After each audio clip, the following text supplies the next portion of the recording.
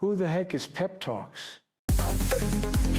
I'm not gay, but I fantasize about Marco Rubio. Pep Talks. Pep Talks. Pep Talks. Let's eradicate the Kung Flu. I'm literally coming. Pep Talks. Pep Talks.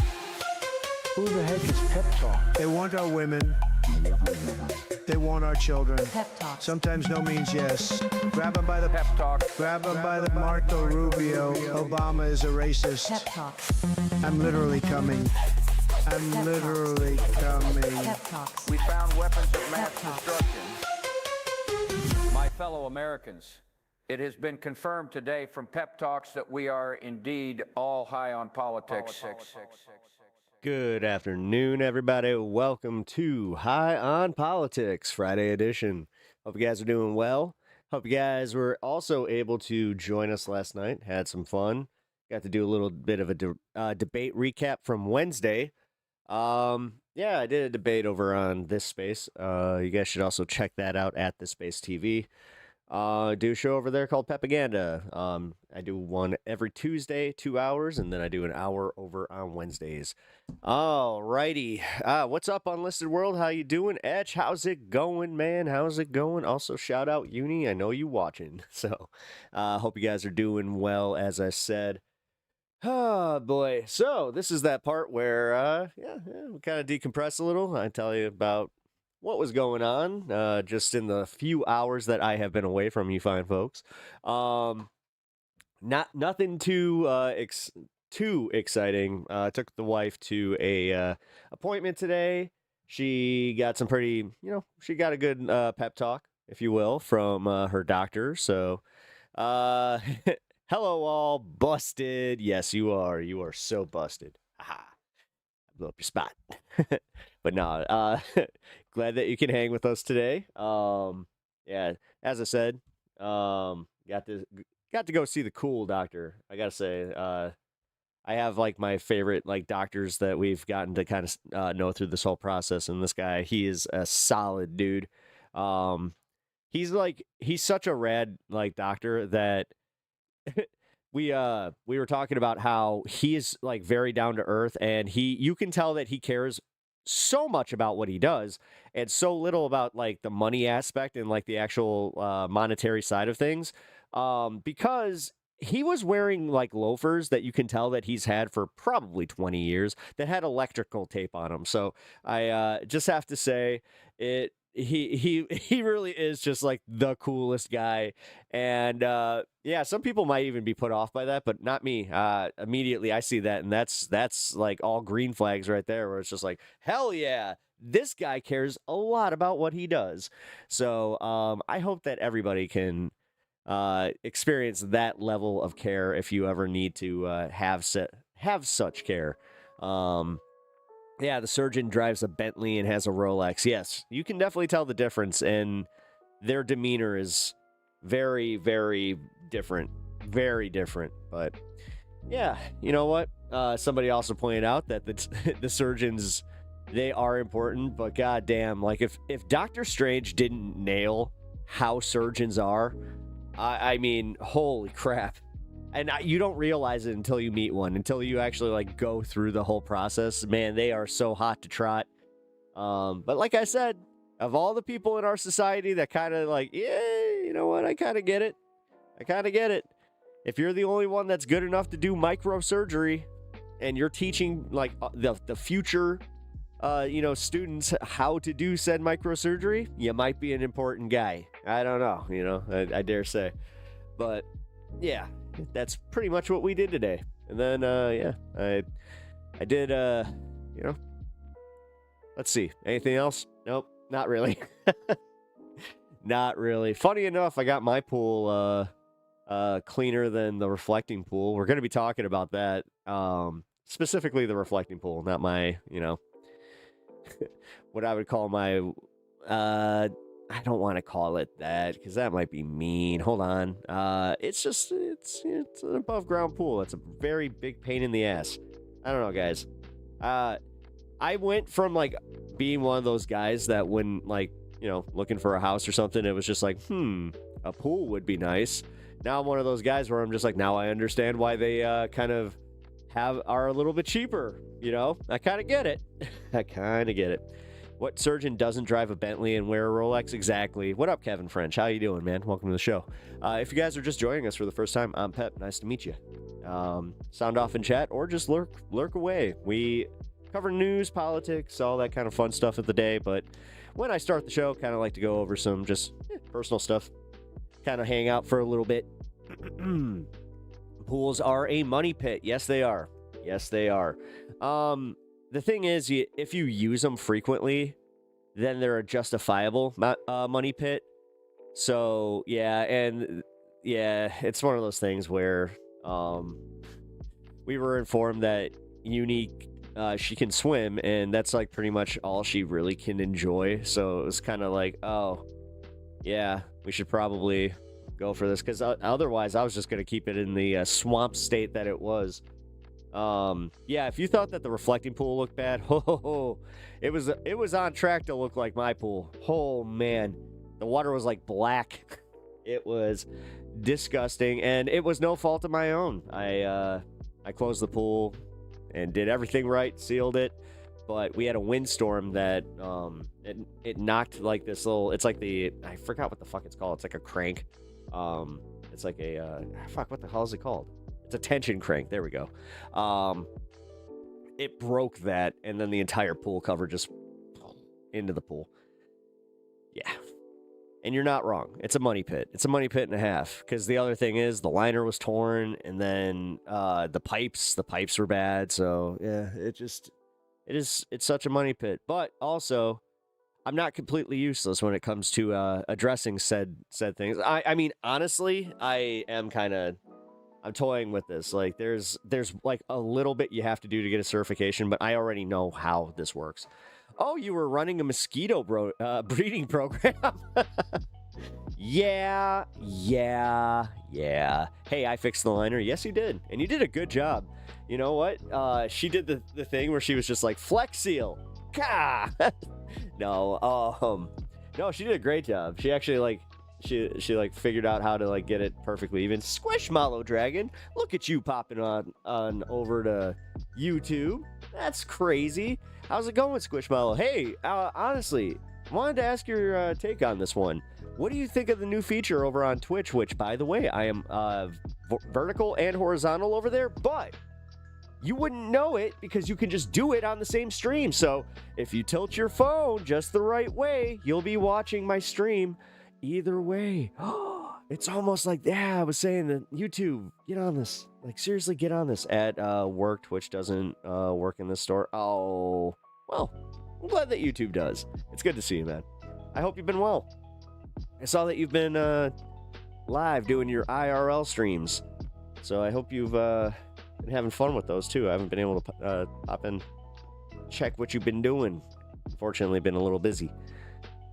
Jesus died for our sins. Actually, hold on. Jesus died for our sins so that we may repent and be made right with God.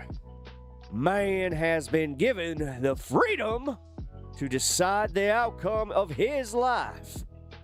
God is as close as as close to you as you choose to let him be. Okay. Dude, we're glad that you walk with God. We're glad that you're all right. Cool. Pats on the head, man. I'm glad that you're gonna have fun at church on Sunday. You ain't saving nobody. I don't know. You're wasting your time. I don't know.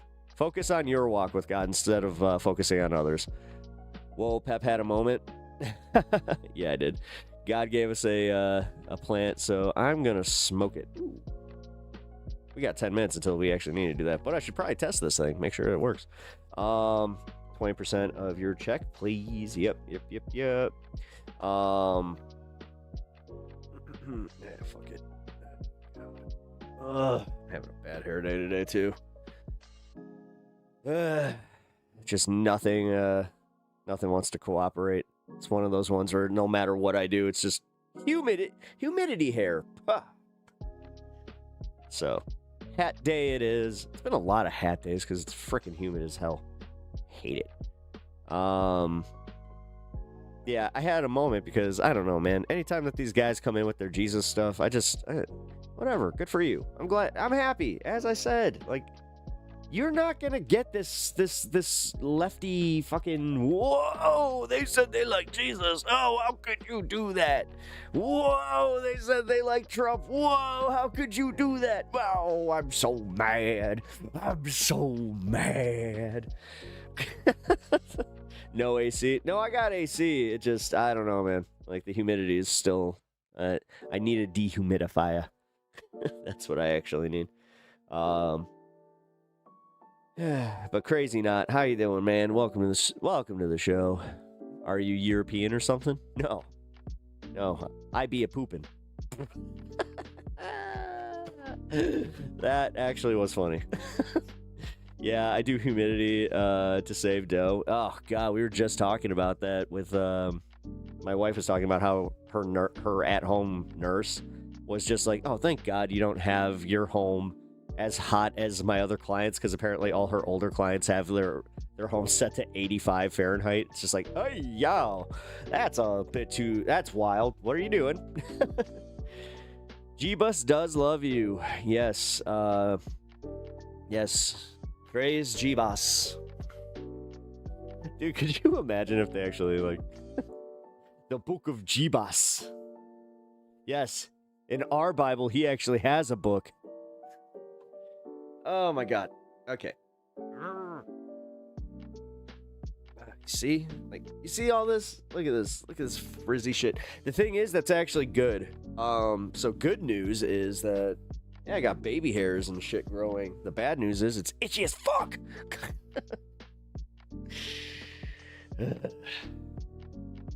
Humidity, fucking just, Have long hair. Yeah. And there are seriously times where I kind of miss having short hair. And I haven't had short hair in over 20 years, so. Oh, no, just about 20 years. I don't know, Uni, how long have I had long hair? I don't even know. It's probably like 15 years. Palestinians worship. What is wrong with you fucking weird, religious, obsessed, just fucking dorks? Like, dude, we get it. You like what you like, but you're fucking sitting here just like, oh my god, I'm scared of Muslims. Dude, grow the fuck up. Grow your fucking brain and stop being afraid of people and things that are different than you. You will actually live a much more peaceful life, but whatever, bro. You guys seem to live in willful ignorance of everything else, and I don't know. Can you see last night's dinner in the bag? Jesus. Most of the patients are old and fully homebound. I just need help with the shit bag. I mean, I'm gonna let you go into this one. Listen, you're likely about to you opened this can of worms, or this colostomy bag, so I'm gonna let her go on this one. Hey Jess, how's it going? Welcome. Yeah, it's got to be at least 15 years. Yeah, I think that's 15 years. Oh yeah, she can't. Yeah, she's not. She cannot be eating that kind of stuff. I mean, kinda. It's digested. If you say too much, it's that's a problem. I haven't tried stuff that would make the yeah. I was about to say, dude, you're gonna be very candid about this. You did it. That's on you, Etch. The curiosity got the best of you on that one. Yudi. That's why I love you.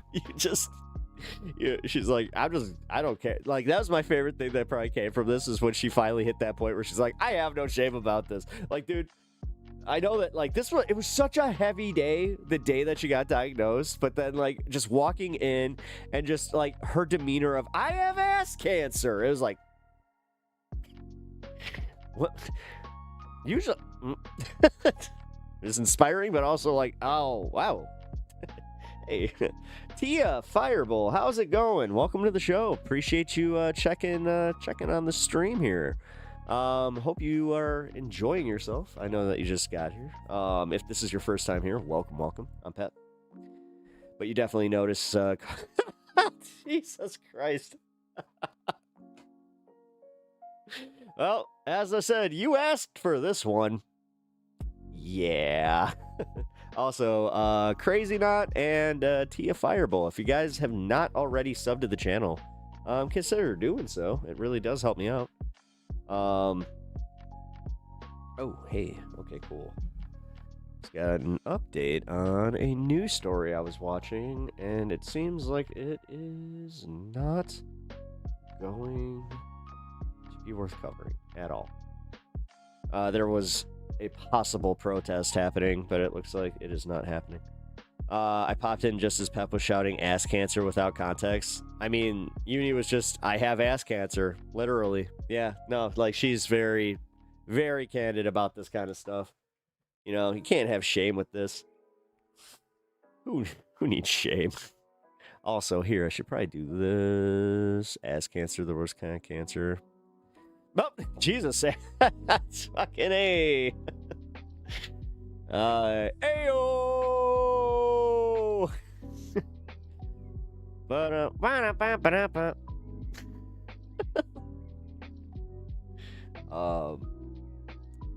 Yeah. Hold on. What am I gonna do? What am I gonna do? Fire glasses. There we go.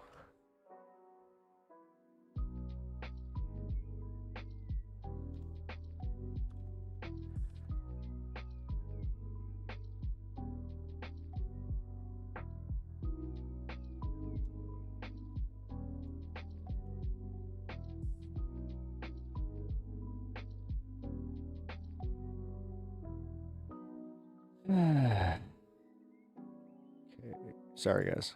There we go. Woo, it worked. Finally. Barnes. Wait, Barnes Emma. Hey, how you doing? Welcome to the show. If this is your first time here, nice to meet you. Also, holding it down on Twitch. If you guys didn't know that I do have my Twitch open, and it does have the horizontal and vertical mode. The reason that I do not have the horizontal up right now is because, technically, I think that it's a better way of viewing this because, yeah, man. It does the automatic switch, which I think is insane. Like, how does YouTube not have that? I shouldn't harp on this as much as I am, but it's true. What is going on here? Sorry, guys. I don't know why this is being incredibly annoying. Seriously? Sorry, guys. I'm having a freaking glitch on my chat end here. What did I do wrong here? This is 100%. Yeah, this was user error. My bad. Okay, resetting, and chat can be seen. Woohoo! Sorry, guys, I couldn't even see your chats. Refresh. And boom. I wish you a speedy recovery at Unimoogle. The best is the fact that the stoma farts.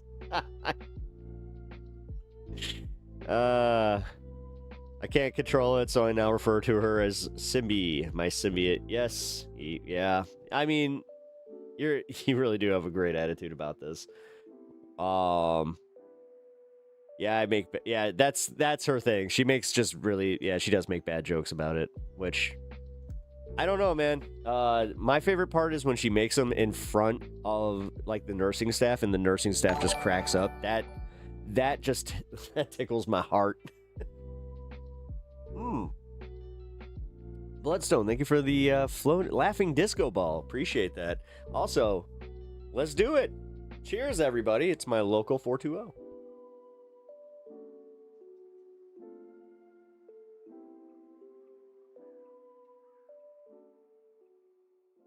Hell yeah.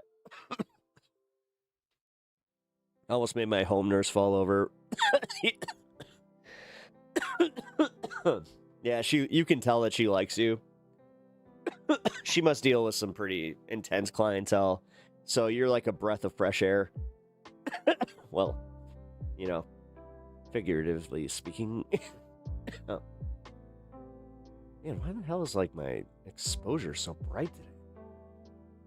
Here, let's do this. Sorry, guys.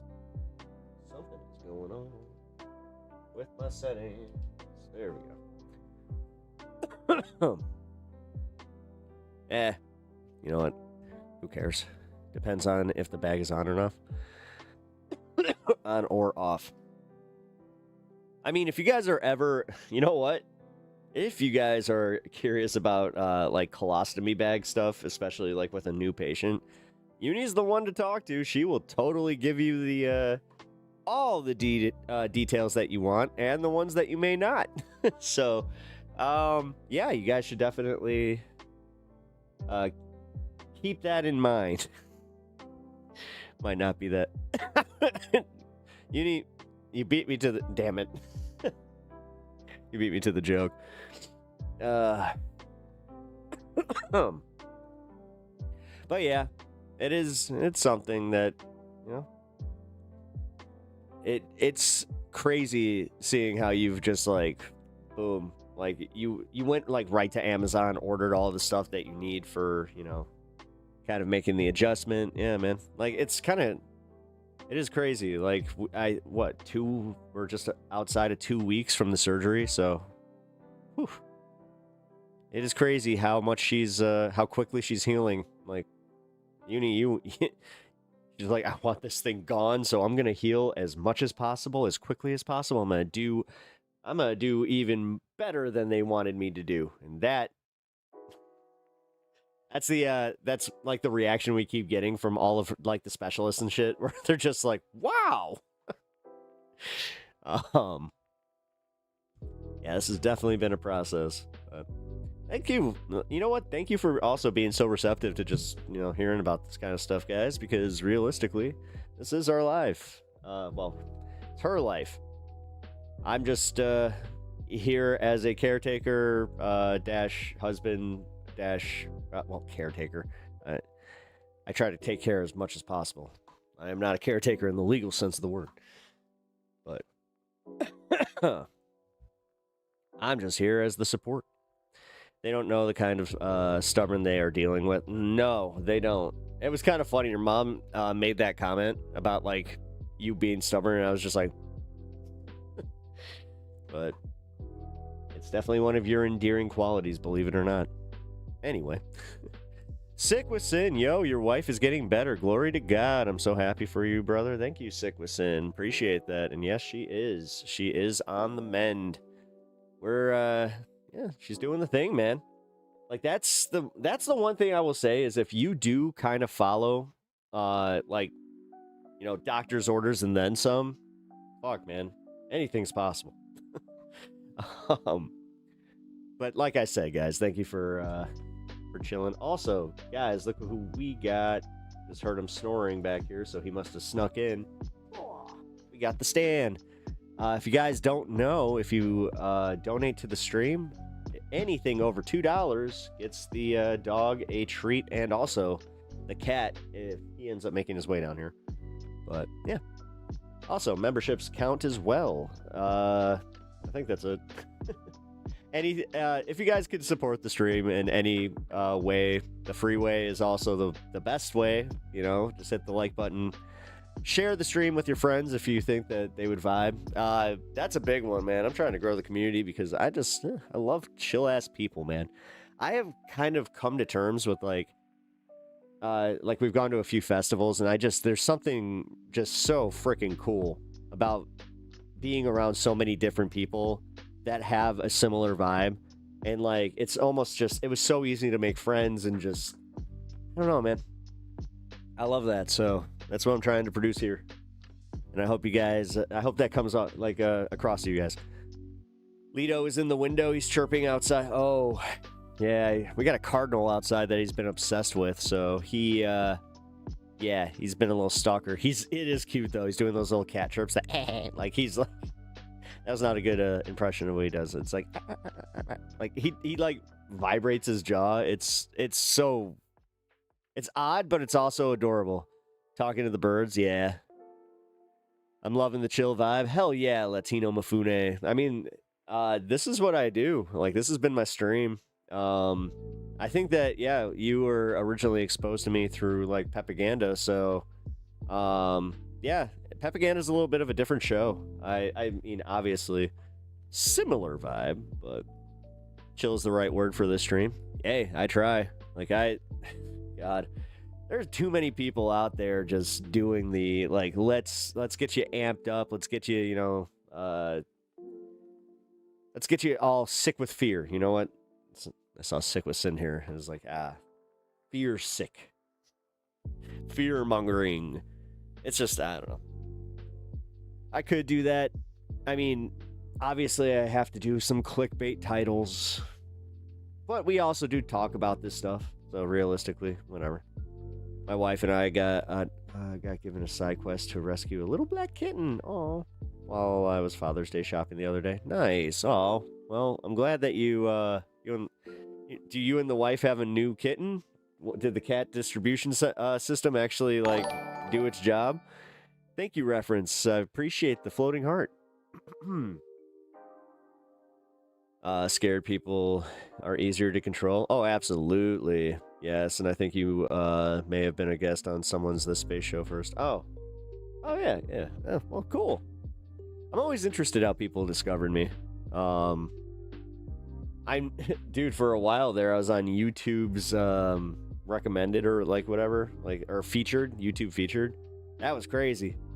I was getting out there. I don't know what happened, man. I must have pissed off somebody. Whatever. You're chosen by the CDS. Yep. Such an honor. I mean, that's what happened to us. My sister got distributed a kitten yesterday. It was waiting on her porch and... Oh.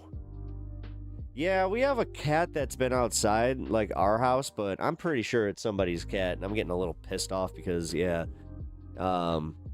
It's just, yeah, it's not good for the cat, not good for the birds. I know. They're supposed to be out there in nature, blah, blah, blah. Come on. The thing is, we have a lot of birds, and I'd prefer them to stay alive. Like, I'll be honest, if I find that cardinal, and, like, if it got by a freaking outdoor cat, I'm gonna be pissed. Because we have a cardinal's nest in our yard, which, yeah, I lost, you know, ever since I lost my mom, every time I see a cardinal, I got that thing, so I feel kind of like, you know, at least I get a little visit every morning. Again, weird for somebody that doesn't have, like, a strong, structured belief system in anything, but I'll just say, yeah, you know what, energy is energy. A lot more agnostic lately, is if you want to say that, but I'm still not there either. May her memory be eternal. Thank you. I appreciate that. It is funny. I just had offered my first proper prayer to my patron. Oh, are you Catholic? Ooh, yeah. Speaking of cats, I just discovered Absolute Catwoman is Cuban. Yes, she is. I mean, the original Catwoman, technically, like Eartha Kitt, and you know, well, from the series, and then you go to Batman year one with Frank Miller. She was technically you know, POC person. I just should just say person of color. POC, like, fucking, what are we doing here? All right, sorry. He went up to go join uni. I hope to have my own cat one day. Hell yeah, Sophie. I hope you have your own cat soon too. Like, dude, cats rule. They really do. I couldn't picture my life without having at least a cat. I've had, you know, a lot of animals. So, this is the least amount of dogs I've had in quite some time, though. I peaked at 3. I had 3 dogs for a few years there. Lost my first one in 2020. He passed from cancer. He was also a bit older, you know. He was like, what, 13, something like that. Like, he was a terrier. He probably could have gotten like 2 more years if he didn't have it, because he ended up having melanoma on his tongue of all things. So he had like this giant tumor. And he ended up biting it, and yeah, my poor buddy. Rest in peace. And then I just lost my yellow lab. She made it to frickin' 15 years old though. That's insane. That's insane for a yellow lab to make it that long, especially with Cushing's disease and thyroid cancer. It was, yeah. Let's just say, like, when she went, it was one of the ones where my friends were just kind of like, she's still here and she's still doing good, but hey, buddy. It's like, yeah, she's starting to really lose a lot of weight. Yes, 15 years for a yellow lab is a long, oh, yes, yeah. She lived a fantastic, long life. She had the best last day ever. I recorded bits of it. I might release it. I don't know. I kind of feel sick anytime that I think of doing something that's so deeply personal and then putting it out there for content. But realistically, if it helps somebody else grieve their dog, then I'll do that. But yeah, man, she was such a cutie. God, I miss like the way that she would wake me up. She would come up and she would kind of nuzzle me with her nose, and then she would just stare directly at me, just like, you getting up? Oh, man. Rest in peace, Pupper. Are you confusing Batman Returns with The Batman, Michelle Pfeiffer as Catwoman? Oh, no. Sick with Sin. Yeah, they might be. Zoe Kravitz. Yeah. No, I mean, yeah. Like I said, Eartha Kitt was... For anybody that was mad about Zoe Kravitz, it's just like, yo, they've done this before. Like, what is this? Like, we get it. I'm so sick of that thing where it's just like, oh my God, they race swapped the character. They gender swapped it. Who cares? God damn. Give the thing a chance. If it really distracts you that much, then fine. You don't have to like it. Plain and simple. Fucking A. It's like this Harry Potter shit with Snape, where they're like, oh, Snape's black now? Honestly, I actually even said this. I was like, dude, I have no like love for Harry Potter as far as like the whole J.K. Rowling thing and like supporting her in any way, shape, or form. Except for like, yeah, I do still like the property. I did play Hogwarts, and also, yeah, you know, like with this one, after I found out that Warner Brothers like apparently didn't have to pay her for this, so this was just like, because they had already bought the rights, this is actually one of the ones that she's not getting paid for. I was like, okay. And then I saw what they did as far as like swapping some of the characters and also making some of the characters more true to the book. I gotta say, I don't know, like after I saw the trailer, I was like, damn, that actually looks pretty good. Is it necessary? I don't think so. I think I'm personally just sick of them rehashing everything. Can we get some new stuff? Like, I would love new stuff. They really just go freaking like for nostalgic all the time, and it's just ugh. Eh. Well, honestly, I like the trans character in Hogwarts, like the barkeeper. She was awesome. Honestly, I thought that it was done very, very well. And not like tongue-in-cheek at all. So, I don't know. You can tell that there are a lot of people that were just like, we're taking Harry Potter back because fuck that turf. They didn't even want to, like... There's so many people that... Legit, I was one of them. Where, like, when she did that shit, we were all like, oh, shut up. Just shut up. Why does the person who like created this fantasy world suck so bad? But realistically, guys, like I've gone through this. Ender's Game was a big one.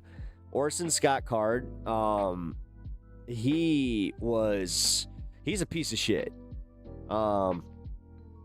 But I'm just also gonna say, Ender's Game, as far as like a sci-fi story. Hey, thank you so much for the donation, Rebecca. I appreciate that. Also, what's up? Good to see you. But yeah, Ender's Game, as far as like, especially like the first one. Oh fuck, man, it's so good, and that's what sucks. Like, it's just, you know, people always say art from artists kind of thing, and I understand that sometimes it is difficult, and I get it, guys. Like, this is one of those ones where I won't even debate you because I kind of get it. There are times where it's just like, oh, this is rough.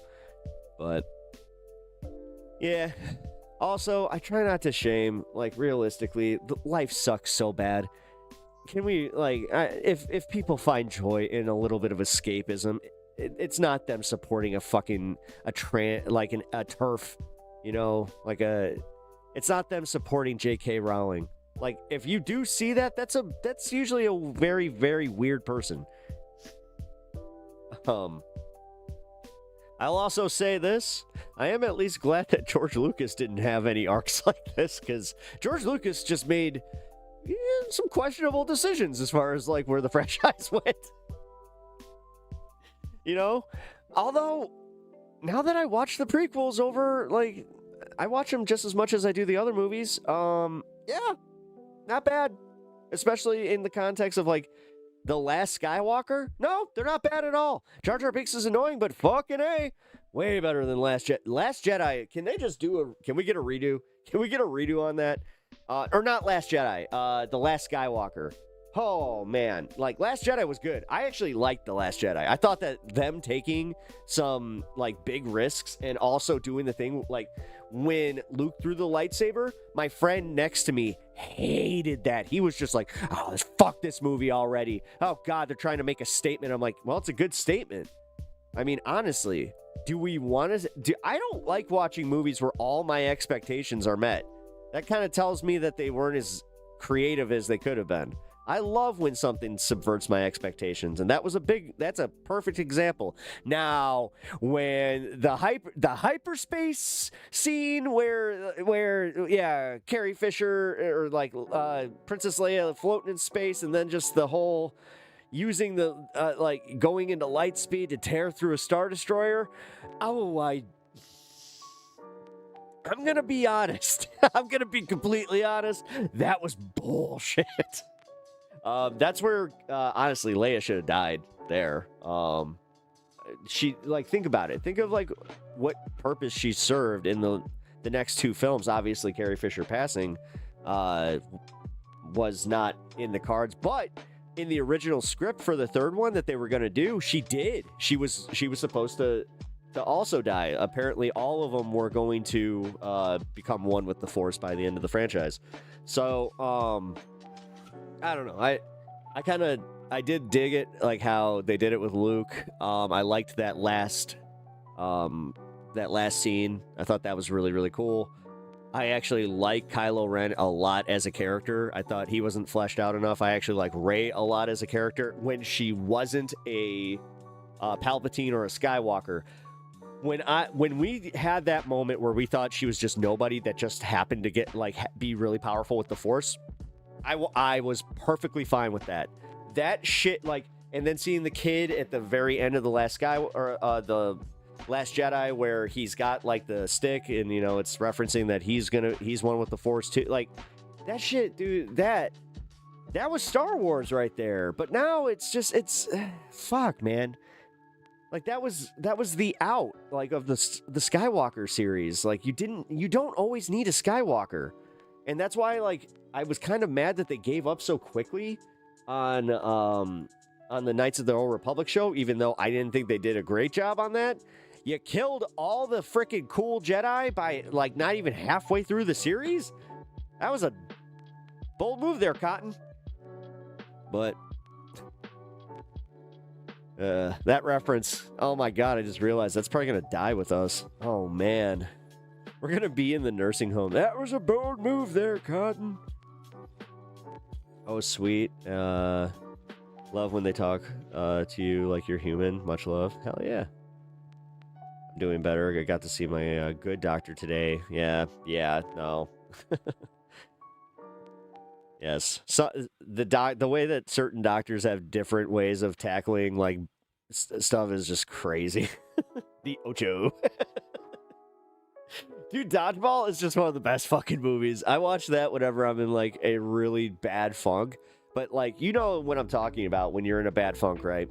Where all of a sudden you can kind of, you know, you can shift away and be like, I guess I can be okay with watching something funny. And then it gets you, then it hits and it gets you out of that funk. All right, let's do this. Write this down. There we go.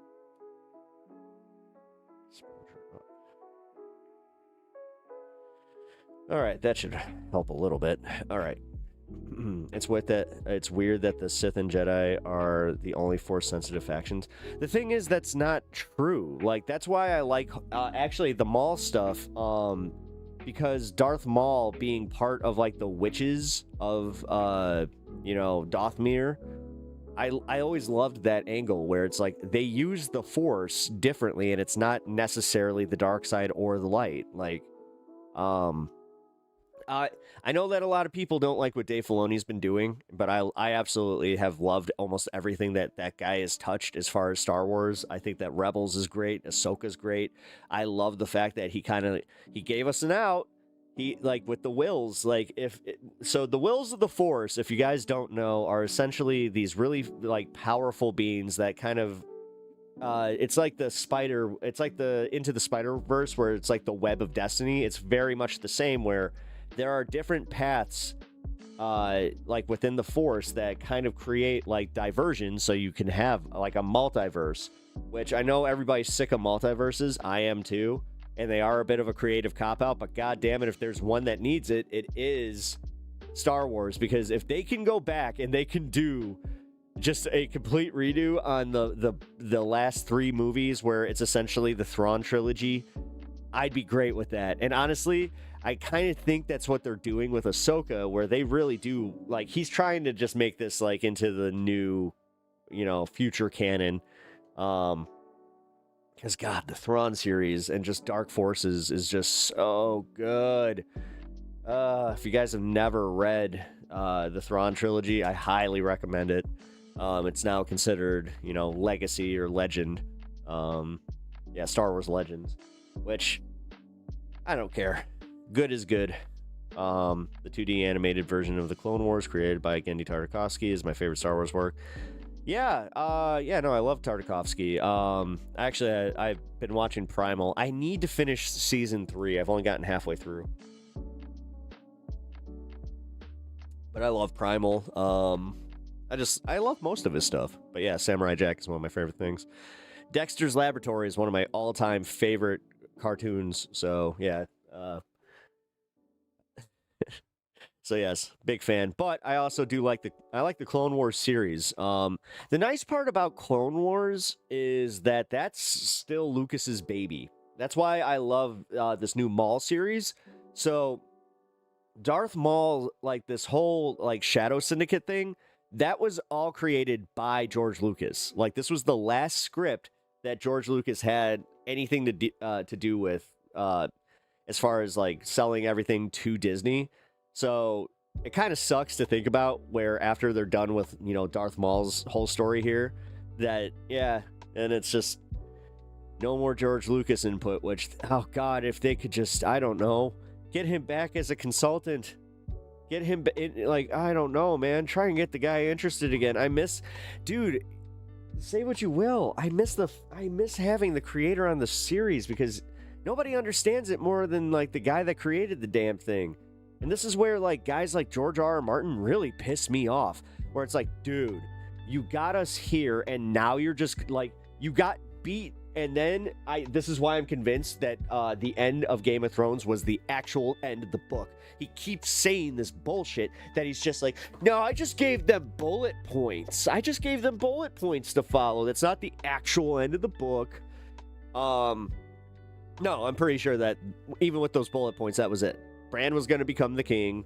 And Daenerys was going to go crazy. I think it was going to obviously happen a little bit differently, but like the whole like the whole ending was gonna be Danny like cracking and just showing like, oh God, like no matter what you do, the Targaryens are always gonna be crazy and blah blah blah. So yeah, no, I genuinely think that was the thing. Oh yeah, happy Juneteenth, everybody. By the way, yeah, especially if you guys are observing today, like fuck yeah, happy Juneteenth.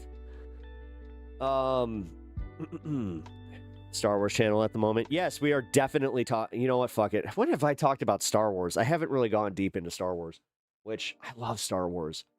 You know, there was a point that, like, I used to, like, for Christmas, I have all, like, the, you know, inflatables and all that stuff. You know what? I gotta get those fixed, because I have a lot, and they're worth some money. And I just, yeah, dude. Having just a whole bunch of Star Wars inflatables in my yard, like seeing how that, like, you know, seeing kids' faces light up and like just having a themed yard, you know, with Star Wars was really cool. But I've noticed not as much enthusiasm for Star Wars properties. Kind of saw that with Mando and Grogu, which sucks because I heard it's really good. I love The Mandalorian. I don't mind any of this expanded universe stuff. You know, people are very in the, oh, it's just a money grab. It's like, yeah, but some of it's really fucking good. Again, Andor is one of the best things to ever come out of Star Wars, and yeah. It came from the same type of funding and the same type of project, so, I don't know. Bear in mind, Game of Thrones was inspired by the historical War of the Roses. The ending made sense because it was just one feudal monarch replacing another. Well, ish. The thing is, like, Game of Thrones has so much internal history too. Like, this is what really bothers me. We're already into this third season of the Dance of Dragons, which I'm not sure if you guys know this, but this was like a very short chapter of a larger book where it's just like, oh, so we're focusing on the past of Game of Thrones and all this, like, to keep people interested in the property. I love Night of the Seven Kingdoms, by the way. That is, I won't even, I got nothing. No notes, nothing. It's so good. But yeah, I'm just mad that he hasn't finished the fucking book, and I feel like we're never gonna get it. Like, I guess Jon Snow just, you know, fucking spoiler alert for the past few fucking years, but yeah, I guess Jon Snow just wakes up on a fucking table, or like he's on a table and you don't know if he actually wakes up because he gets possessed by the not the Lord of Light, Melisandre, resurrects him with the fire. Maybe. You don't actually know. It's like the last thing that happens. I don't care about spoilers on that one because fuck George R.R. Martin and his bullshit. Spoiler alert for like a 20-year-old book. Yep, exactly. Pep, did you play KOTOR or... yeah. Knights of the Old Republic was one of my favorite games pretty much ever. SWTOR, no, I didn't. I did not get into that one. I have been playing, like, the individual games, though. Like Battlefront. I've been getting back into playing Battlefront. Dude, they keep patching that game. Like, oh, man. It's so good. It's so fucking good. I love playing Capture the Flag. It's just, it's the best mode ever. It reminds me of old school Halo. Also, yeah, I mean, it's the whole skins thing, which, who cares? Like, just give me a good old Stormtrooper costume. I will frickin'... I'll ball. Let's go. I actually I do not like getting the heroes during that. I'd much rather just have my base character. Even though, yes, it is like there is that like moment of fun. I'm glad that it only lasts a few, like, you know, just a little bit. My theory is that he's rewriting it, depending. Yeah. No, he's definitely that was my whole thing, is that he went back and he just looked at his transcript and probably threw it in the trash can after everybody was trashing it, because he was just like, oh God, I've been taking everybody asking me where this fucking book is forever, and I finally kind of give them the ending through the show because I'm lazy, and now people are telling me they're mad because it sucked. But realistically, dude, we needed a whole other, like, We needed at least 2 more episodes in that season to explain how Dany started cracking. I did not like how fucking her heel turn was like that. She hears the damn bells and just, bells? Like, it was literally like she was a Manchurian candidate. I hated it. Oh, everyone, hit the like. Yeah, hit the like. Subscribe to the show if you are just chilling. I'm listening, but I am not a gamer or into Star Wars. Oh, you're not? Oh, well, it's okay. Well, we're talking about Game of Thrones as well, so... yeah, it was way too rushed. No, it really was. It really was.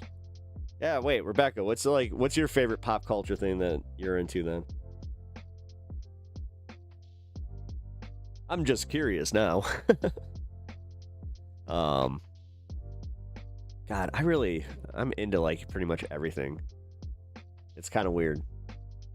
Like, trying to think of a property that I'm just like, nah. Like, let's see. Because even some like trash TV, I still like that stuff. Massive Supernatural fan. I like Supernatural. I never got like into it. I've only seen like I've seen all of season 1 and probably a smattering of episodes past that. But yeah, that's one of the ones that if I'm ever like, I don't know, down for the count for any reason, I will go through all of it.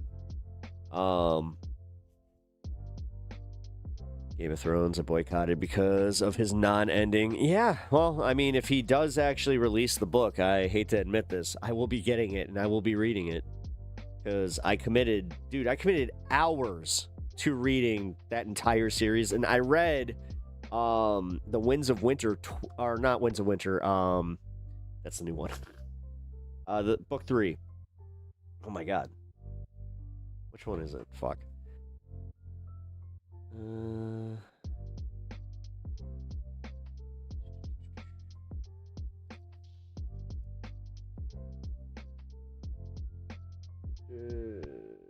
Not Clash of Kings. I've only read that one time. Storm of Swords, that was the one with the Red Wedding. Feast for Crows was also one that I read twice because it's actually one of the shortest books in Game of Thrones, and I read that one as a book, and then I got the audiobooks, and I went back and I was able to listen to it again, so that was kind of cool. Oh, yeah? Well, I read Das Kapital 4 times. I just... Wheel of Time. Nice. Not into it myself, but I have heard good things. I'm into, like, The Expanse is one of, like, my favorite book series, and also just in general. Like, they did adapt it, but I admittedly have not seen past season 3 because I'm on book 4, and apparently that's where season 3 kind of picks up. Or season 4, my bad. Yeah, they kind of speed through book 2 and 3, which wasn't too happy about that, but at the same time, it's such a good series. It's one of those ones that just, it's so locked into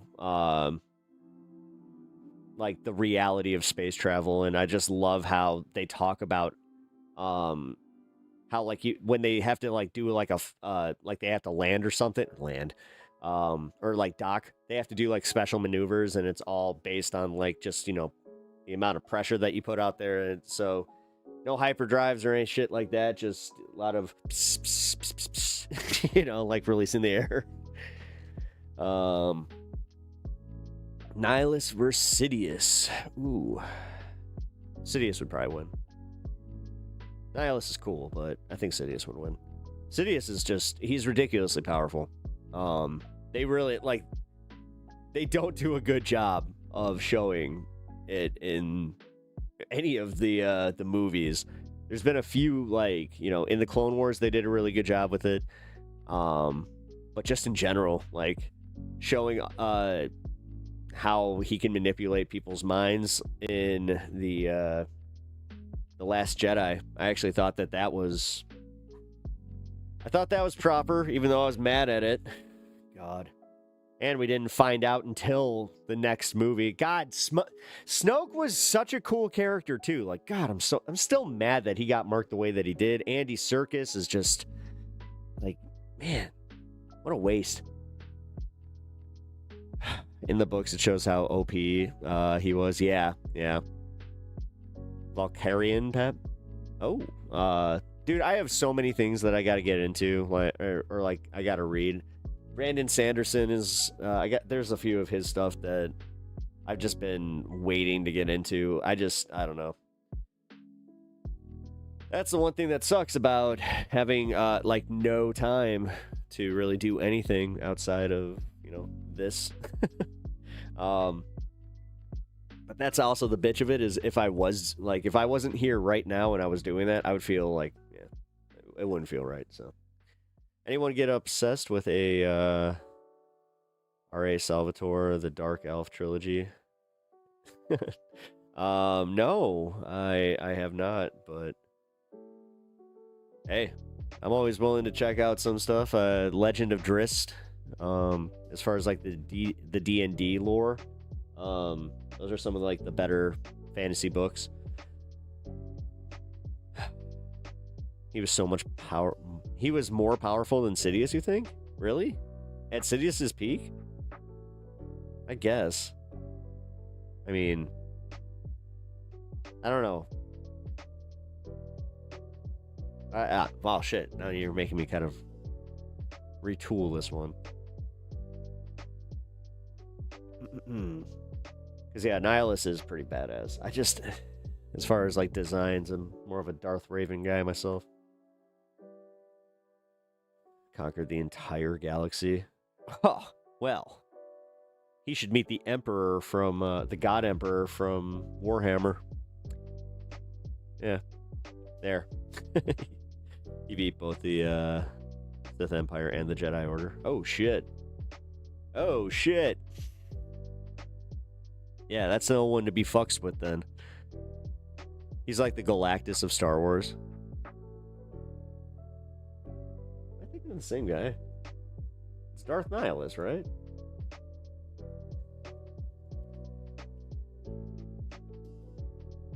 Yeah. Yeah.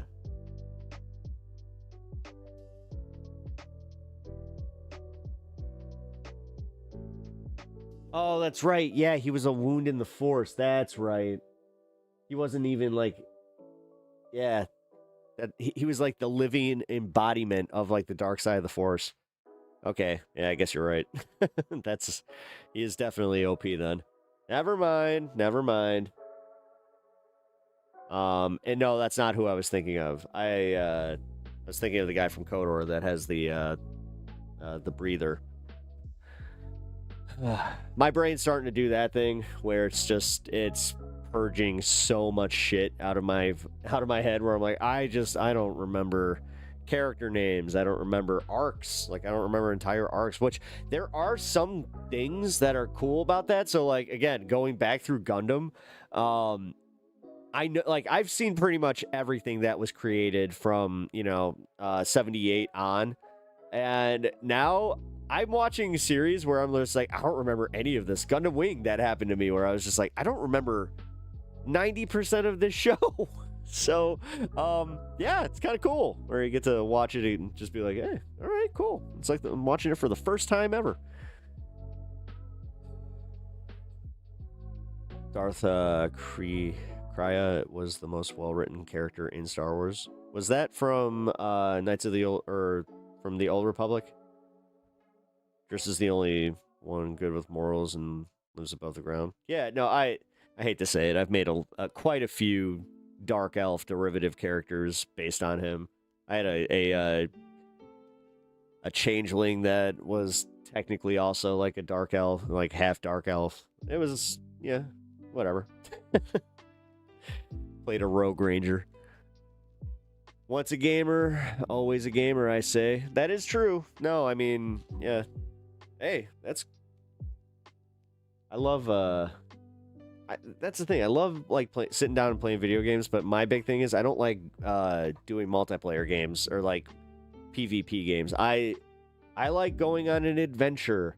I like being able to sit down, have like a few hours just to veg and just lose myself in a fantasy realm. One of my favorite jokes was about how like people who make fun of video gamers, where it's just like, okay, listen, George, you went to work. Like, dude, okay, we got it. You pushed some papers. You know what I did? I saved a fucking princess today. Now tell me who had the better day. Tales of the Shire is on sale. Oh, really? Actually, Lord of the Rings games, man. Those are, Shadow of Mordor is one of the best games, like, ever created. Oh, thank you for, gifting Thick Boy Beef a subscription or a membership there, Rebecca. Thank you so much. For some reason, that didn't sound... Whatever. Ay, ay, ay. Just so you guys know, there was a new update on my OBS, so things are a little wonky. It'll take about a week to get corrected, too. There's nothing I can do. I already went through all my settings. I was just like, oh, yay! So this is how it goes. Cool. You have to enable gift memberships. Why is that not in... Yeah, I don't know. And it really should be. Because, yeah, there are, like, a bunch of people that they didn't know that, and they're just like, oh, I've never been gifted a sub, and it's like they've been here for over, you know, a year and a half, so... Or just about a year and a half. Princess gives kisses on the cheek. What does your boss give you? Wonky in the Chocolate Factory.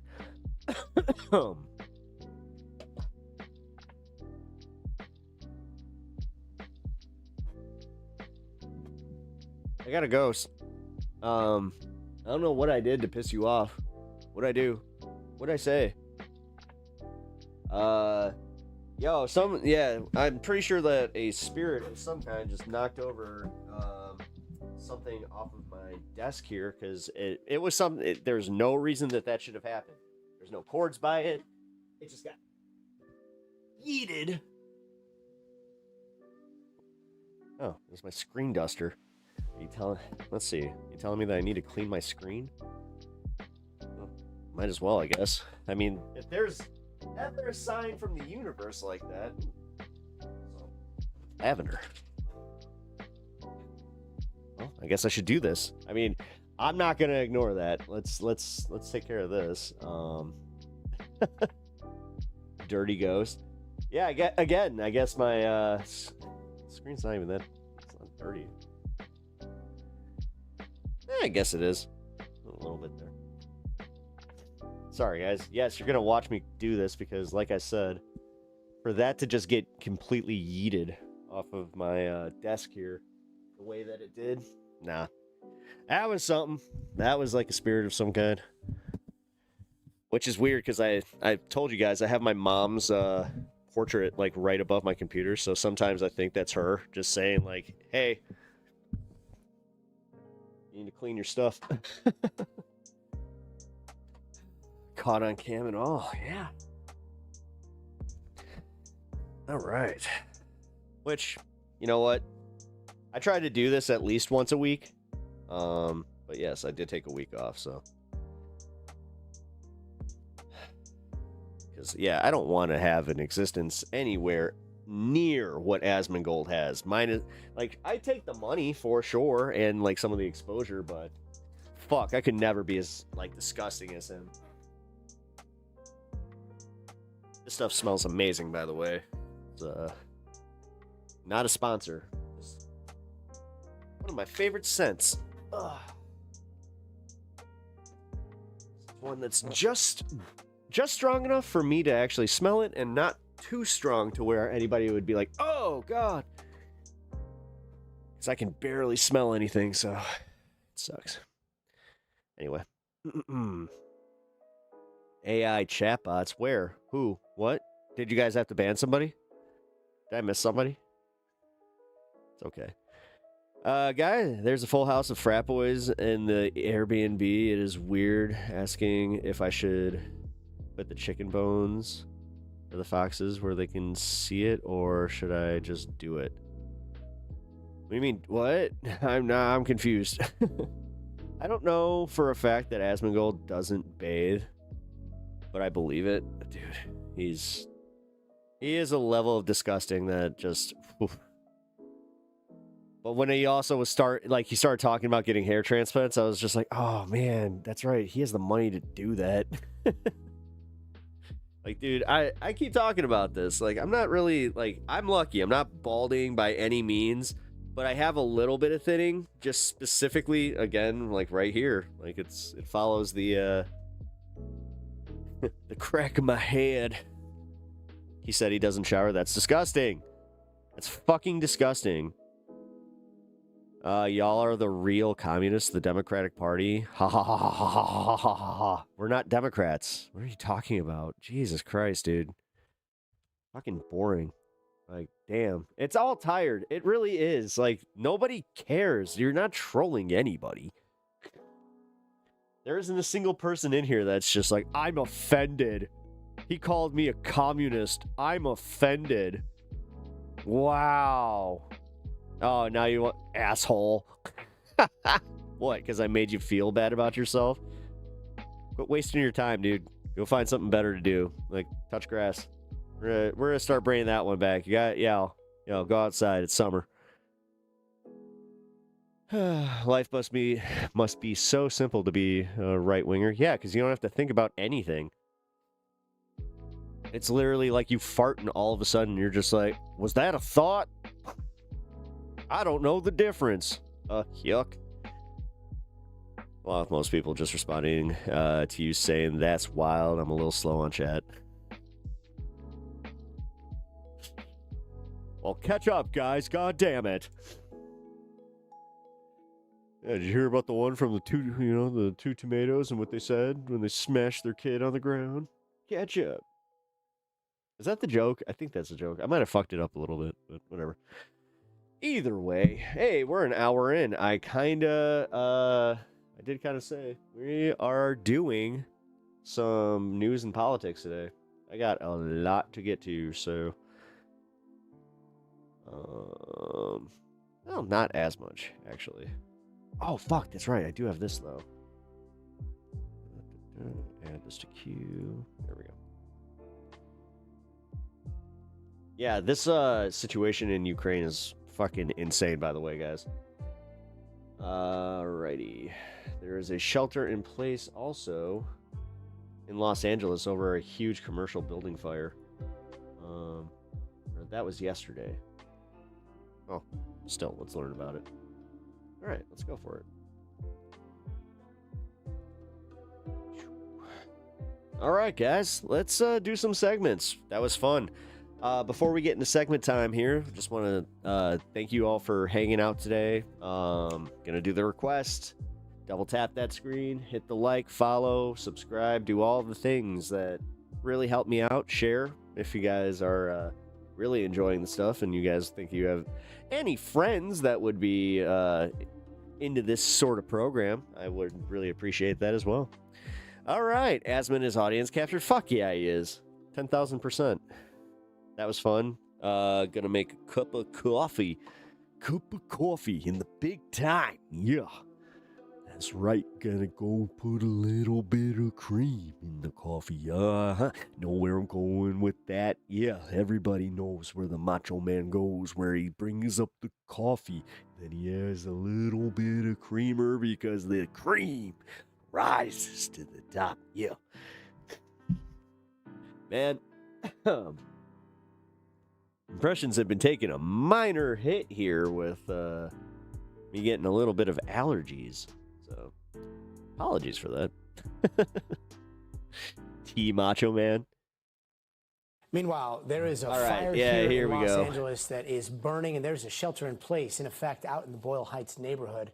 I want to show you this video because it is pretty striking. It's a commercial building that's on fire. Shit. The fire department says it is releasing hazardous materials into the neighborhood. You see those solar panels moving, burning there. People are being advised to go inside, close their windows, and turn off air conditioning units if you have them. LAPD is using are issuing a citywide tactical alert. Now, the fire department has been trying to put out the fire with water drops. In fact, that's one of them that you see right there. Our NBC station here in Los Angeles is above the fire. Here's what they said just moments ago. What happened? And there's another helicopter about to make another water drop here, Jonathan. Fire 3. We've seen him already drop twice, so this will be the third time that he's gone to Montecito Heights to fill up and come back. And there he is, right on cue as he comes around the south side of the building and is now headed to the east. So this is going to put him over Indiana Street. He's going to make that sweeping left turn to come back over the fire, and we'll see how low he gets. I know you were kind of observing that earlier to see if they're going to stay high on this one or if they're going to try to get closer to the structure. So we'll see what he does, and there's also a chance he may go around twice if needed, but nope, there he goes. So that water drop right on the thickest, heaviest flames on the south side of the structure. And let's just watch it. I think it's beautiful to see the white smoke start to emanate, because that white smoke is a good sign. Whenever we're seeing that heavy black smoke, you know it's finding fresh fuel. But when we see this white smoke, that really is what tells us that firefighters are starting to get an upper handle on it. And overall, as I widen out the shot, compared to when we first got overhead now nearly 2 hours ago, it looks so much better. It was such a dark plume of black smoke that could be visible for miles. Okay, Pep, I sent you some articles in Discord about two separate shops hit hard by robbers of Pokemon cards. But overall, we're starting to see a lot of white, a lot of gray. And there's the chopper coming in again. We're going to keep you updated on any further updates as we get them. We thank you for watching, and remember, stay up. That is a crazy amount of smoke. All right, and then there is a multi-state Lego theft ring busted in Arlington. A multi-state organized retail crime operation shut down tonight, but Arlington County investigators say the target was not high-end electronics or luxury goods. Yeah, the suspects allegedly making off with tens of thousands of dollars, targeting Legos. Shirin Rajay joining us live tonight from Arlington with the latest on the Lego busts. Shirin. Yeah, Jim, Angie, it is wild. I mean, we saw something very similar in Fairfax County a few weeks ago, but now Arlington County announcing the arrest of 3 suspects accused of stealing these collectible Legos, like franchises we're all very familiar with, Star Wars, Lord of the Rings, and then taking those very valuable pieces and then turning this into a profit-making operation that has spanned across Not fucking Legos again. You just multiple jurisdictions. Apparently, this is a The suspect returned the items that they purchased for a full refund. And then the employees, when they further looked at the items, they realized that some items were missing. These were high value collectible Lego sets, pieces that were missing. The further investigation showed that these items that were missing, that the store reported missing, were actually being resold then on secondary websites. And that's what launched the full investigation. Yeah, police say that these 3 suspects, Alvaro Adrian Vargas Serrano, Mauro Vargas Serrano, and Maria Ascension Serrano Urbas, are at the center of an alleged multi-state Lego theft and fraud operation. According to police, the scheme is linked to at least 29 separate incidents at an eBay storefront that generated more than $36,000 in these resales over a 12-month period. The case began to unfold after incidents at Target stores in Arlington and Falls Church, and also in Maryland. One case involved 2 Lego sets worth more than $600, which police say had already been opened, stripped of high-value components, and then resold before being returned to store shelves. And this follows a separate Fairfax County investigation announced just last month involving nearly $10,000 in stolen Lego merchandise. Arlington Solicitors. County police do believe that a lot of these cases are connected, and it highlights the growing resale market for the EV. collectible I want that. toys. Shoppers we spoke with tonight say the real eye-opener is how much money is involved in all this. I'm not surprised at all, honestly. I mean, prices are up, everything's up. People don't have jobs, so they will get anything they can to resell. These like big Lego sets are selling Yeah, but the thing is, you're making maybe $30 on after you're spending hundreds of dollars. For like $500, $600, sometimes upwards of like $1,000. Who cares? Like scalpers, so realistically, I don't really like see how they only like understood little that pieces of at the end of the day, that you fit together and build things it is with so are going for fucking that much risky. money, but they are going for that much money. Because there's a lot of times where it's just, yeah, people will get sick of it, and then you're gonna be sitting on a lot of stock. It's crazy.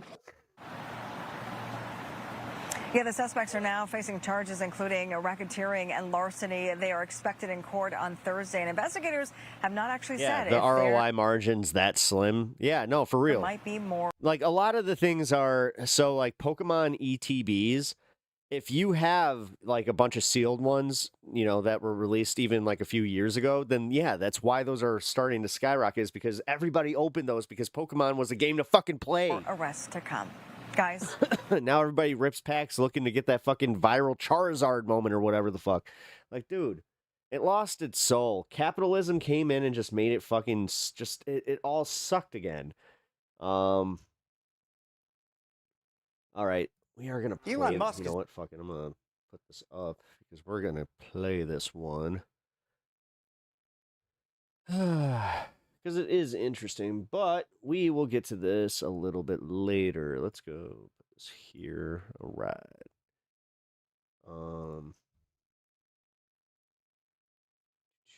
All right, here we go.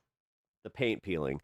Now, this is this is something that I really wanted to talk about because, as I was saying, I'm dealing with like some, chlorination and pool issues.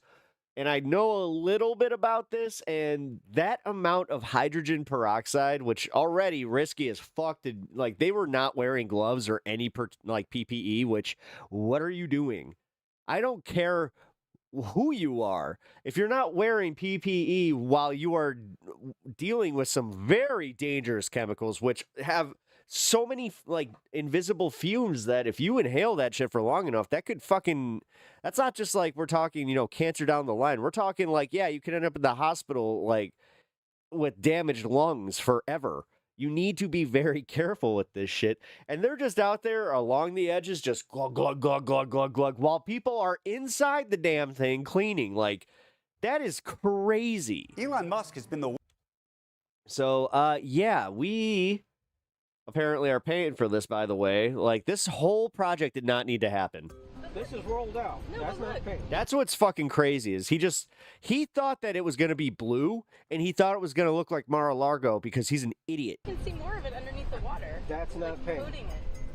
Which, by the way, people are stripping out like pieces, and they're going for like over $200 on eBay.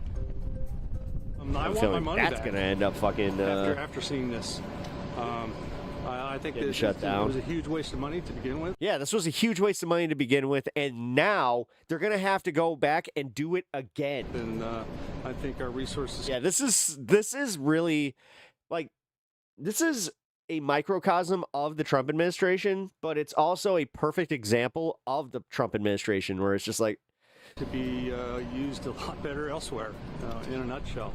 It was a great way to try and do something about waste, it. fraud, and abuse. But when you're dealing with so much square footage on such a mass, you're going to run into issues like this. Yeah, I've seen that, like, some of the pool guys that I do follow, they've been getting asked about this, and they're just like, but I'm not political. Yeah, $200 is a lot for paint chips. Who's your paint chip guy? Well, see, that's the thing. Like, I saw the listing where there was proof that it came from the reflecting pool. Photo matched and all that. I still can't believe that this is like what we're wasting our fucking money on, and all just because he's a moron. Well, there is something in the water. The reflecting pool water, that is, less than waka waka. 2 weeks after a nearly $15 million renovation. Did you see the Knicks fans stealing trash cans? Wrapped up What? in water in front of Washington's Lincoln Memorial is green again. Parts of the historic pool's new paint job have even been peeling away. But the Trump administration, which granted the no-bid renovation, by the way, says all that green you're seeing just isn't true. In a post on Yeah, social media, they were trying to say that it's clear water. the Interior Department, which Yeah. oversees the No, dude, you want to talk about the ultimate gaslight? No, it's not. It just isn't. You can walk over there and see for yourself. Sir, this is green. No, it's not. reflecting pool claims the water is, quote, crystal clear. Yep. But CNN went out ourselves yesterday to see it, and Arsalan Sarfati, as you see, dipped a bottle into the pool, filling it with, as you can see, water that has a clear green tint. Just earlier this month, President Trump said Damn. this My water was actually still clear. Most of the algae was at the bottom. renovation would last up to Damn. If this is surface, like on top, if this is on the surface of the water and all the way to the bottom, woo, you're not getting rid of that. century after it was completed. And you're going to have something you're going to be very proud of. And Oh, he's such a moron. God damn it. I keep forgetting that he did this with the fucking graph. God damn it. Get Grandpa out of this fucking position, please. Haven't we learned our lesson with Biden? This dude is even more dangerous because he's even dumber. Look. It's so much bigger. So everything that I do is bigger, better, and just more manly than anybody else.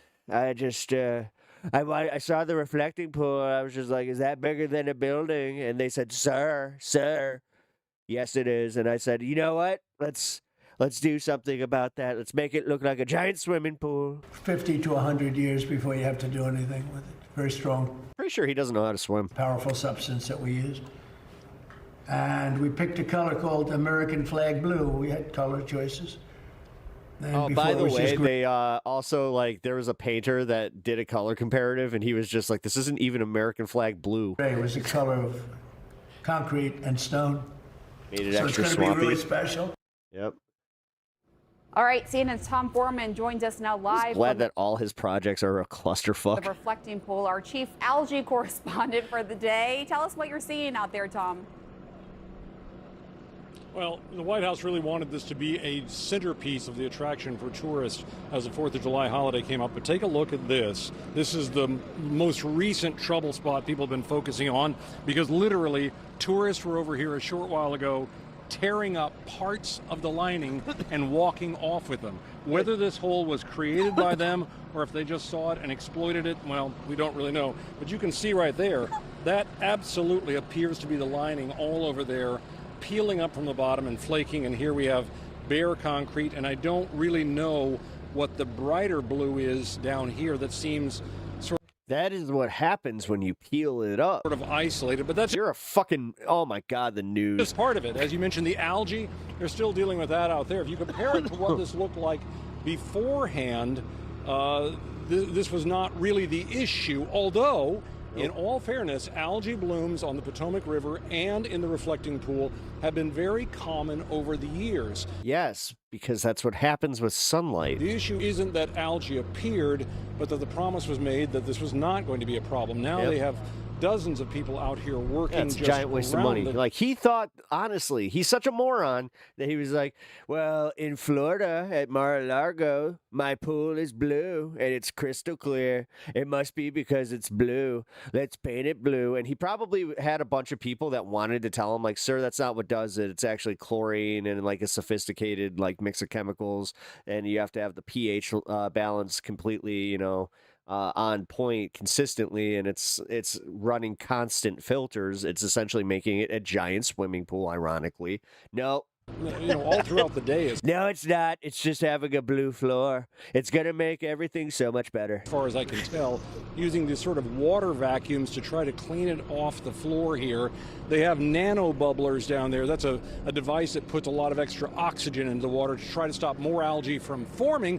But remember, Pam, algae is a microscopic spore to begin with, so there's just no way of telling if it's all in the water here and reforming. Yeah, actually there is. There very much is. Oh my God, there very much is. Anybody that knows how to fucking measure their pool water and the pH levels knows this is bullshit. Behind the cleanup, Pam.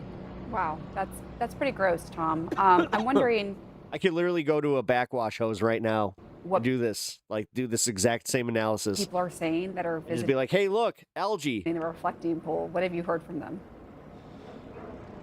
Well, it is very clear that a lot of tourists are coming by here, and locals as well, just to look at it. And one couple passed me a while ago, and the guy shook his head and he said, you know, it's worse in person than it is on TV. And another folks that I was talking to said they had the same sensation. They thought it might be a little bit cleaner, but listen to what they said. It looks bad. I just say green slime. Pouring all that peroxide into it clearly didn't help. I feel for the ducks. Make no mistake. There are a lot of ducks in there too. About it, Pam. And they ain't got to make it. Like that much hydrogen peroxide, there's no way. These crews out here are working very hard to try to solve this problem, but all of the experts we're Problem talking is to they likely did ingest it. Are saying this will be an ongoing maintenance problem, just as it has always been. But they don't give a shit about wildlife. If they did, then they wouldn't be doing making all the cuts that they are to all of our national parks. They wouldn't be doing the things that they are as far as just taking away regulations with hunting, all of it, dude. Like, this is what happens when you have Republican governance. This is just what happens. It's not some... They don't give a shit. So everything gets worse. Your health gets worse. The animal's health gets worse. Everything gets worse. But then somehow, some way, they're like, but the stock market. We'll just sit that way. And a bunch of rubes go, yeah, my 401k. Right. And they don't even understand that their 401k is not even tied to half the shit keeping the stock market afloat. Going to have to be worked on and worked on and worked on. And the company that did the work, CNN talked to them, and they said they're going to come back and have a look and see if there are things that they need to correct as well. Yeah, and just before we went to that sound, there were tourists behind you taking. Yeah, this is what conservatism looks like in the real world. It does. Pictures, you know, it's becoming a tourist attraction for the wrong reasons. Can you imagine if Jenny from Forrest Gump went into the reflecting pool now? You turned all green, Jenny. And it's fascinating because just 1 week ago, a little over. You're hulking out there, Jenny. For a week, Wolf and I were out there. And it was a dark color. You did not see this kind of green. So that happened really quickly. Wow, Tom Foreman, thanks so much. The reflecting pool has been a big one. And, you know, the White House touted it. They talked about how it looked before, said it could have used some work. I think people in D.C. would probably agree with that. RFK swims. RFK sees this. He's just like, oh, what do you mean? It looks perfectly fine to me. Hold on. I'm going to go swimming in my jeans. Intern at CNN, one of our excellent interns, shot this video today. The blue material that they talk about, the reflecting pool blue, is peeling off the bottom of it. I mean, oh my God, it's not even like small, like, dude, seriously, do you understand how much damage there already is? There's no fixing this. They're going to have to drain it again to repaint it. Just that image alone, that's $14 million. $14 million was wasted on this bullshit. Just to remind people that was spent to renovate the reflecting pool, Essie. Again, this feels like almost too on the nose as a metaphor. It is. Right? Like this Worse is a guy, in person. again, that spent his life putting his name on buildings, right? With money that largely wasn't his. Again, here he is fixing a thing with money that isn't his. A problem that might have been real, but... Pep Talks. I had a discussion with somebody the other day. We concluded it is fine to make fun of RFK, but it is not okay to make fun of how he talks because he can't control that aspect. This isn't I don't care. solving real Americans' problems. It's how he sounds. It's an objective thing. I'm doing an impression of how somebody sounds. And distracting everyone at the same time. And he didn't even... Honestly, I'm not playing this game. Do it well. I think, again, this is sort of a metaphor for his presidency. He's all over the place doing things that aren't actually addressing real Americans' problems. And this is where it is going to start getting like, okay, cancel me then. Honestly, I don't care. This is that shit right there where it's like, do we just want to always like fucking just fucking whip ourselves every time? Like, what the fuck, Sad man? irony is there's sometimes like I'm drawing a line. No. He got elected because he was laser I'm glad you feel that way. I do on not. the things that Americans were saying really bothered them. And he seems to have forgotten all of it. Well, I mean, the statement, Karen, from the Interior Department said, the reflecting pool water is crystal clear, and our National Park Service team is now vacuuming I'm not chewing you out. I just wanted you to be aware of it. Well, you made me aware of it. The bottom of some parts of the reflecting pool. Thank you, Brian. Just like and honestly, no, like I'm not mad at you or anything. I genuinely I don't fucking care. Destroyed Iranian Navy resting on the bottom of the Persian Oh, don't make fun of the fascists. Gulf. That really is their statement. I mean, I had to read it twice. Meanwhile, we have people out there throwing the blacks around like it's, just nothing. Like, But yes, it really was their statement because guess what? This really is our country right now. And I have to say the split screen between all of that and then what we saw today happening on the south side of Chicago. you guys want to lose elections? Do that shit. Which was all about public service and vision and service to the country. And how do you give back to a community that gave so much to Barack and Michelle Obama? A park for children, a library, a basketball court. And Donald Trump is like, oh, yeah, my pool guy gonna fix the set. What's happening in America? But as he says, this kind of is one of those things where I hope that guy enjoyed his contract, like in the $14 million. He probably did. He's probably shutting it down. is the metaphor for He where we got are his right money. now. He's gonna cut and run. Karen Finney, SE Cup. We'll have to leave it there. Sorry, Bryant, for real. Like, Thank you I both don't know, for man. joining us here tonight. I don't care. Is the reflecting I'm sorry. I don't. pool in front of the Lincoln Memorial, which I think everyone wants to be clean. I mean, everyone would love it if it were a clean, beautiful pool there. The White House spent $14 million to clean up the algae. I'm sure people who share RFK's condition are disgusted at him as well and would welcome the mockery. And whatnot, honestly. paint it blue. It doesn't. Listen, until the day comes where somebody actually tells me, hey, I have this condition, can you please not? Then I'm not going to do this. Appear to have worked so well, at least not yet. What does this represent to you? This does is the it shit that represent just honestly something makes me fucking pissed at the left, where it's just like, stop. I'll get behind to clean it up, or is it a portent of something bigger? You know who doesn't worry about this shit? Anybody on the right. Sadly, it reflects what is going on in this administration. It's just Over fucking algae policing and of our muck own fucking and language all the failure. goddamn A time. simple reflecting, he called it a reflecting Especially when I'm making a joke. pond. Well, now it's I become wasn't even being like, oh, isn't his voice funny? an algae Fuck. pond. Sorry, man. And like, what appears to be the peeling off I'm leaving this one alone. of the Done. surfaces that were put on it for a very expensive no-bid contract. It is a reflection of this administration's failure on so many fronts. Notice the president doesn't want to talk about it. He was boasting of the beautiful pool paint that was being put down. What it shows is this Trump sucks, president not my doesn't original comment, but understand close much enough, I about guess. history and the rhetorical setting that I think is the that's liberals who do that more often than the left. Yeah. reflecting pool, excuse me. It is to be a That's fair. reflection of our history.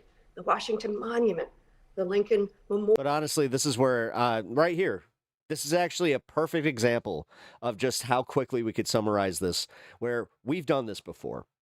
We saw what it did. And I'll tell you what, man. And yes, we do hold each other to higher standards. No, I appreciate that.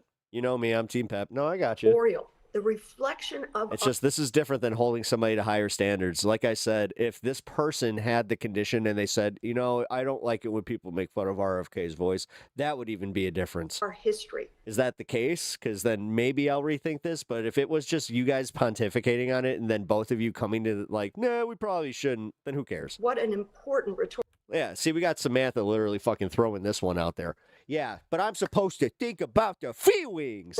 setting that has been for God so forbid many they have something wrong with them. events. The president doesn't understand it. He sees it as a resort and a pool, and his pool has turned into muck. Congresswoman Sorry, Madeline Dean from like, that's one of Pennsylvania, my thank you biggest for your time triggers. this And morning. it always Appreciate has the discussion. The Interior And this Department actually goes past like me as a political commentator. This is where comedian Pep comes out first. says the bubbler technology has killed the algae already growing in the Lincoln reflecting pool since President Trump's more than $14 million renovation, reopening last week. $14 million. Saying in a post that the National Parks team is now Still can't get over vacuuming that. up the And it didn't even last a few weeks. rest of the bottom of the pool. Quote, I was doing exactly what you were doing, and I got called out. It made me think about what I was making fun of, and the disability shouldn't be. All right, well, then we're agree to disagree on this one. just like the destroyed Iranian Navy resting on the bottom of the Persian Gulf. On top of that, CNN crews have now More purity testing, that's all it is. blue material. That's all it is, and I'm tired of it. Honestly, this is one of those things where it's like, if you guys want to lose a bunch of people who just like, dude, nobody wants this. Like, okay, yeah, all right. I'm a bad person apparently because I made fun of his funky voice. Fuck off. is peeling off the bottom of the pool. Honestly, this was one of those My ones that panel you probably joins me should have just now. left alone. I'm not really sure. What a fun topic. What a fun topic. What do we even say? Realistically, this is one of those things that makes me so angry that it makes me want to fucking just like I want to just like pick up my chair and just destroy shit. These are the things that like I genuinely No one don't said I'm a care bad about. person. No, dude. But do you understand that's where it goes? Like for whatever, man. Honestly, but the I'm fact done. that I'm done the talking White about it. House, the administration, the Interior Department genuinely do, I think is significant at this moment in time when there's a lot of more important things going on. I think that it's Yeah, because pretty you know what that is? You do understand what that was, right? Like, Brian, like, seriously, no hard feelings. You know I love you, buddy. But I'm going to just say, you came in here, you said that, and it's an immediate fucking buzzkill. And realistically, I don't see a lot of people fucking agreeing. disgusting for the Interior Department, because what they were kind of making this sort of analogy to me between what our soldiers and some of those who actually died, what they went through, and comparing that to scraping the algae off the bottom of a pool. The renovation project, the restoration project or beautification project, I think it is an excellent idea. People misunderstand and assume that this is Actually, you know what? I'm going to continue on this a little bit. My broader point is we're sitting here fighting fascism. We're making fun of a fucking algae pool and everything with the Trump administration. But we're going to sit here being like, you know what? No, because that would also make Trump technically, you know what? No, he sounds that way because he's probably got dementia. So now am I all of a sudden making fun of dementia patients? Is that how it is? Because my intent doesn't fucking matter at all. Also, just having ears.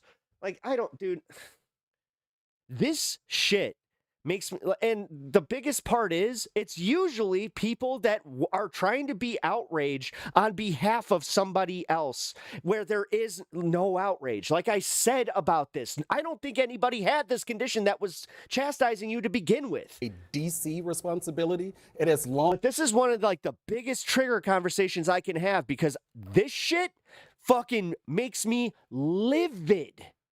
Been a it's fucking so lame.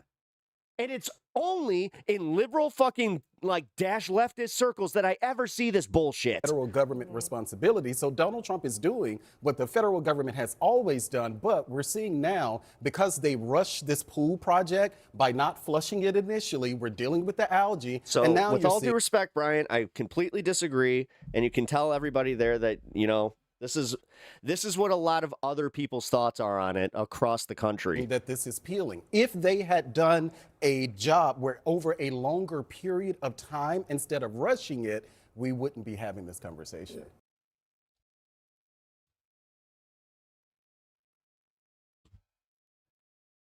I'm glad I could get through the rest of that reflecting pool part without getting angry about this.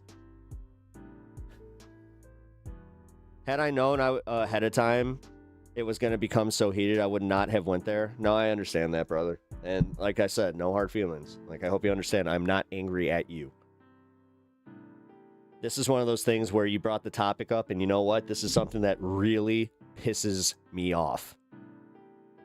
Yeah, Abbott, you know what? Calling somebody who's a shitty person, like, bullying a shitty person with bullying is not that's not a bridge too far. That's matching energy. And honestly, that's kind of that's rubbing their face in it, because look at how they respond to when you match energy. The thing is, they expect this right here. They expect every fucking shithead liberal to be like, oh, you know what? Well, I can't say the R word because I'm better than that. And you know what? I don't need to because I go on the high road. But that is offensive. I feel like you shouldn't say that. But they don't even say that to fucking right-wingers. They say it to fucking fellow leftists. And then they go, hey, you shouldn't say that. Then you get people that are just kind of in the center even going like, well, I don't really... Why are you policing my fucking language? I'm trying to be funny. And that's where I'm coming from. That's why I'm fucking crashing out about this a little bit, is because I was fucking trying to be funny. I was literally making fun of him as a person. I didn't once mention how, oh my, like I said, it's looked up, which that, yeah, bridge too fucking far. It's intent. This is where context matters. And I'm tired of these fucking liberal fucking circles getting together and going, you know what? We should go police the fucking language of our fellow leftists because we are better. Fuck off. What a waste of fucking time.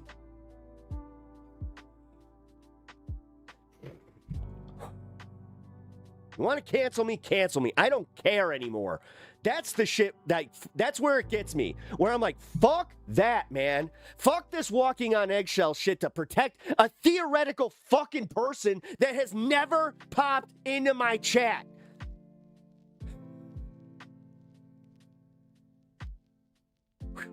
Making fun of the disability because it's a disability is not good, but making fun of the person is fair game. Exactly. I'm leaving it there. And like I said, this is in no way reflected at Bryant and what he brought, like, in him bringing this to chat. It's the subject matter, okay? We cool, Brian. We cool. You know I love you, brother. Also, for real, like, I want you... I'm quadrupling down on this one. Like, I want you to know this.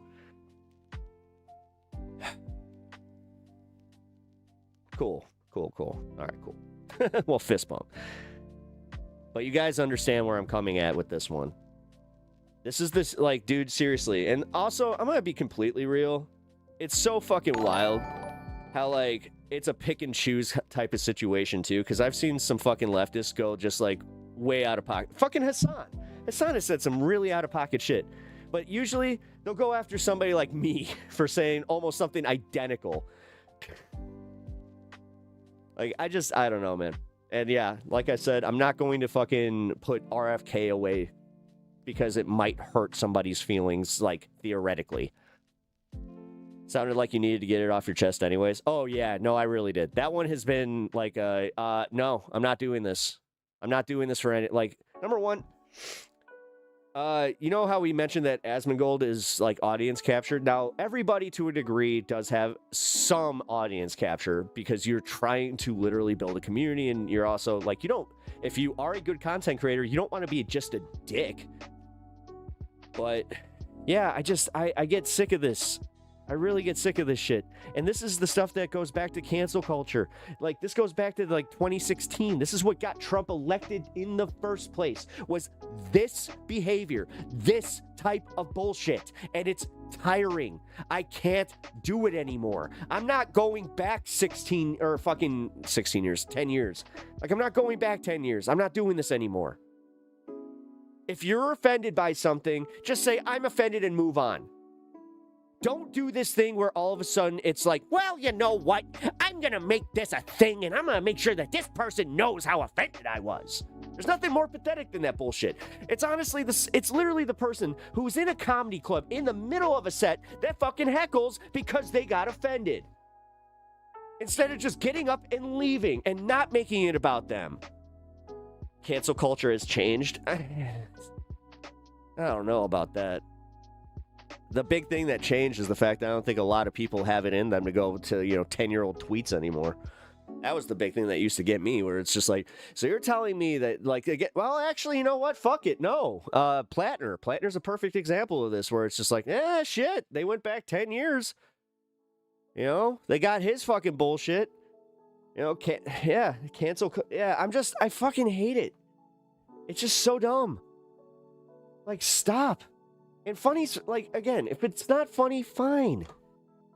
That's a different story. Like I had really hoped to make perfectly clear, is that if somebody that had that voice condition was in my chat and said, like, well, I'm not even sure if I'd believe it because it'd probably be a troll at this point, but if somebody literally said, hey, I have this condition, I do not like RFK, but, that is a bit offensive.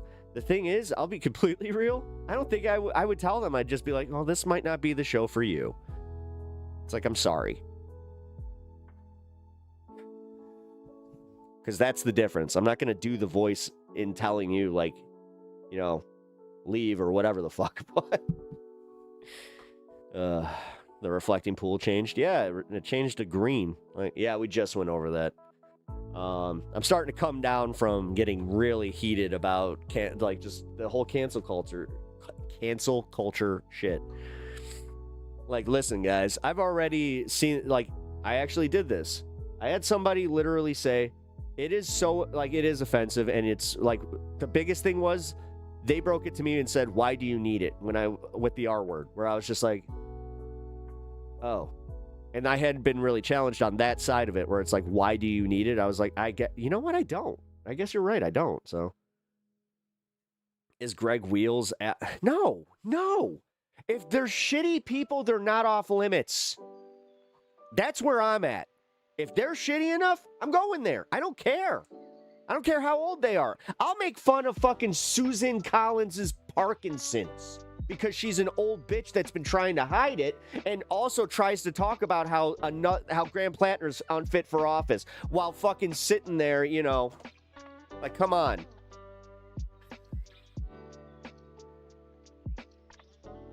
But it's because I'm making fun of the person. I'm not making fun of her because she's a Parkinson's victim. But that's just how it goes. Like, anything is fair game with that shit, dude. They're public figures, and if they're shitty enough, fuck it, go for it. Here in Texas, people in wheelchairs call him that. That's kind of funny. Susan Collins looks like a Muppet that didn't quite make the cut.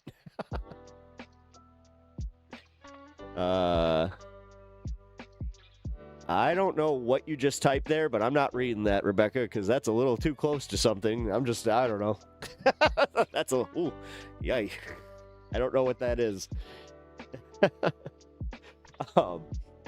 Either way, guys, I hope you understand that this is something that I'm very passionate about, if you couldn't tell.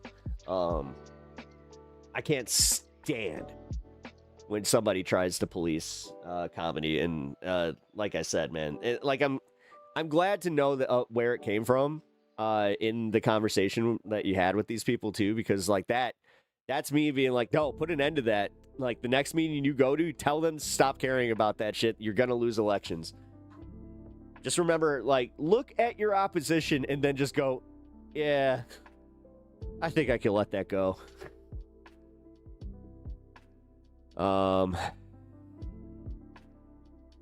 Wait. Here,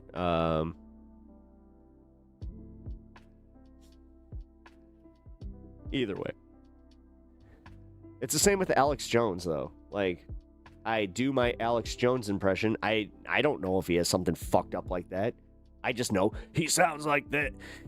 He sounds like this, actually. He's a little bit different than RFK Jr. He's just, a little bit of spit and a little bit of Texan. Gotta gargle some nails, and then I can do my Infowars.com. But either way. I know it can be annoying, but if you want young men interested in politics, yeah, gotta get a little edgy and offensive. Well, yeah, it's also just learn how to fucking laugh. The thing is, this is what I hate about, this is what I hate about libs. Is their inability to, I hate it. Their inability to laugh at something that's controversial and offensive. Their inability to fucking literally see it as like, oh, he's doing a bit. He's doing a character. You know? Like, Kill Tony, that's a different story. Like, you get Tony Hinchcliffe and those assholes, which this is also why I hate those guys. It's like, guys, you literally muddied the waters. You are racists. You are assholes, and that's your whole bit. Instead of just, and that's where you can say, like, no, fuck them. Because they are actually that way. But if somebody makes a joke and literally part of the punchline is being offensive, like, I don't know, man. Like, this is just I've seen this happen too many times. It's a moral good for society to be a place that's very culturally offensive for chuds. Yeah, absolutely. Yeah, who cares? Oh, is that like the whole thing? You guys think that he was robbed of a term, even though, you guys can't use that logic for the 2024 election that technically Biden was in charge of the country while he was doing that. So why not go and audit the 2024 election, Terry? I don't know, Terry. It's almost like you're not a serious person, Terry. Nobody should listen to Terry. Do not do what the commercial says. Do not listen to Terry. Terry will steer you wrong. Terry's an idiot. You're an idiot, Terry. You're a fucking idiot. I'm calling it like I sees it. I'm in a mood today, so I'm gonna just say it. You're a fucking moron. Nobody cares about what you have to say anymore, dude. Nobody cares that, Trump's a little whiny boy. Oh, Trump can't handle losing. So you guys for years have been crowing about a fucking stolen election that you can't have any fucking proof of. Not a single lick of it. 90 court cases, but your fucking dumbass is just like, but my king, he was robbed. You fucking moron. Oh, that's fun. See? Hey, look. You see that? You see that guy? This orange asshole. Yeah, he's literally saying that my wife is gonna die. No. You know what? Fuck it. Let the MAGA chuds see what they have. That's the best that they got. You want to talk about ad hom? Wow. No, exactly, though. That. You want to talk about what you should fucking focus on? How about that shit? These are the assholes that we're dealing with, but you want to tell me that I should start focusing on fucking RFK and maybe not being such a meanie bo beanie while this guy's literally saying that my wife's gonna go bye-bye? What the... See, context. And I'm glad that... No, this is why I'm glad that he fucking... That asshole said that.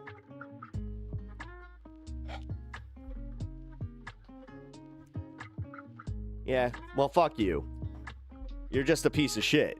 But that's what I mean. Like, you're just a fucking certifiable piece of shit. But regardless, guys, just remember, you gotta focus on not being too mean.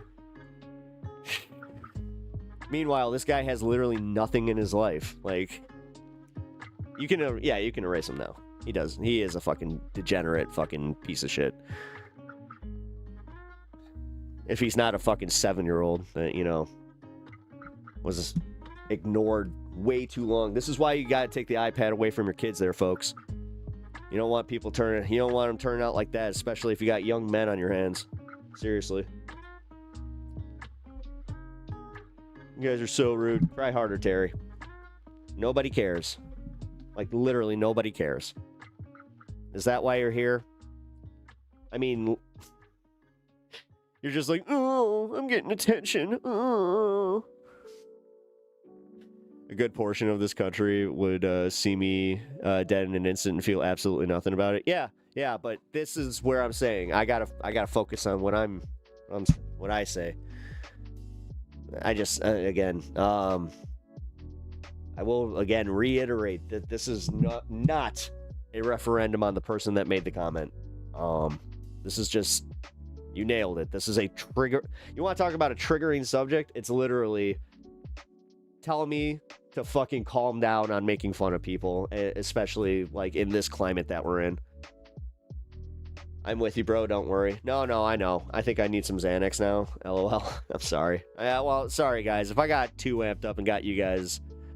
Dude, I'm sorry I brought it up. No, I know, brother. I know. You know what? Actually, fuck it. We're going to pivot.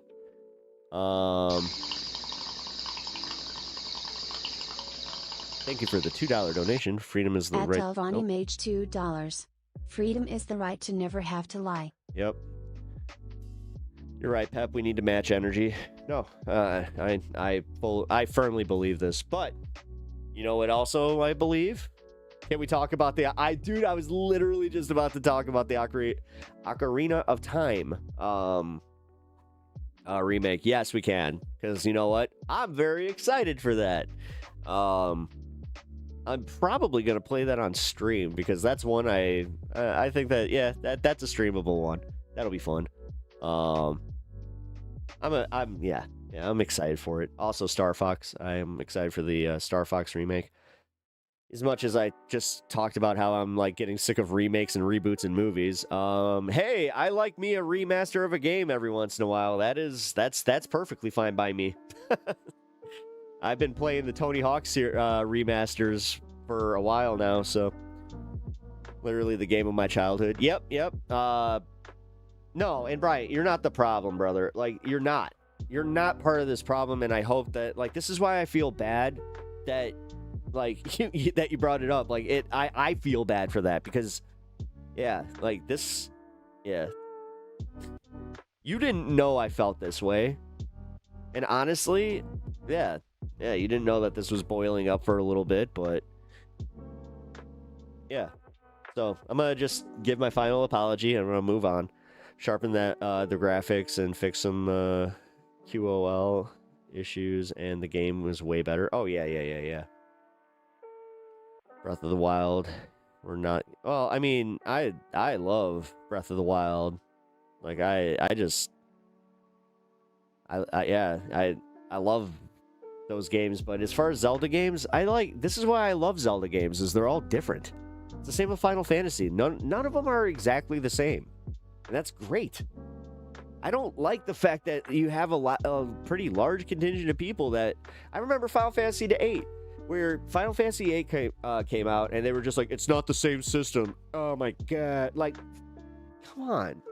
And a lot of those people were obviously new to, JRPGs, so, like, they also had not understood that it's like, this is a major difference between 6 and 7. So, like, yeah, this is what they do. If anything, 8 kind of felt like almost like it was an expansion of 7. Like, I mean, it's where Final Fantasy IX, that was bold. With Zidane and all them, and going back to like doing like a chibi style and all that. But yeah, grinding was hard at times though. Yeah, no, that I didn't like how grindy that game was, I will admit. Because that was one of the ones that kind of forced you to do so. So there's definitely no going through the story and getting to the end there's no speed running that game. Tactics just got that's right. I forgot about that. Yeah, they got the remaster of Tactics. I just saw that they have like an Origins coming out too. But yeah. No, I appreciate the change of subject, but we do still need to talk about other politics stuff. And yeah, did I see Mortal Kombat 2? No, I haven't yet. I plan on it, and I'm gonna enjoy the shit out of it. I don't care what critics or fucking even other people say. Just from the trailers alone, I'm gonna see it and I'm gonna enjoy the crap out of it. Because I love Mortal Kombat. I just didn't like Mortal Kombat 11 or 1 or no, not 11. Mortal Kombat 1.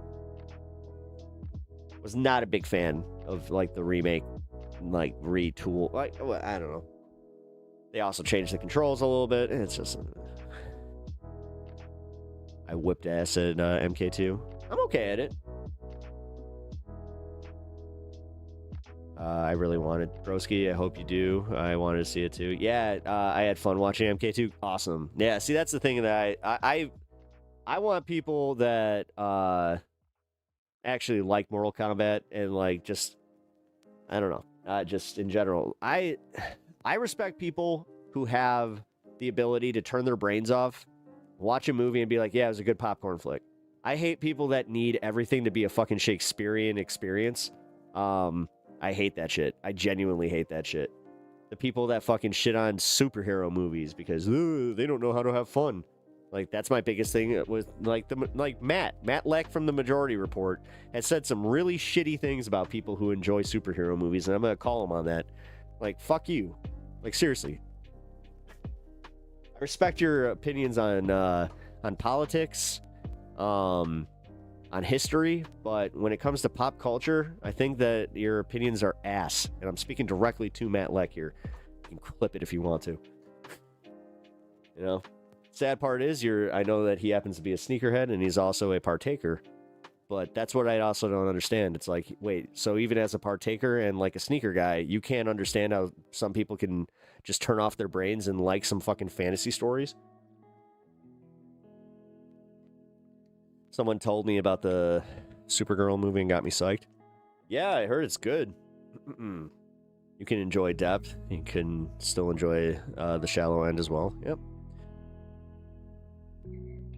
What did he say about superheroes? He said specifically people who enjoy superhero movies want to be fooled and want essentially to just stay stupid.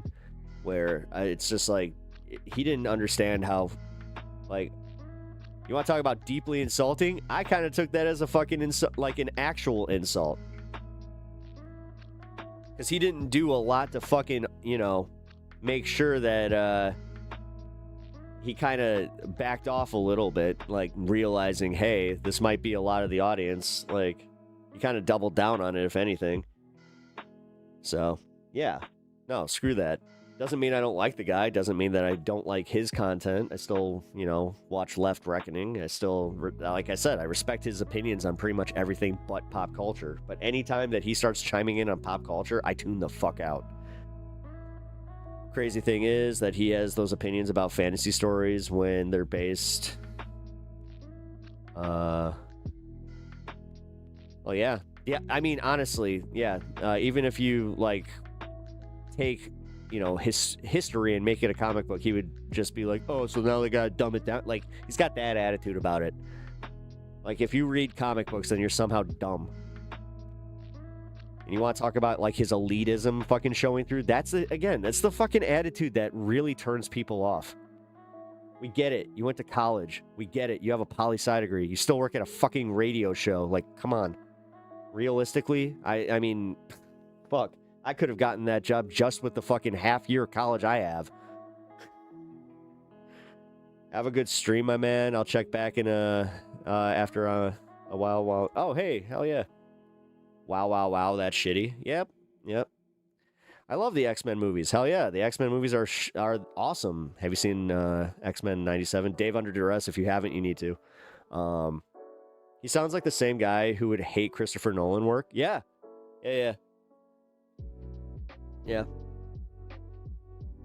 Then only second place in sparring, losing to another. Wait, what? I missed your first comment there, Mouses. Mitchell. Damn it. It's great. I also got the original Donatello's autograph too. Nice. Wait, the original Donatello? That's. No, that was Raphael. I was about to say Rob Paulson. He's also the voice of Wacko from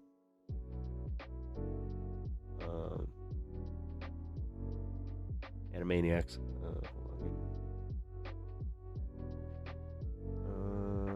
Damn it. Hold on. My chat turned off again. Man, okay. Ever since they did this update with the Twitch stuff, which it is awesome, this is definitely making my chat run a little bit worse. Although, resetting it's actually pretty easy.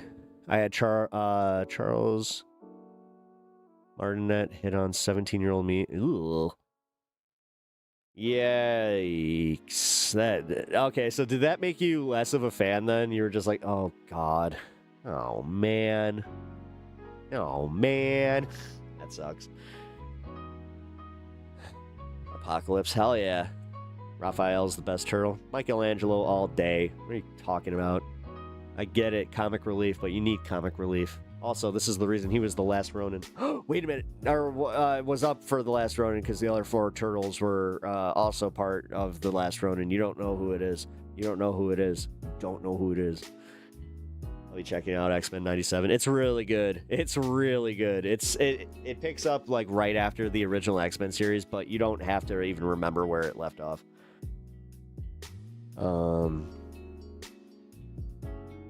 Bro, why is the voice of Super Mario oh god. So Ravy, do you have wahoo Okie dokie. That's a trigger for you. Wah! Oh god. That sucks. Oh, that's too funny though. Legit. You're just like, oh, thank God Chris Pratt is playing Mario. Oh, let's go. It's a me, Mario. Yeah, there we go. I can anytime that they need to, redo that, I think I could do that. Voice of Prince Eric is the voice of... Yeah, that's right. Yeah, Spider-Man. Yeah, I met him. Nice guy. Actually, one of the coolest dudes that I had ever met, he was the guy that did the voice of Wacko. I actually forgot his name. Shit. But I met them when they did an Animaniacs panel, and he was so fucking cool. Not Chris. Yeah, Chris something? Fuck. Chris Sabat is an asshole. I'll say that in public here. Yeah, fuck you, dude. Seriously, you made the dub of Dragon Ball Z a lot harder for me to watch because he must have been having a bad day or something that day, but man, he was an asshole.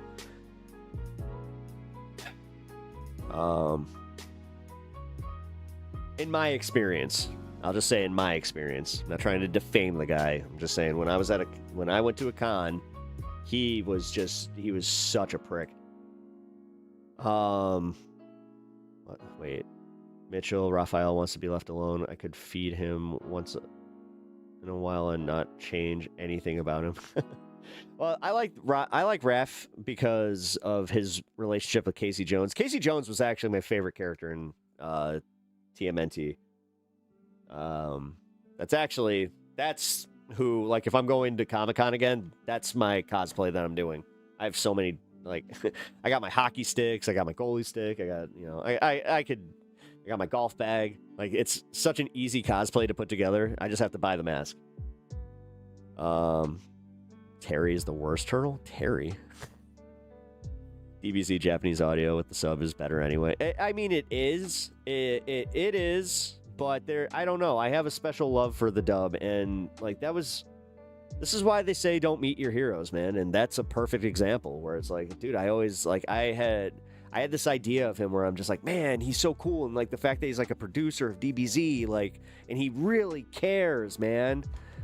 And then, yeah, he was having just such a, he must have been having a bad day, or I don't know. Like, he was just, all of us, every single person in that fucking line, we left that line saying the same thing where it's just like, what the fuck is his problem? Like, at one point, like, he was just like aggressively handing back stuff. So, here. So, like, he'd be like this. Like, that's how he was. Not cool, right?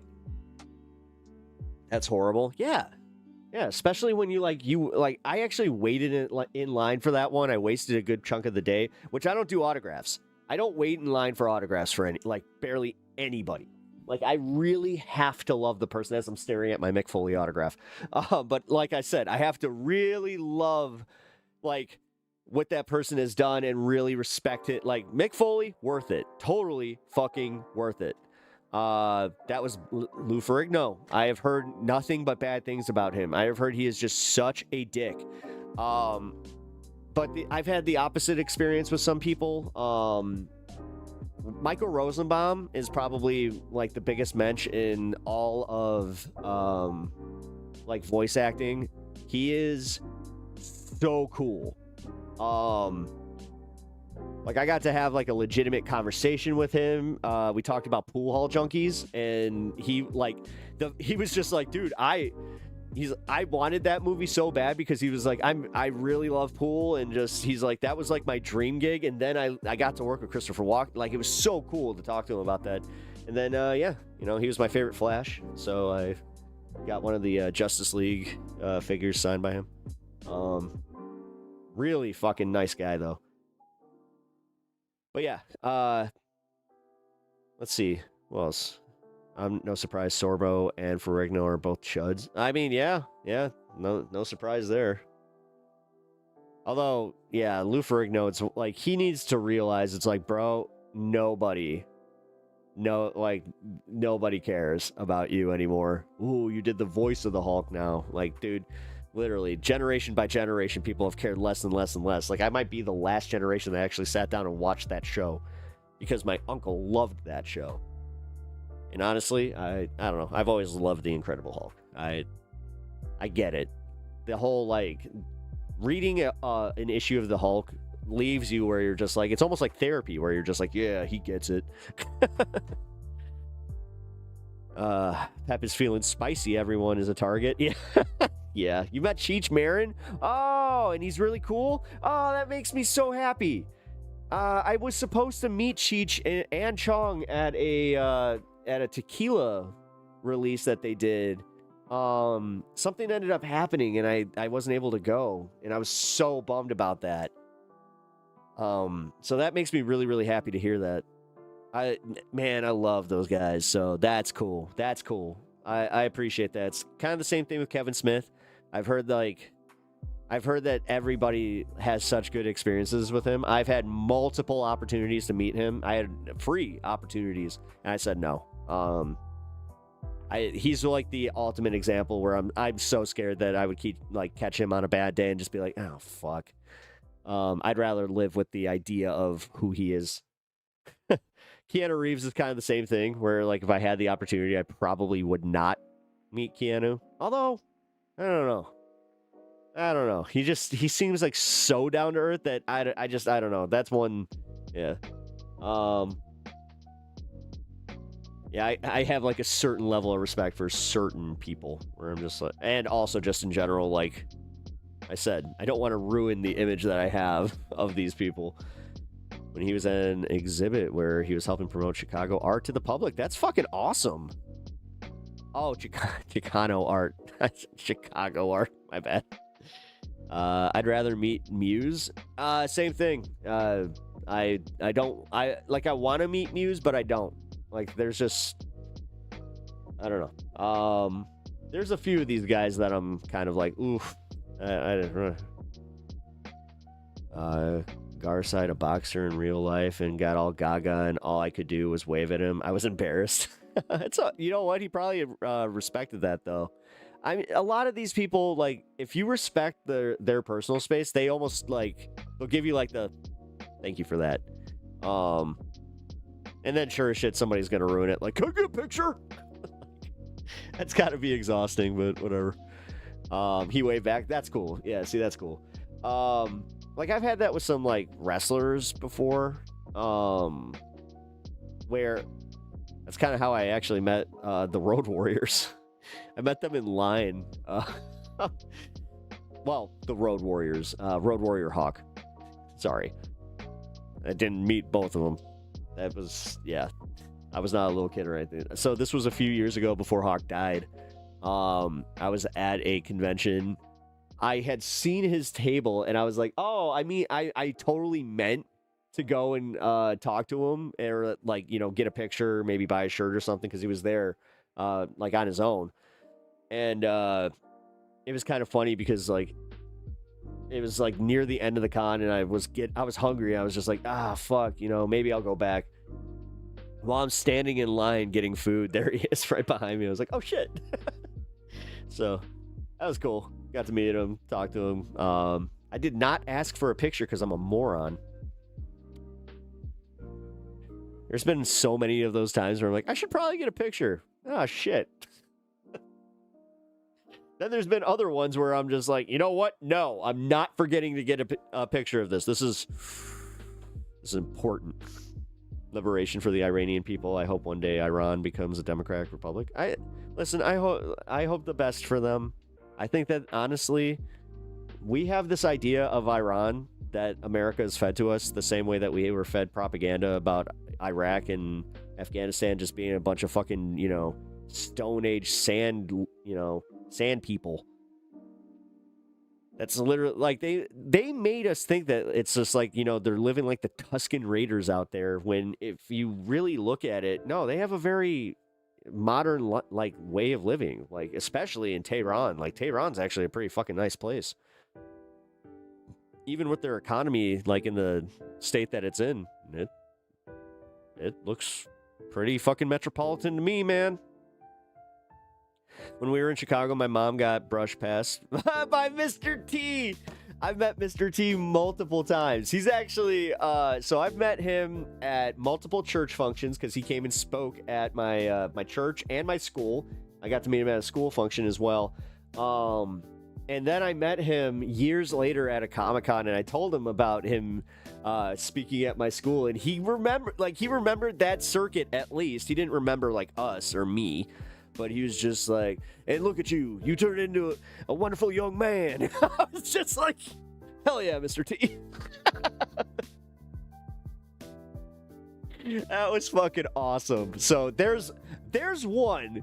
Because, yeah, I mean, he's a Chicago staple. Like, that guy, you will, like, you'll just catch him at, like, a random fucking, you know, Cubs game, Bears game. Like, there's a lot of that. CM Punk, too. Me and my wife, we sat next to CM Punk in April. AJ Lee. Sorry, she hasn't been in wrestling for a long time, so yeah,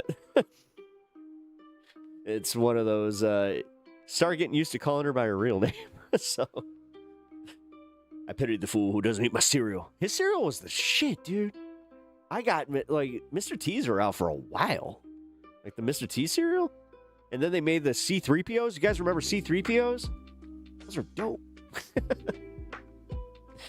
Also, A-Team. Shit.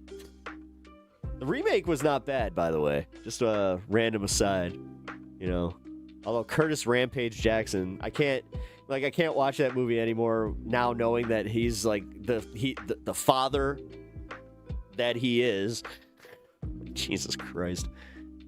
The toxic fucking party culture that is that, where he's just hiring escorts and just it's literally it's just living your GTA fucking fantasy. Like, that's every time I see dudes doing that shit, it's like, oh, cool, infinity. Let me guess. Okay, so you made some money. So you got an infinity pool. Check. Hiring escorts on the nightly. Check. Fucking have a pretty much a hired entourage. Check. Like, lame. Some smack talk a fool been saying that Mr. T can't play the World of Warcraft. Well then, ask me about this, sucker. How do you explain the Mohawk grenade? The Mohawk grenade. I actually did not play World of Warcraft, so I don't get that reference. Ooh. Paid friends sounds lame. That's all it is. That's all it is, dude. Like, when you get rich enough, it's all hangers on, unless you're like, you really maintain like your ability to be humble and like just, you know, you do have to. I wouldn't say like you have to help people, but if you have the ability to help some people in your life too, like there is like a line though. You can't make them dependent on it. Like, and you have to do it with, you know, the best of intent. Well, even with the best intentions, it can go wrong. You didn't play WoW? No, I didn't play WoW. I don't play MMOs. I refuse to play MMOs because I have a highly addictive personality when it comes to long form gaming. So, like, for instance, I would not have played Witcher 3 had COVID not happened. But because it did, I 100%ed it. And yeah, that should tell you kind of why, like, where I have a problem. And I like life. You know, I was playing hockey and I wouldn't have been able to maintain my life and not just play all the time. I would have been the South, like, you know how they make fun of me for being the South Park WoW guy? That's what I would have been. W hockey, fuck yeah, W hockey. I'm gonna go back. You still, yes, I love fighting games. I actually, I just found a affordable fighting stick that I want to get because my other one broke. Years ago, by the way. So I've been playing like a plebeian on my controller, unless my friend brings his fighting stick over. But yeah, I like Street Fighter 6 is still solid. Mortal Kombat 1, like I said, not a big fan of the changes that they made on it. I do like the 2D fighters, Blaze Blue, Guilty Gear. I'm not good at it. Like, the 2D fighters I am not good at, but Tekken, I will wreck you guys at Tekken. I could also destroy pretty hard with Soul Calibur. One of my favorite things to do is because I play Keelik, and I have my friends, like, they're video game tournament like level players of this stuff. So anytime I win against them, it's like a legit win for me, where I'm just like, yeah. And that's the one where they even say, they're just like, oh man, Soul Calibur. Oh shit. Let me guess. Pep's gonna be playing Keelik? Ah, fuck. It's just like, I'm gonna trip you and you go ring out. Dude, I mean, they nerfed him eventually, but when they released Soul Cal 5, You could ring out if you knew like the perfect sequence right from the beginning. Keelik has a sweep move that would make you airborne. So you would sweep and then you would do a double jab. It would push you right out of any fucking ring. Oh my god, it was brutal. You ever like have that moment where you're winning so much doing the same thing that like you kind of feel like you broke the game for like your friends and you're like, oh, I'm sorry. Here, I won't play right now. I'll let you get. And then they're like back to, you know, the technical aspect. And then I'm just like, do you want me to come back and ruin this for you? Teddy Bear Kai, what up, dude? Trump is so screwed. He really is, man. Like, dude, everybody's pissed off at him. Everybody is pissed off at him. No matter what, like, yes, him getting out of the war is fine, great, but you started this shit.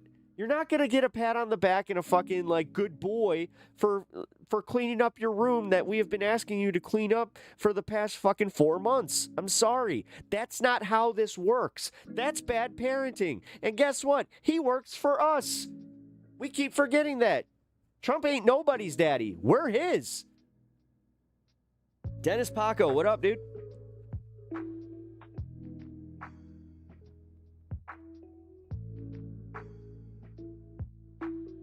Hell yeah.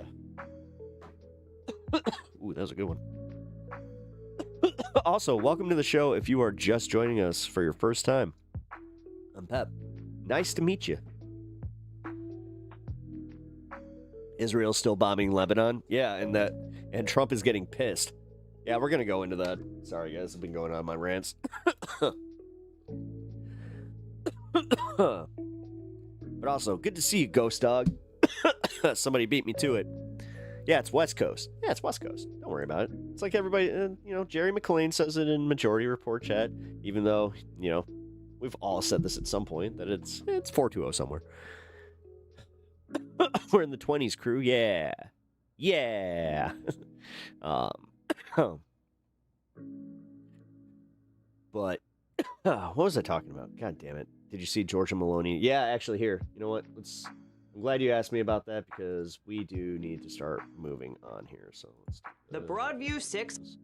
Yes, the Broadview 6 thing. We will bring that up later.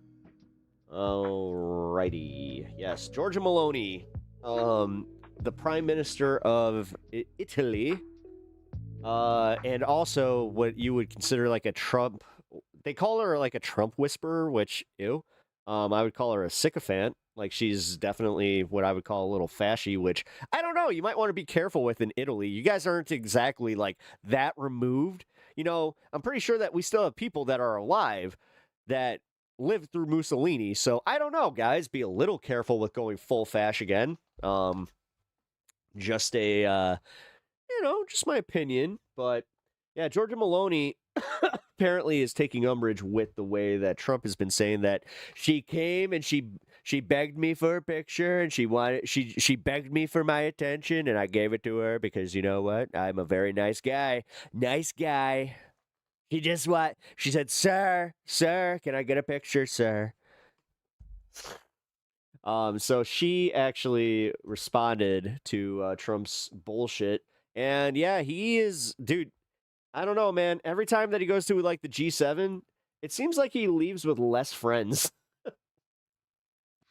Dunque, certe cose meritano una risposta immediata. Le dichiarazioni di Donald Trump sono dichiarazioni totalmente Trump's declarations are completely fabricated. Sono francamente I am frankly stunned. allibita, non so perché. I don't know why the president of the United States behaves this way toward his own allies.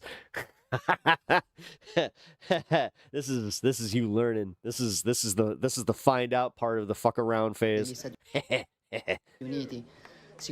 I don't know why the president of the United States behaves this way towards his own allies. Sorry.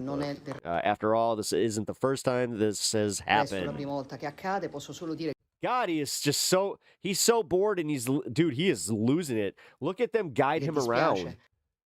I can only say that it's a shame that he doesn't show the same resolve toward the enemies to the west toward the enemies of the che non U.S. abbia la stessa determinazione con i nemici dell'Occidente, con i nemici degli Stati Uniti, con leadership con le quali Toward leaders with whom, on the other hand, he is much more Invece- accommodating. So now she's even going as far as to say that he's more accommodating to the enemy. si dimostra molto più accondiscendente, però una cosa se la deve But there's one ricordare, thing he must remember: Italy and I do not io e beg. l'Italia non imploriamo mai.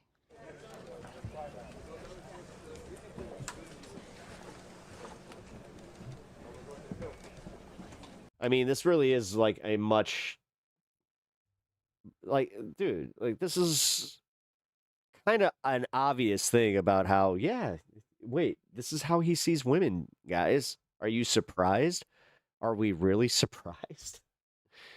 I mean, for her to be surprised is actually kind of telling. All right, so Trump tells Axios no limits to his power amidst the U.S.-Iran deal. Take that for what you will. God damn. And then JD Vance getting fucking pushed out here to be a scapegoat too. Yeah. Look at perfect face for fucking scapegoat Vance. Let's bring into this discussion MS Now international reporter Ines de la Cuetara. She's there in Switzerland. MS Now White House reporter Jake Traylor. Axios White House reporter Mark Caputo, who just spoke with the president. And Arash Azizi, contributing writer at The Atlantic, is here at the table with me. He's also the author of What Iranians Want. Ines, I'm going to start with you, though, there in Switzerland. What do we know about this new ceasefire and what it tells us about what may come with these talks on the Iran deal?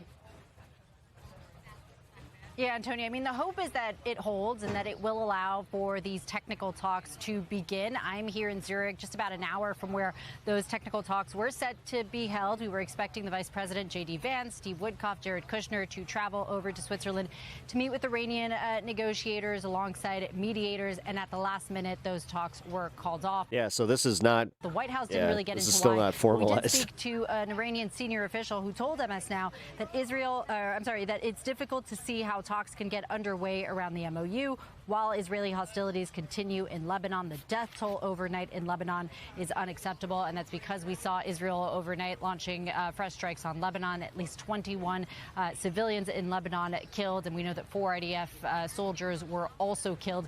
The Israelis had, over the last few days, pretty much been rejecting this deal, suggesting that they don't feel bound by it. We'd heard from the Israeli prime minister that essentially they were refusing to withdraw their troops from Lebanon. We heard that again this morning from the Israeli defense minister. So all eyes on Israel to see if they stop their hostilities in Lebanon, if President Trump is able to rein them in.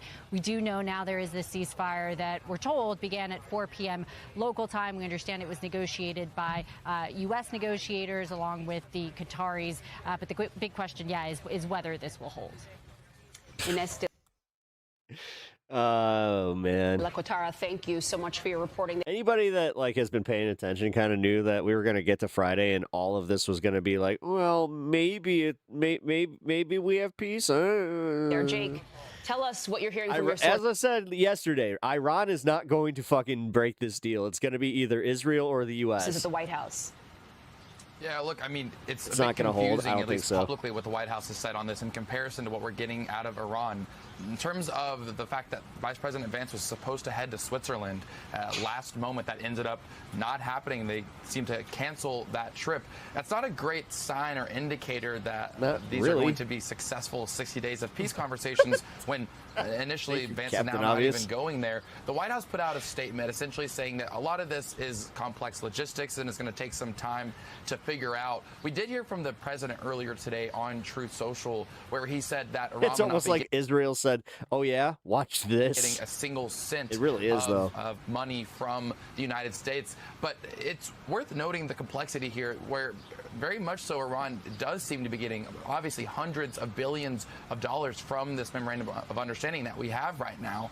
Already, right now as we speak, there are relief on sanctions to Iran that translates to a ton of cash flow that they didn't previously have before, as well as this investment fund of up to the tune of $300 billion that they may receive. Now, the White House continues to say on that front, that's going to come from Gulf states, not the U.S., but regardless, it will be hundreds of billions of dollars of investment into Iran. So we are seeing from the Iranian side pointing to the attacks back and forth between Israel and Hezbollah as a means to why these peace talks are not going on as they were intended to just 24 hours ago. The White House is not saying that themselves, but I'll just remind our viewers, just for some additional context, think how many times now over the past 100+ days of this war, we have seen a potential hurdle that we've gotten over in terms of closer to peace talks, closer to some memorandum of understanding, being on the same page between the U.S. and Iran, and then in some way attacks involving Israel have seemed to stop and halt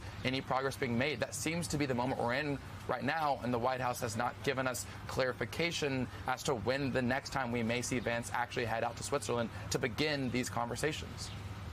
Jake Traylor, thank you. Arash, I want to get your response to what we're watching unfold here. I mean, do you think that with this fresh round of strikes last night, Benjamin Netanyahu was trying to send a message? I think it's clear that Israel will try to disrupt this. Israel has tried to disrupt sort of any move toward normalization between Iran and the United States since the 1990s for its own interests. The 60 days period was always going to be rocky, and it is going to be rocky, right? I'm sure we'll speak throughout it a couple of You'll times. be back in a few days. Yes, I mean it's not going to be not going to be a smooth ride. But there are also a lot of reasons for it to work, and a lot of some of these details. For example, the $300 billion fund. I mean, that is incumbent on a deal being agreed in these 60 days, right? So that's not going to happen. I mean, the president says Iran's not going to get a dime. Well, it will just release some of its own money. It will be allowed to sell its oil, which is not quite the same as it's sort of getting money, right, from the U.S. So he does sort of have a point there. But it's going to be a rocky period of talks. Iran really has a decision to make. Everybody now around the world says Iran got a great deal, but yet still there are hardliners, ideologues in Iran who are opposed to this. Why are they opposed to it? Because they believe any deal with the United States, any sort of opening, will help unravel their anti-Western ideology. The question is, Iran needs to decide. Does it want to, have normal economic trade relations, become a really normal country, or does it want to harp on, being this anti-Western ideology and using this little economic relief to further do that kind of activities? Mark, you had the opportunity to speak with the president about all of this, and I want to play a clip from your conversation. Why does he look like Sam Cedar's older brother? What have you learned about not just the exercise of power, but the limits on your power as a result of the conflict? Oh my God, he looks like Sam Cedar and Jeff Waldorf had a fucking... There are no limit. Did a fusion Haas. No limit. No, I haven't learned that lesson yet. I know there are, but, there are no limits. Beginning a conflict, you had talked about you only wanted unconditional surrender. And the MOU doesn't look like unconditional surrender. Well, it really probably is unconditional surrender. It is? I think so. So, Mark, Jesus Christ. I found those So, still no deal. parts of your interview to be Come very on. fascinating. And then there was another comment that the president made. You asked him about his ability to deter Israel, to keep them from doing what we basically saw happen last night. And he said, they do what I say. Tell me, what did you learn from this? What stood out to you from the conversation? Well, beyond those clips, Trump has the capacity to declare something a victory, and he just sticks with it. So even though he was only on 2 hours of sleep when I spoke to him, he had flown across the Atlantic from Europe, he was just conveyed that he was sort of over the moon here. He was like, the stock market is up, the price of oil is down, and he didn't quite say we've got this in the bag, but he was trying to communicate that sense. And, Trump being a power positive thinking guy, he's one of those people and one of those leaders who sort of tries to create the reality by speaking it. But what was, I thought, interesting in the conversation that I had with him, I asked him specifically For a mom, dude. about Netanyahu. I said, basically, what's your relationship like with Netanyahu? And he said, we have to keep him a little bit sane. And I asked that in the context, and the quote you just gave, of what are you going to do, or how are you going to be able to restrain Israel from attacking Lebanon and essentially undoing the peace deal or the peace talks that are being held with Iran? And that's when he said, they do it, I say they respect me.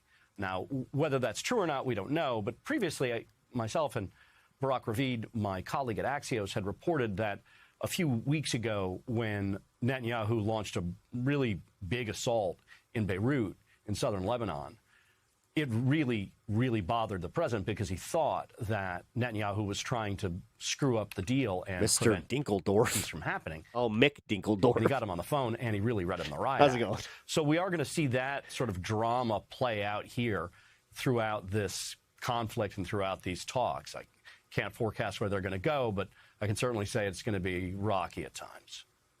The interesting thing, though, is that this sort of new rhetoric, this question has not just been posed to the president. The vice president has also been asked about the role that Israel and Lebanon are going to play in all of this. And in his responses, he has struck J.D. Vance a very different tone than past U.S. leaders have when they've spoken about Israel. Take a listen to some of his recent remarks here. Israel has the right to defend itself, but fundamentally, the Israelis, just like everybody else, have to respect this peace process. Hey, what's up, JP? That is fundamentally good for them and good for the entire region. What the president God, he has no riz. is growing frustrated sometimes is that we seem to He really, like, somebody had mentioned that he's been pushed into, like, being the Kamala Harris of the campaign, and it's kind of funny. It's true. be right on the cusp of a major breakthrough in the agreement, and then all of a sudden, there's a major Just explosion that ineffective. goes off in a civilian Put him out there, like, to just deal with all the hard shit. population center in Beirut, and a lot of people who have nothing to do with Hezbollah lose their lives. Knowing That's damn not well he's gonna acceptable. fail. If I was in the cabinet Hey, JP. of the Oh, yeah, they keep... Israeli government, JP. I might not be attacking the only powerful ally that I have anywhere left in the entire world. Mark, is J.D. Vance basically saying the U.S. is Israel's only friend left there? I believe he actually said that, if I'm not mistaken. And yes, and while there's some hyperbole there, you know, I've been covering politics for 30 years. I have never seen such a sea change in the American and perhaps world public opinion against Israel. I'm not saying it's fair, I'm not saying it's right, but it is what it is.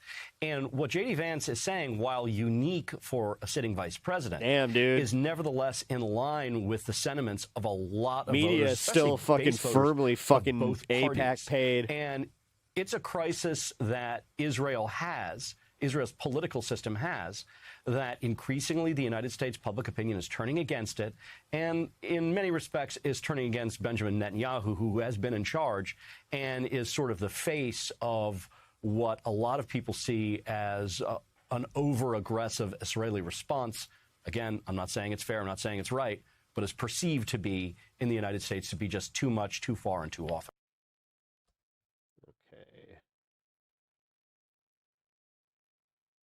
Let's start with that breaking news as we watch the war with Iran. A ceasefire between Israel and Hezbollah is holding now after back and forth strikes between them ramped up overnight. Look at that. If you live in the region, this was your view looking towards the south. Now, Lebanon says Israeli strikes killed 18. The Israeli military says 4 of its soldiers died in those same blasts. The fighting prompted this warning from Prime Minister Benjamin Netanyahu, who said, Israel will not tolerate attacks on our soldiers or our territory, and he says it will exact a very heavy price from Hezbollah for these attacks. He went on to write, as I have made clear unequivocally, Israel will remain in the security zone in southern Lebanon as long as necessary to protect the northern communities, close quote. So let's break this down. CBS News contributor Robert Berger joins us live from Jerusalem, where this is all the talk today. So, Robert, what do people in Israel have to say about whether that ceasefire holds, especially after such intense strikes overnight? There's enormous skepticism in Israel about this ceasefire. Just, keep in mind that fighting between Israel and Hezbollah has been going on off and on with quite a number of ceasefires in between that simply haven't held since October 8th, 2023, a day after the Hamas massacre inside Israel. The problem now is that you also have Israeli troops on the ground in South Lebanon. They've moved in because tens of thousands of Israelis have been moved out of their homes because of Hezbollah rocket and drone attacks on the northern border. So, the ceasefires haven't held, and it really doesn't take a whole lot to upset one, which is what we just saw in the past 24 hours when Hezbollah carried out an ambush against Israeli troops and killed 4 soldiers, and then Israel responded with dozens of airstrikes. So this is a fragile ceasefire, to say the least, and probably we have some rough sailing ahead. Tricky business indeed. Is it your take that political pressure on Prime Minister Benjamin Netanyahu may have encouraged this?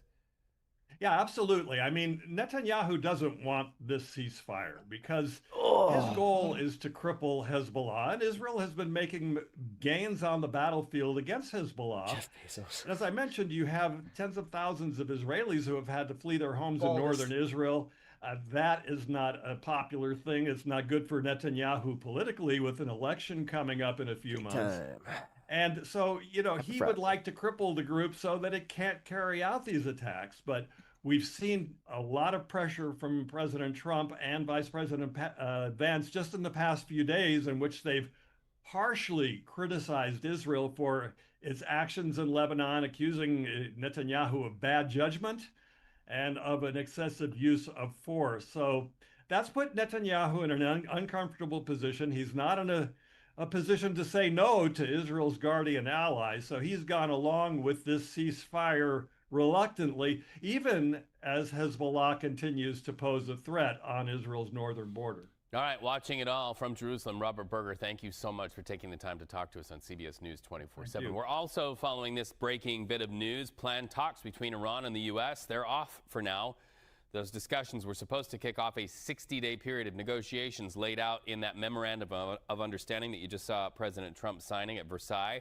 The White House has not said when they plan to reschedule those. So let's talk about that. Live to the White House and CBS News correspondent Natalie Brand. So Natalie, Israel, Hezbollah, they've since agreed to that ceasefire that Robert was just talking about. But do you see from the White House perspective that the strikes overnight had anything to do with the delay fucking go through between the U.S. and the negotiations on the nuclear front with Iran?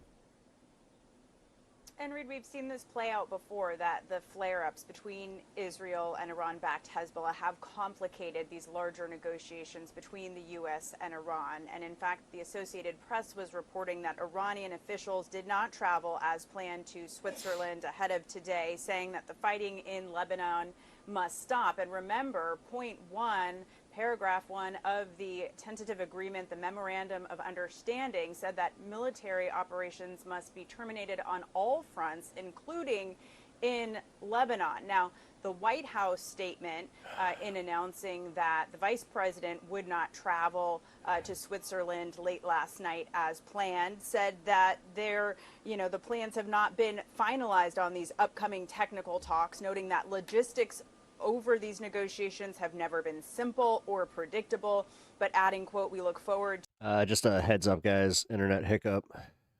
There we go. to beginning technical talks as soon as possible."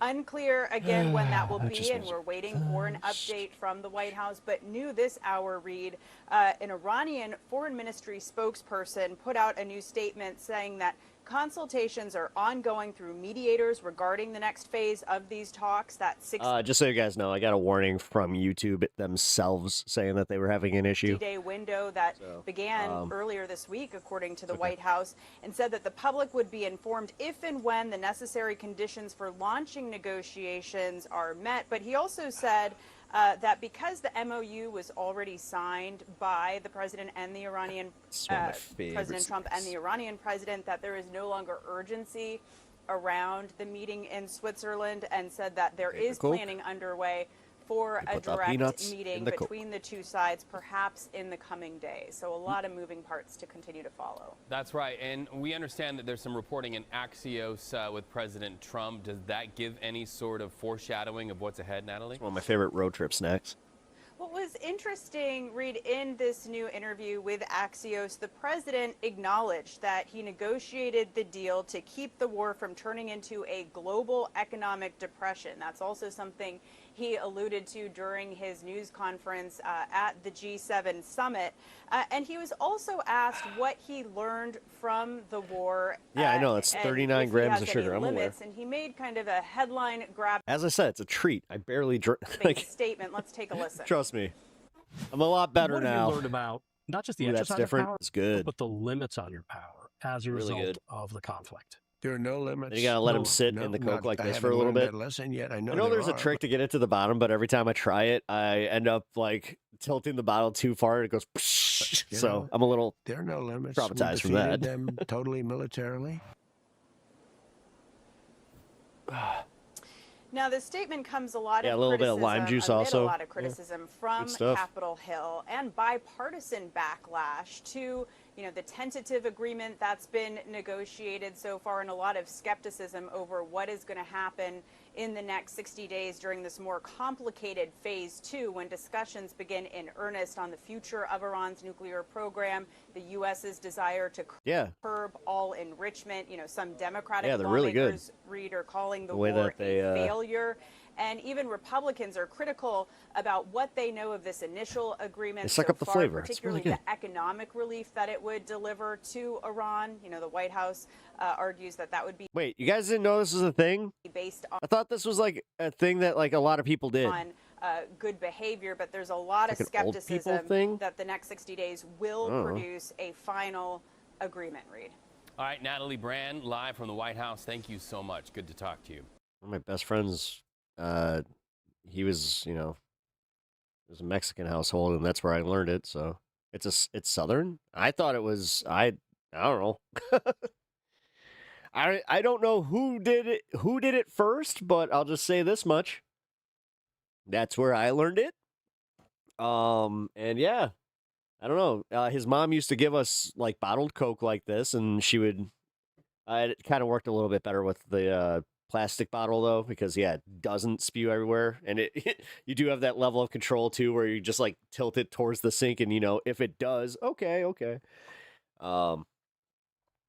You're gonna try it? Yeah, it's great.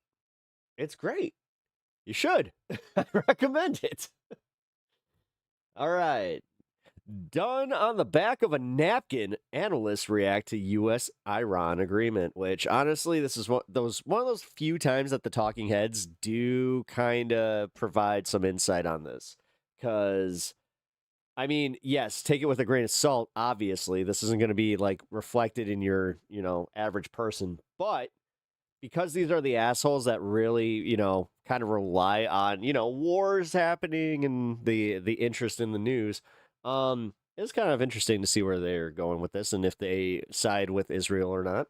Now let's bring in the group chat. Lizzie O'Leary is here, host of What Next? TVD at Slate Magazine. Joel Payne, Democratic strategist and chief communications officer for Move On, and Ron Insana, MS Now contributor and publisher of The Message of the Markets on Substack. It's a must read. Okay, Ron, let's look at the clock. It took Why does he look like a mayor in a Batman-like movie? Administration almost 2 years to negotiate What a their corrupt deal, mayor. the JCPOA with Iran. Trump thinks he can get this thing done in 60 days. I'm having flashbacks of Liberation Day and the tariffs where like every other 2 more weeks. What do you think's happening here? Listen, I mean, on the first point of Israel. Oh, by the way, and Hezbollah, technically the best way to do this is with a straw. Holds, and again, I think it breaks the first paragraph of the MOU. And I don't know that we even get to the point where negotiations begin. I'm not convinced that this is going to go forward. And again, when you harken back to the JCPOA and the fact that it took 2 years to put together a 150-page document, working off a 2-page, outline and trying to get through all the highly technical details about dealing with highly enriched uranium, their missile program, which is not even on the list, quite frankly. I'm not convinced that this is going to get off the ground in a meaningful way. And I also don't think that the diplomatic groundwork has been laid for an ultimate If you guys haven't tried the dirty Sprite from McDonald's, try that. agreement to be It's pretty reached. good. This has just been done effectively on the back of a napkin. And I do think that Again, if you're looking for a sugar fix, though, Bibi Netanyahu does not want to see this go through. And I'm concerned that he will undermine it at every step along the way. We cannot compare Trump's MOU, though, to Obama's deal since it's so early. But the Post reports the following. The context has changed, and I think this is really important. Iran's nuclear know-how has grown, and it's negotiating after months of war. Their military capabilities have eroded, and, of course, their supreme leader assassinated. So in some ways, Joel, Iran is in a stronger position today, and in some ways much weaker. And, of course, no surprise, President Trump says he's most powerful, never been it's got cold foam on top, and it's got like a blueberry syrup in it. in a position as strong as he is at this very moment today. But the actions of Trump and his administration have advanced Iran's leverage and has advanced their ability to control negotiations that really they have no business being in the driver's seat of.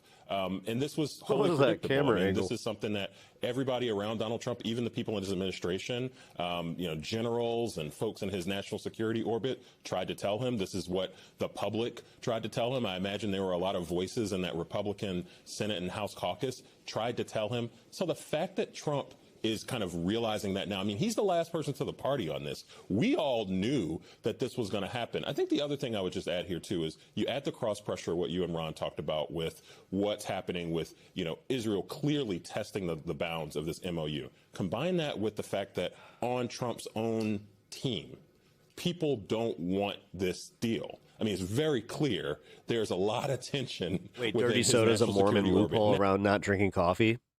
Well, okay. They figured it out. Now, it's there's good. a lot of tension within I like it. the neocon universe on the Republican Wait, side. why can't they drink coffee? Pressure's going to bust Wait a pipes. minute. And I should be I'm asking not the main sure question how this here. deal lasts all of that cross pressure. Let's talk about the optics for a moment, because Trump literally signed the MOU at the Palace of Versailles. And I want to remind our audience of his fascination with royalty and pomp and circumstance over the years. Watch this.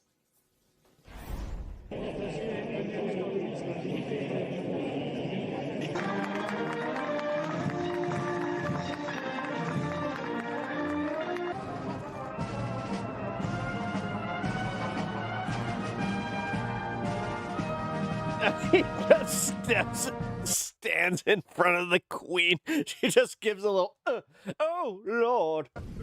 Oh, my. Okay. This was hilarious, where he's standing up there and the entire team's just like, go away. They're like, why is he here? I'm delighted to present Jesus to you Christ. as The a fact that personal they gift. lifted the... They all were like, why is he here? Why is he here? Why is he here? And the thing is, he's like, he's Mr. Magoo.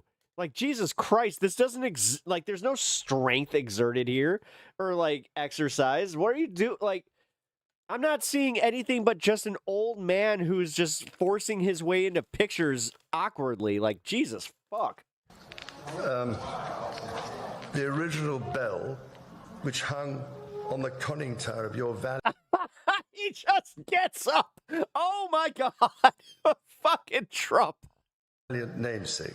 God bless both our countries. He just gets up and wanders up and just fucking, he's like, this isn't about me. You know what? I have to remind this guy who the real king is.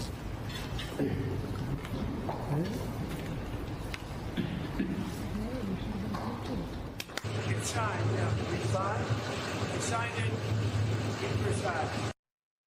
Get this man to a castle. Gold, mirrors, velvet, all his favorites. Get this man to a history book. I feel like maybe he should have realized that signing a treaty in Versailles has some not so great precedents, right? Does he go back and look at 1919? That was not exactly the model for creating a long-standing peace. I kind of like, oh, buddy, you got to actually pay attention to history or we are doomed to repeat it. But I also think what She looks like Elizabeth Shue. Joel is saying is really important. I would like to know why the vice president so loudly and so provocatively went after Israel in public, on camera. Is he trying to undermine the president? He's Is he embracing his angry German at heritage science surrender doc at Versailles. Netanyahu? That was incredibly What's up, dramatic, Anna? How's it and going? Clearly did not land well with the Israeli government. Steph, can I add one thing? It's very clear to me, Trump is out. He's done with this. He's just so He's done. turned the page on this long. He's done with this war. He's done with this war. Yeah, that's exactly why the markets have He's soared, because kinda they're like, done he's with done, the he's whole finished, thing. because Let's investors be aren't honest. thinking I don't know. about He's what getting the to that impact are. But point. stay, sorry, I Done with interrupted. any responsibility off. for what happens after I got a little, you know what? I've been a little sad. In fact, he signed his treaty. He's done his pomp and does look circumstance, as your depressed. package just expertly laid out. And he's done also, he looks awful. And I'm not saying that just as an aesthetic. I'm saying that looking back to the previous president we had with Joe Biden and the loss of confidence in American leadership in part because of that, Donald Trump has not actually looked. Who the fuck is this guy? Like the bold, dynamic I'm just leader going to say, though, publicly. but that's also, you can take any president, though. Any president from beginning to end, they're not looking so strong. And Steph, he looked pretty rough this week. I want to go back to what Lizzie said about signing the Treaty of Versailles in 1919. So John Maynard Keynes, very famous economist, wrote a book called The Economic Consequences of the Peace and laid out the fact that the Allies were putting war reparations on Germany, effectively set the stage for World War II. Absolutely. World War I and World War II were actually the same war, continued over a period of time. And to a certain extent, whether it's in Versailles or elsewhere, the conditions around which the U.S. has agreed to this memorandum and maybe future talks may well establish the groundwork for a future war, given that Iran is getting stronger and not weaker. This is not unconditional surrender by any stretch of the imagination, and leaves them in a position, unlike Germany in 1919, where they went through this a is way depression, worse. rearmed, but it leaves them in a, well, there's certain similarities, but it leaves them in a position that they can challenge the region, they can challenge Israel, they can, again, as the IRGC warned this morning, shut down the Strait of Hormuz immediately if Lebanon and Hezbollah and Israel go back to war. So this is in some ways, very similar to that experience, and I don't think the irony is lost on anybody who knows anything about military history. the president can say it was an unconditional surrender. It wasn't. It wasn't. What is with this camera guy? He's just like, whoa. Whoa. J.D. Vance isn't even saying that. He's just saying it's a win for the American people. The American people know that it's not.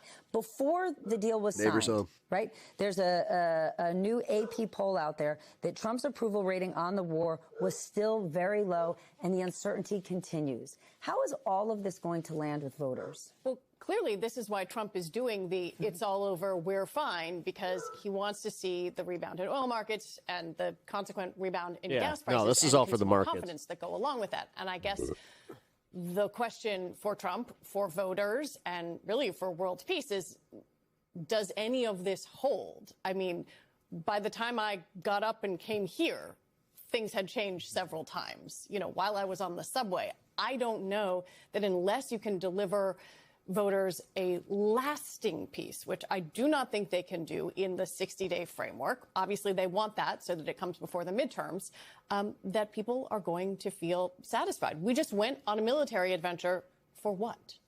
Well, J.D. Vance might not be going to Switzerland today. He is still the person slated to be the front man for these negotiations. And even when we've heard from him in the last 24 hours, the details on the deal are vague at first, and then they're misleading. So if you're Iran, and I'm not defending Iran at all, but if you're Iran, you can't possibly think he's going to show up to the table as an honest broker. And again, I'm not saying they are, but what's in the deal and what he's presenting to the American people are not aligned. Well, it's so transparent that Trump does not have any confidence in this deal. I mean, this guy will put his name on an underperforming casino. He'll put his name on the side of a building, but he really apparently won't put his name on this deal. And it's because he fundamentally, I think, doesn't believe in the core of it. He believes in again, the need to get out. I don't think he believes in this deal.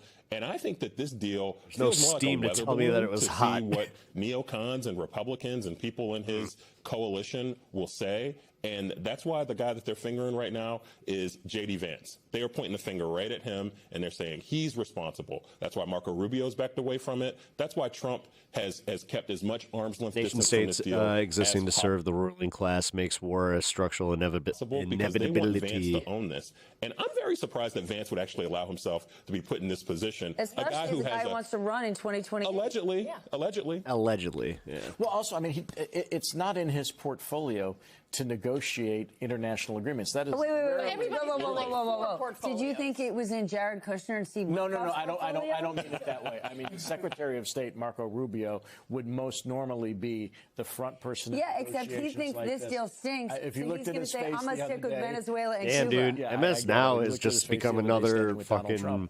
There was like, I wouldn't be surprised if they get quite concerned. bought by a fucking But right wing. It's odd to, in a certain way, set just up do the the full vice pivot. president of the United States to be the front then man. every on this. channel's I'm not- just Unless regime media. Donald Trump is the president and No, you've I get watched that. either I- Apprentice or Survivor. Yeah, no, I understand that.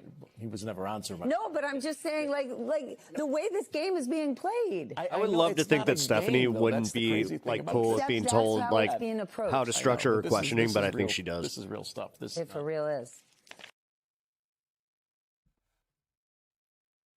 Oh, God damn it! That's hot.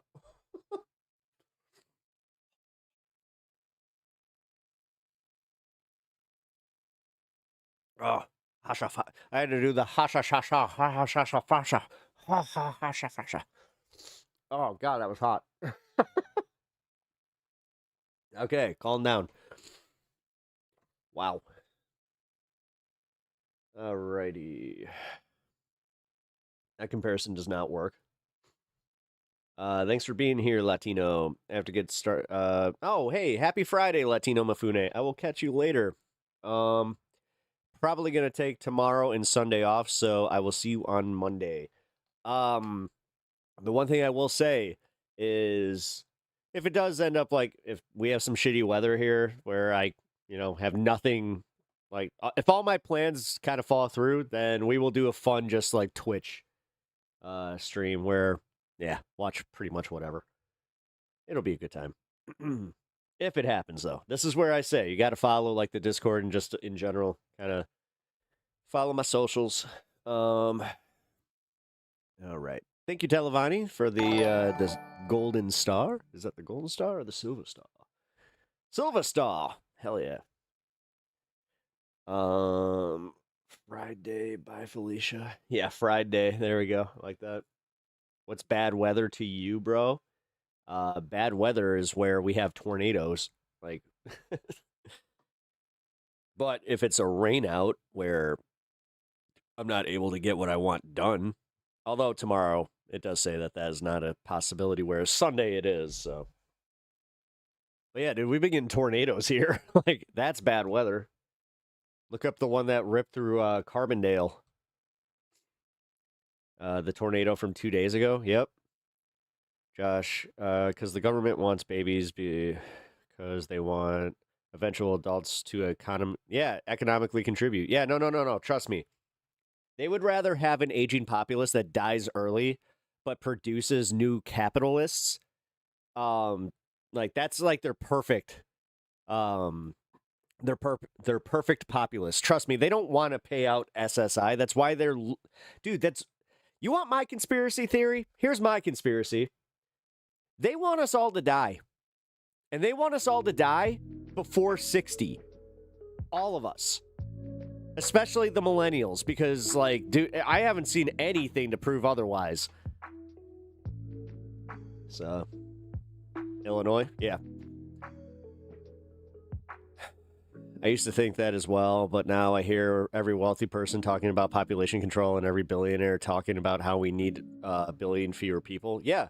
And the thing is, that's their plan. They don't want to necessarily get rid of the capital, and like they just want to make it so we live shorter lives and there's, more turnover. Yeah, that's just how it is. Hey, Norma, how's it going? Welcome to the show. Norma Jasquez Garay? God damn it. If you want to see me have a little bit of a challenge, yeah, come in here with a little bit of a weird name. Although it's not a weird name, it's just Garay. There we go. I gotta love the struggles of dyslexia. How far from St. Louis, Missouri to live? What do you mean? Do I live? I mean, I'm in Chicago, so. Psychosis is hell. Paranoia is amplified by tenfold. They would, unless they could be squeezing excess labor value. Well, that's what I mean. Like, that's why, like, funny enough, the boomers that, dude, there's a lot of them. This is why I am careful about this, because I know some boomers that got fucked over by the system. You know, they did everything right. They thought they were going to have a fucking 401k, and now they have to work at Walmart just to get by. You know, but somehow, some way, they also still vote for Trump. That's where I kind of lose my sympathy for him. War has always decreased the middle class. Oh, yeah. But that's also where they're pissed off, and that's why they're even toying with the draft, is because nobody can get sold on going to war anymore. You feel bad for me living in Chicago. Why? I love living where I live.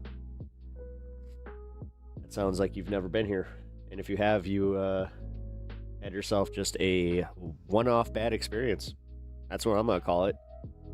The fucking myth of Chirac is just, it's always perpetrated by a bunch of these fucking country bumpkin types. Sorry. I'm sorry that you're afraid of, like, big cities and swaths of people. We get it. You don't know how a fucking, you know, a city map works. You need 40 miles between your fucking neighbors.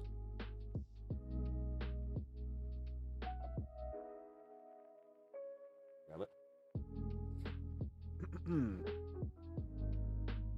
Not as hot this time. All right, cool. These are good.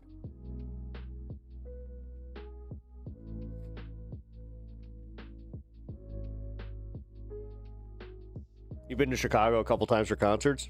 Yeah. If you live in St. Louis, I've been to St. Louis a few times for hockey games. It's a shithole there.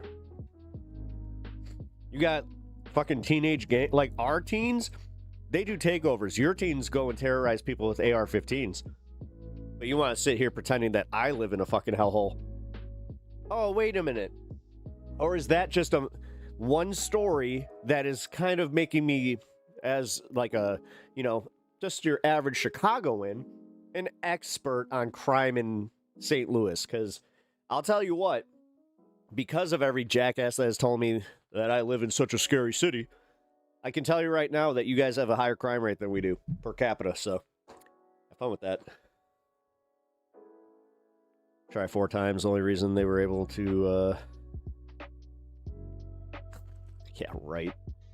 Uh-huh. Yeah. You totally, yeah. Pap is, I thought that every war since the American Revolution was Biden's fault. Yep, it was. I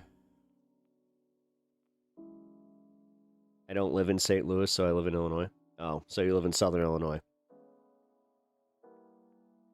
This little war that we have, we just went through, most of you experienced higher gas prices. Some people lost everything, increased fuel means increased logistical costs. That puts people out of business. Yep. Oh, dude, literally. Your average fucking town of 1,000 people with one gas station has, again, a higher crime rate than Chicago, but they never think of it that way. You have a much higher chance of actually experiencing crime in a small town.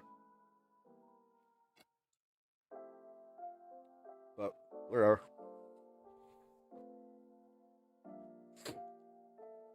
But yeah, every red state, it's always a little blue district that's littered with crime. Little blue district, you're talking about Chicago? Whereas your giant red area is literally, like I just said, populated by 1,200 people? Get fucked, you idiot. You dumb... Like, seriously, this is why we call you, like, backwoods idiots. Because you are. You're fucking morons. You're sitting here living off of our fucking... contributions to the fucking lower parts of the state. Honestly, you want us to secede? Go ahead. I'm not even kidding. Go ahead. All Southern Illinois. Fucking have fun. Have fun with Indiana. Have fun being poor. Have fun having a $7.25 fucking cent minimum wage. Have fun. Because I'll tell you what, you definitely don't deserve the fucking $15 minimum wage that we have here in Illinois. So, yeah. Go on. Shoo. Why don't you just move across that border? Oh, that's funny. Saying it was not. Oh, yeah, she lost her job because of Obamacare. You really are a fucking moron. I don't know. I was going to welcome you with open arms here and just be like, oh, maybe we just have differences in opinions, blah, blah, blah. No, you're one of these idiots that honestly believed everything that you were told by your fucking right-wing family, because you're just a bunch of fucking nudniks. You've never experienced anything past it. You've been on vacation a few times to the big city and got scared. Seriously. Quit being a cliche, dude. And that's coming from me.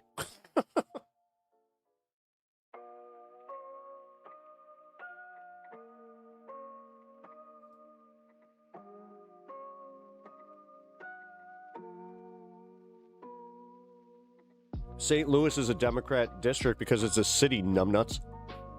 Like I said, you don't seem to understand population density and how that affects things. You're one of those morons that's always lived in a small town and goes, how come everybody can't be like us? Even though, like I said, you all fucking have guns to protect your property, even though you own fucking what? Probably 6 acres that you got for like $1,000 because no one wants to live near you.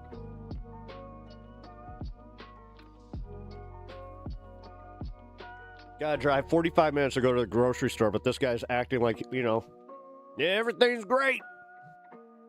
Everything's great in my life.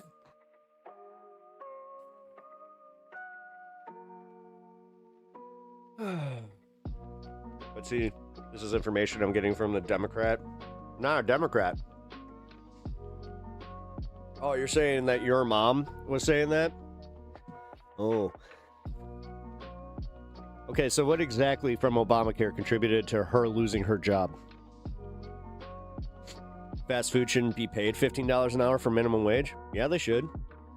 Yeah, they should, because a lot of people work multiple jobs, including that, and $15 even, you can't live on $15. You do understand that there's not a single state that you can live on the minimum wage, like the federal minimum wage anymore, right? So yeah. Love how you're taking advantage of the $15 minimum wage. Because you're, in turn, making more money, but you're such a fucking idiot you don't see it that way. She works in insurance. Fuck your mom. Yeah, fuck her. She's stupid. Telling Obamacare cost me my job in private insurance, even though I'm sitting here. I'm a Democrat and I'm working in an industry that's totally taking advantage of it. Shut up. Try harder, dude.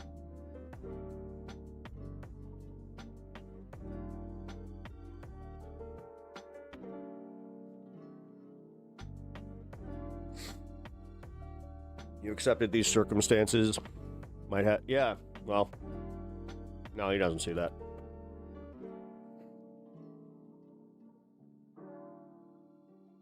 Define cliche.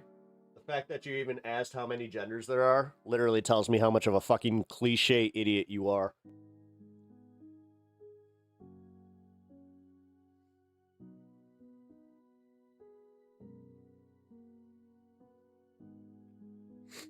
Dang, Pep. What? Dang what? Me calling his mom an idiot? A match in energy, like I said. That's how you really feel about rural folks? The ones that provide, like, no. No. It's on guys like him. Blame him. Don't blame me for having the perception. Blame him on fucking causing the perception. I'm sorry that there's always a bunch of idiots that are going out of their way to prove that there's a lot of people in these areas that seem to be backwards and fucking just some of the dumbest human beings I've ever encountered.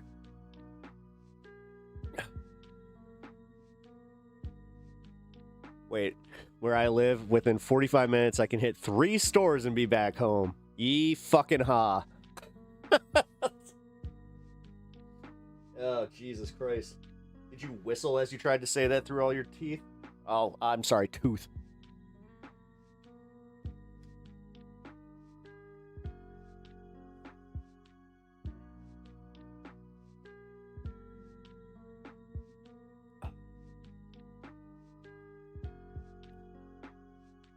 Sorry. I don't feel bad. I feel bad if any of you caught astray by that one. But honestly, no, fuck this idiot. Your city but rural adjacent. I mean, surprisingly, actually, like Chicago even has like rural areas. You know, there are some like that are like you would consider very suburban. Then you actually have some, like, strangely enough, cornfields and shit like that. It's fucking crazy. But then you go into, like, the, you know, you get too close to Wisconsin, or, excuse me, you get a little too far south, and it's just like, yep, there's definitely a major shift.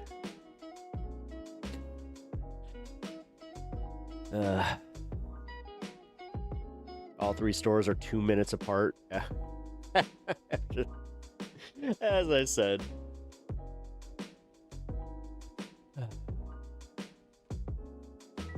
Didn't mean for anybody to catch a stray on that one, but this is where we're at today. I really am in like the, I'm matching any of the energy that's put out here by any of these idiots. I know they really don't like it though. That's the thing. They love to try it here, like they love to try it and come here and, you know, dish their fucking, what they consider troll bullshit, but yeah. You don't know what you were talking about. You're not sitting in the room wherever, like I said, your mom works in insurance and she was surprised that she might lose her job. I don't know. Maybe she should have been in a different career. For real. I don't know. Was she able to use some of the social programs to kind of get back on her feet? Were you able to benefit from any of that? Kind of hope not, because I don't want you being one of those takers. Got to look at the messenger on this one. I lived in a small town and I lived in a city. I've experienced far less crime than I did when I lived in a small town. It's a matter of who gets caught. Yep. Yep. Again, the government isn't supposed to be ineffective. Shouldn't she have an easy time competing with them? Yeah. Sorry, I started heating up.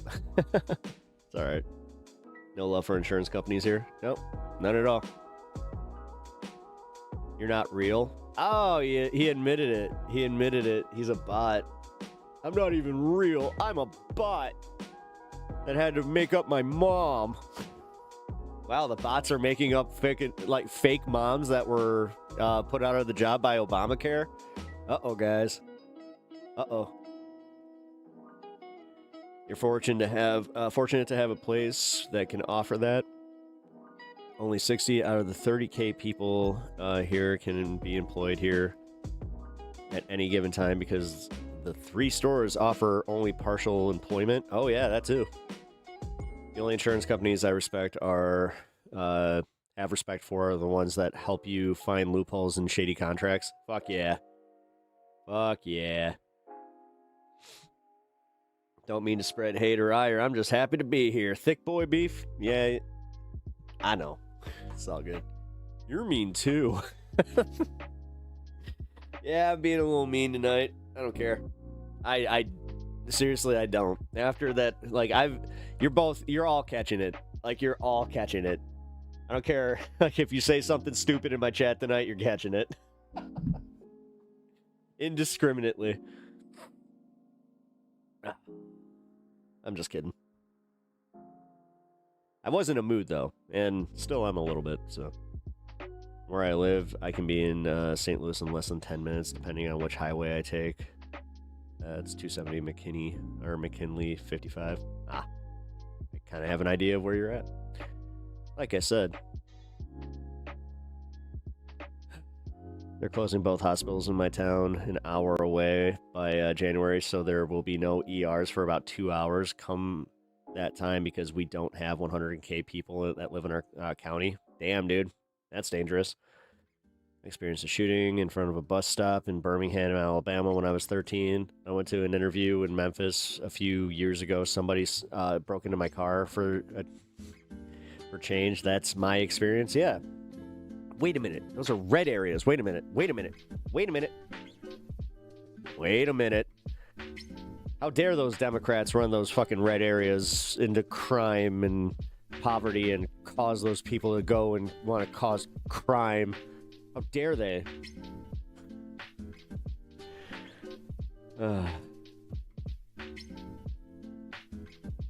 Wait, really? Do you have 2 race tracks that make it into video games?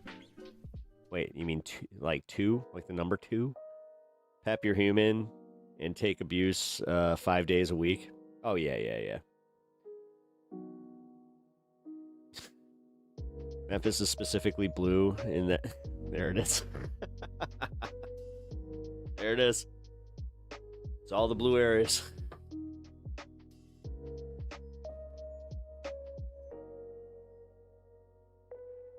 Oh, he's not saying odd shit.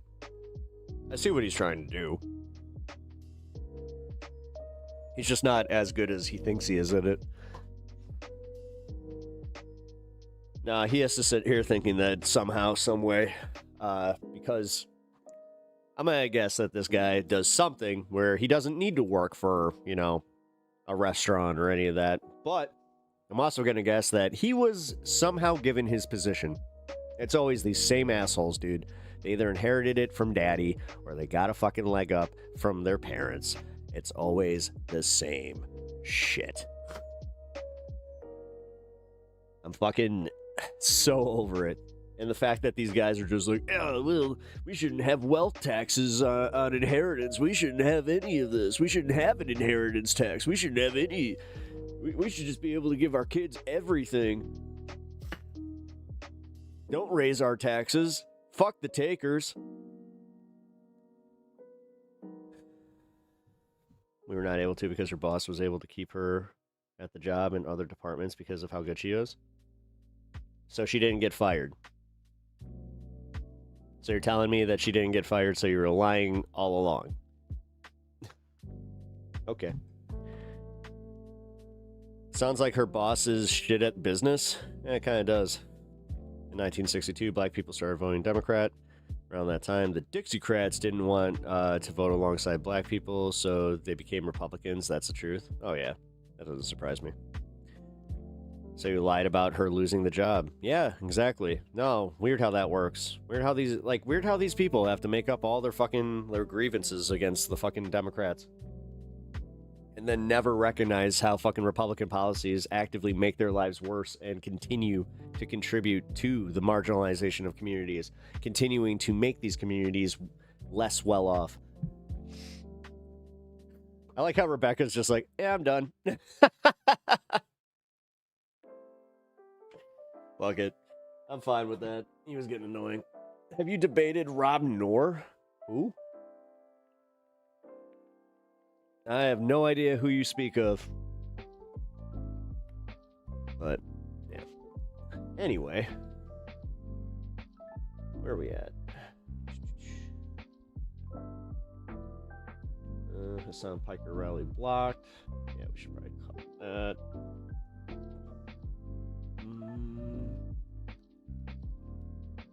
Then we got Piers Morgan. And then we're just going to chill at the back end of the stream here. By the way, what's up, folks? Hey, Bob. What's up, guy? How you doing, brother?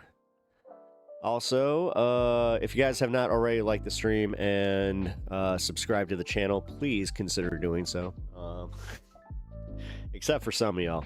Except for any of the MAGA chuds. You don't need to even try. I don't want you here. Notice how I've changed all of a sudden? Or it's just like, oh, Pep used to welcome everybody. It's like, I've had it. I've had it.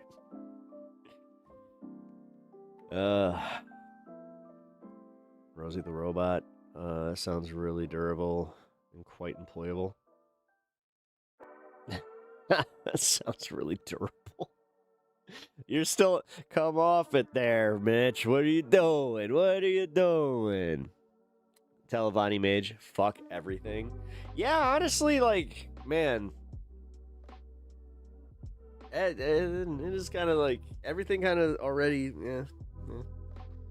I hope that we don't have that vibe coming from stream, though. You guys know that that's never the goal here. We're trying to have a chill vibe. You know what? As a matter of fact, let's take a little chill break so we feel a little bit better, and then we can go into watching whatever segment I got going on here. I think it's Hasan Piker's rally got blocked. Yeah, you know what? I actually do want to watch that. There we go. It was the JFK election, by the way. The one that was actually split that the actual split the parties. Yeah, I know. It happened in the 60s. I'm aware. Thank you, Josh, by the way, for giving my audience the breakdown. Sorry, I didn't mean to literally come off just like, oh, shit. Bill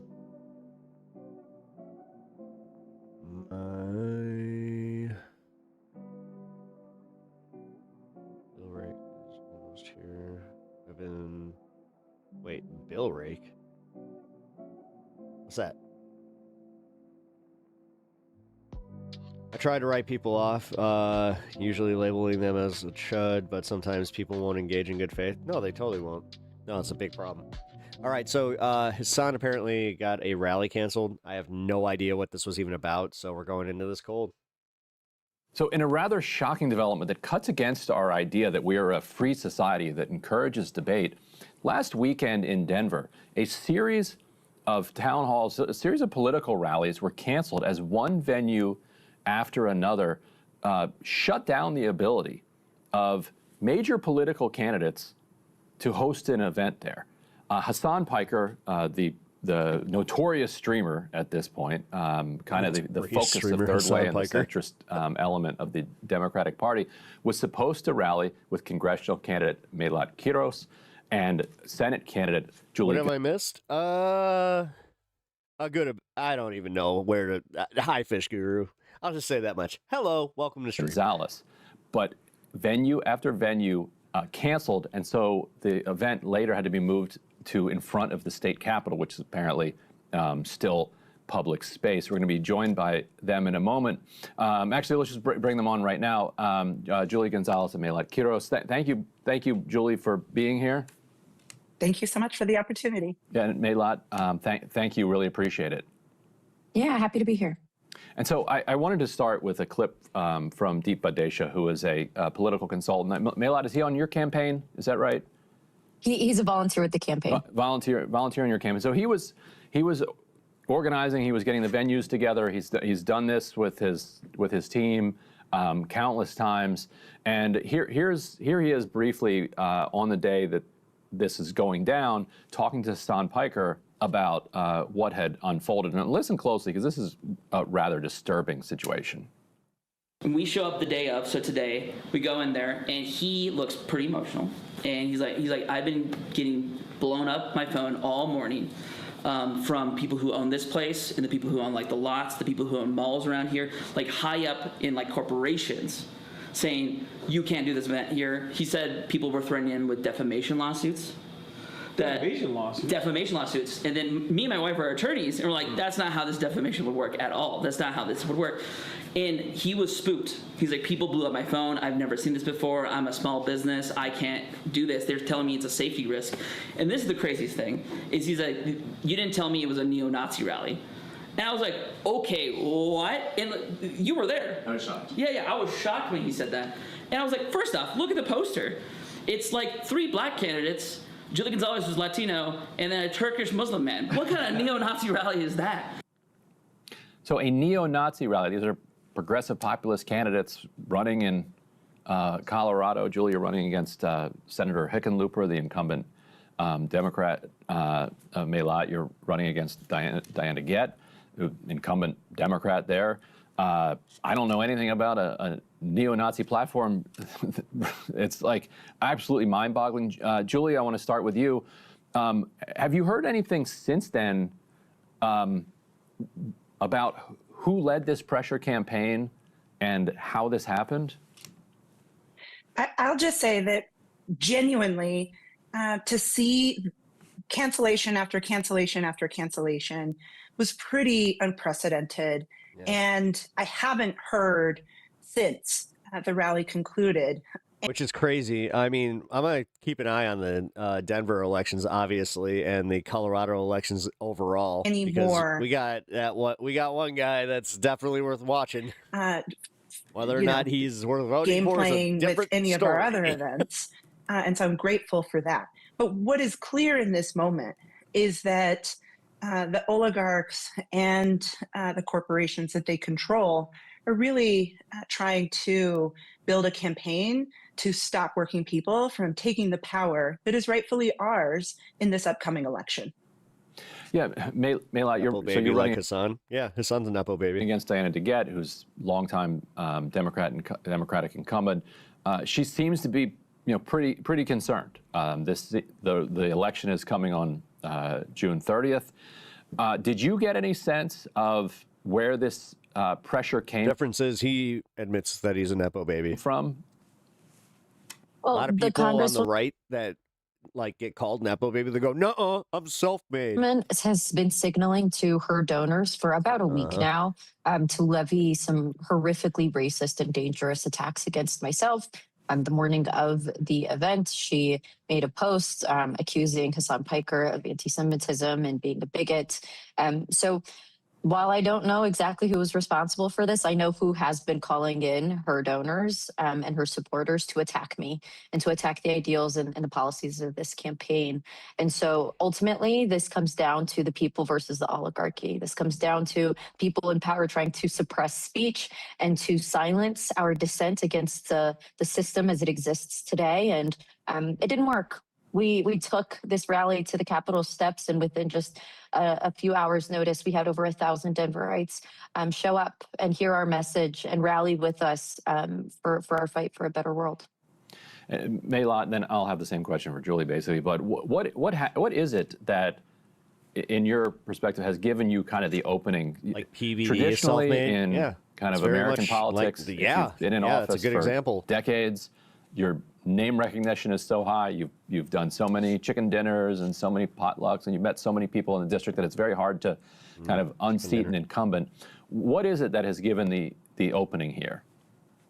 I think there's certainly a mix of factors, right? This is one of the most anti-incumbent cycles that we've ever seen. The Democratic Party is looking at really abysmal approval ratings, and the electorate is ready for a change. But ultimately, it's because we put in the work. We've been in this race for over 11 months now, and we started it off with me, my friend, and a dream. And it was just us talking to voters in bookstores and coffee shops and bars and restaurants and parks, meeting the voters where they're at, having conversations about what kind of world they want to live in, what kind of country they want to see, and what kind of policies and leaders they want to see fighting for us. And we've been having those conversations for 11 months, and the people we spoke with. Also, can I just say, it seems like AIPAC is kind of running dry.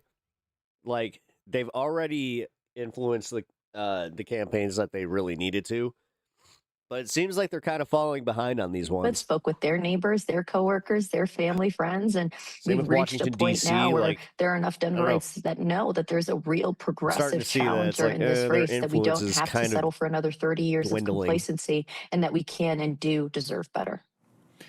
Yeah, and Julie, John Hickenlooper was correct me when was mayor of Denver. Been senator now for quite some time. Kind of a well-liked, jovial kind of figure. But maybe the kid that listens to PBD and refuses to believe he's a leech for a different Colorado. Trust me, I listen to a lot of those guys, I know a lot of those guys that also listen to Tony Robbins. There's something changing in Colorado. No, this is nothing new, guys. By the way, this isn't just the advent of YouTube. No, some people want to be fooled. Some people want just to listen to successful people tell them that they're going to be successful, and that's enough for them. Even though they're living in a fucking one-bedroom apartment eating fucking lean cuisines every night. That has put him out of step, and out of step with the current mood. Absolutely.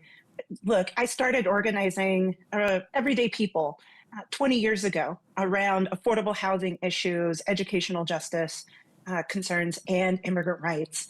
And we did that work back when it was bipartisan to be anti-immigrant. And we have done the work over the years to flip Colorado from being a trifecta red state to now being a trifecta blue state. I'm proud of that work. And yet to see that John Hickenlooper is still engaging in a politics of centrist incrementalism does not meet the rage that Coloradans are feeling about the fact that they're working harder than ever and still can barely afford the cost of housing, groceries, gas, healthcare, childcare. And so to see that he has gone and voted for not one, not two, but 10 different Trump cabinet nominees in the second Trump administration, second only to Fetterman, demonstrates that he is not prepared to leave. He's also gone and skipped 6 different debate opportunities and is just trying to phone it in and mail it in. And look, I think Coloradans are hungry for change. And that's why our campaign is building so much momentum on the ground. It's clear we're not going to out fundraise Hick, but we sure as hell are going to out organize him. And that's clear across the state of Colorado. And I saw a recent poll had him at, I think, 41 and you at 34, which is, obviously you'd rather be ahead if you're you, but if you're the incumbent, being under 50 is usually a frightening sign, heading into the election. How are you feeling, and what's your sense of whether or not you're going to have the name recognition and the resources to get out there by June 30th? Absolutely. What is clear in this moment is that no one's coming to save us but us. And Coloradans, as we've been traveling the state, just yesterday I was in northwestern Colorado in Steamboat Springs talking to voters there, and they were so excited to hear from a candidate who's willing to just show up. It should not be that low a bar, and yet that is where we're at right now. And when we talk about the issues that are impacting our lives, the fact that billionaires and the corporations that they control are increasingly driving up profit and maintaining a status quo that lines their pockets while making us work 3 jobs plus a side hustle just to afford the basics. That is why, even though John Hickenlooper, look, we get it, he enjoys basically universal name ID. But Coloradans also cannot name a single thing that he has led on and fought for. And that's why we are gaining such incredible momentum here in the polls. This is a fun poll for me. And we have the opportunity to make history in Colorado and send a direct message to Chuck Schumer that his days of handpicking candidates are over and his days of supporting do-nothing Democrats are done. And would you support Senator Schumer? Is it possible if let's say you win election, or are you looking for somebody new I see the day to lead the support Senate Democrats? I believe that Chuck Schumer has done a fine job of managing effectively the Democratic Party's descent into fascism. As per the poll. Instead of leading the charge to fight tooth and nail against it. And so I will not be voting for Chuck Schumer to continue on as the majority leader of our caucus, and instead want to fight for someone who will end our addiction to corporate PAC money and dark money, and instead return our Democratic Party to being a party driven by and dedicated to fighting for working people. Maylot, one of the clearest indications that they're taking your race extraordinarily seriously is there are now a bunch of attack ads. Super PAC called Mile High Accountability is out with an ad saying that Trump loves you, and Trump loves Democrats like you. What do you, is it? Are you seeing on the ground any impact of the negative advertising, and how are you responding to it? Ironically, a lot of these advertisements are actually introducing me to a lot of Denverites who immediately see the advertisement and see it as outlandish and cartoonish even. And especially when you can go straight to my website and our platform and see that I haven't called for any of the things that they're accusing me of calling for. And to also see that the Congresswoman herself is putting up attack ads against me. Sharia law at some tried point. Signaling to her super PACs to attack me for standing up against genocide and taking in the context of violence in the way that it happens, because it never happens in a vacuum. And when they didn't take the bait, she started posting it herself. And these advertisements have been incredibly racist and incredibly dangerous to the situation. And so I think it shows that they're scared. I think it shows that Denverites are making it very clear that they're ready for a change. And more than anything, I think it shows that the Congresswoman wasted these last 11 months in her responsibility to make her case to the voters and why she should get a 16th term on top of the 30 years that she's really failed to meaningfully show up for the voters of this district. And now it's clear as day to the voters here as well, that with the attack ads that are coming in, that she doesn't actually have a case to be made based on her record or were based on her platform. And voters are seeing that our campaign, one that is grassroots and people-powered and is supported by multiple members of the city council, of the state house, of the state senate, of different progressive organizations and unions across the district, that we are the real progressives in this race and that it's time for a change. And Julie, what are you leading with in the campaign when it comes to trying to reach voters? Like, what are the critical issues that you're finding are separating you from Senator Hickenlooper? First and foremost, I'll show up. I will do the work and listen to everyone, not only when it's easy, but especially when it's hard. And we know that we have the solutions at the ready, that we don't need to spend time doing blue ribbon commissions or study groups about. We know what the solutions are. Look, it's Medicare for all. It is universal child and elder care. It is ending the dark money and the influence that corporate PACs and the billionaires and corporations who control them currently play in our politics. And my goodness, it is about lowering the cost of everyday life so that Coloradans can not just survive, but actually thrive. And to me, when we are talking about the issues with Coloradans across the state, we've been traveling the Four Corners and Fort Morgan. We've been all across the Front Range, talking to folks in not only the same people who raged against George Bush with American Idiot were shocked to find out that punk rock is Antifa. The urban corridor in the heart of Denver, but also in rural Colorado, that with, and talking to Johnny Walker farmers Dredd. and ranchers who are barely able to make ends meet given the increased cost of tariffs and everything else. Everyone is ready for a change in order for us to advance a politics that meets the moment. Now, let me just say this. I believe that not only do Democrats need to go and build a governing majority, right? Flips red seats blue and do the work to win those seats, but we've also got to go and look at the caliber of Democrats that we send to DC from the safe blue states like Colorado. And that's where we have this incredible opportunity in a head-to-head challenge against a man who has been in politics for over 20 years as mayor of Denver, governor of Colorado, and now in the U.S. Senate. Colorado is in a unique position because we are in a state that has never elected a woman to serve in any of those roles. Yeah, Johnny Walker Dredd does not have the vibes to listen to reggae. We have the opportunity. Especially the dope reggae that he does. Like, dude, it's Dub Syndicate for real. Like, I'm a fan now. Like, that guy legitimately turned me on to a band that I had never heard of before, and now I'm to make history I'm a fan through this fan, campaign. So.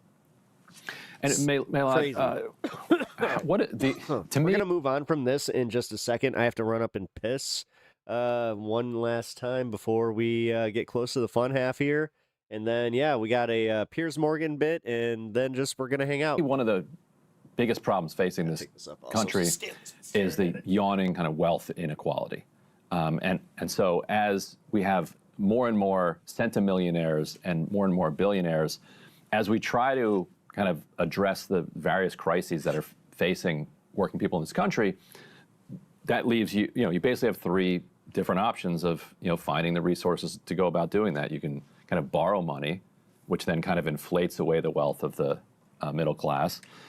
You can tax the kind of middle and upper middle class, or you can tax the billionaires. Where is Colorado at this point on a wealth tax? Because to me, from a political but also a fiscal perspective, if we continue to tax work but not wealth, we're going to continue just kind of having people fight among each other and developing new things to fight about. Yeah, that's exactly right. And Coloradans are more tuned into that than ever. In fact, I would argue that one of the policy positions I have that has been the most popular with Denver voters has been the fact that I'm calling for taxing the rich and taxing the ultra wealthy, the billionaires, and now the trillionaires included. But also talking about the priorities of our budget right now. You know, calling for cutting the Pentagon budget by 10%, something that the Congresswoman voted twice against, even when we were in the middle of a pandemic and we're sorely in need of those resources. Making sure that our budget is actually in line with our values and in line with our priorities, and guaranteeing healthcare and housing and nutritional food and public education and public transit to the people of this country is paramount. And instead, we are sending billions and billions of dollars abroad to fund genocidal wars. It's unacceptable. And the voters of this district are very, very, very ready to see leadership who's actually going to call out the people who are responsible for the widening inequality in this country and in our economy. Because ultimately, I think where Democrats have failed in being able to meaningfully turn out working class people is that we have failed to actually call out who's responsible for the collapsing economy and the way that those people have been attacking our democracy. And those are the billionaires and the corporations who kept our prices high, who burned our planet and are profiting from genocide. And when you take money from these billionaires, from these corporations, you are holding yourself accountable to them. And that's why we have to make sure that in every primary, at any level of office across the country, that we are only giving our votes to the people who are running grassroots, people-powered campaigns. This campaign is supported by over 8,000 individual donors with an average donation of $50, because I'm not running to represent moneyed interests. I'm running to represent the people of this district and working people who have been. It is kind of telling, like, how they actively are always pushing back against candidates that are funded by the people, trying to get by for too long and deserve not just to get by, but to actually thrive. That's something that I wish would actually kind of catch on with some of the, like, I don't care like necessarily where they're running. If they're a small money like candidate that legit has, just small dollar donations, every one of those candidates should have a bigger platform than anybody that takes billionaire money. I mean, hot take. And last thing for both of you, not to put you on the policy spot here, but there's currently a bill in Congress by Don Beyer over in the House and Chris Van Hollen over in the Senate that introduces a significant tax cut for working people and pays for it with a surtax on millionaires. If I were writing it, I'd throw in a wealth tax on that too, not just taxing income, because the wealth is really where the money is. But there's also some pushback in kind of progressive circles that say that you shouldn't cut taxes on working people because cutting taxes across the board is wrong at this moment. And also everybody kind of, you undercut the idea of, support for taxation if everybody isn't paying in. I think that's absurd. I think people don't like paying taxes. And if you cut working people's taxes a little bit, they're not all of a sudden going to say, well, I used to like the idea of taxation, but now that I'm paying a little bit less, not so much anymore. But so, Julia, start with you. Chris Van Hollen, Kennedy. All right, that's where we're going to call this one, and we're going to move on. All righty. Let's do a little decompression, and then we will get into the next segment.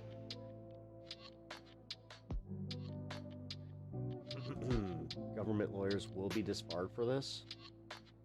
Yep. Yes, they will. Sorry. Somebody sent me the Legal Eagle talking about Kat Abou-Ghazaleh and the Broadview 6. The weird part is I might have to look this up on YouTube because for some reason the link is not working. All right, screw it. Let's do those.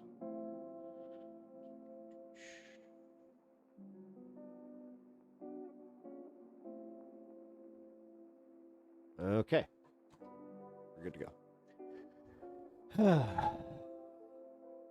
So yeah, if you guys didn't know, Kat Abou-Ghazaleh, she was running for my district, the Illinois 9th.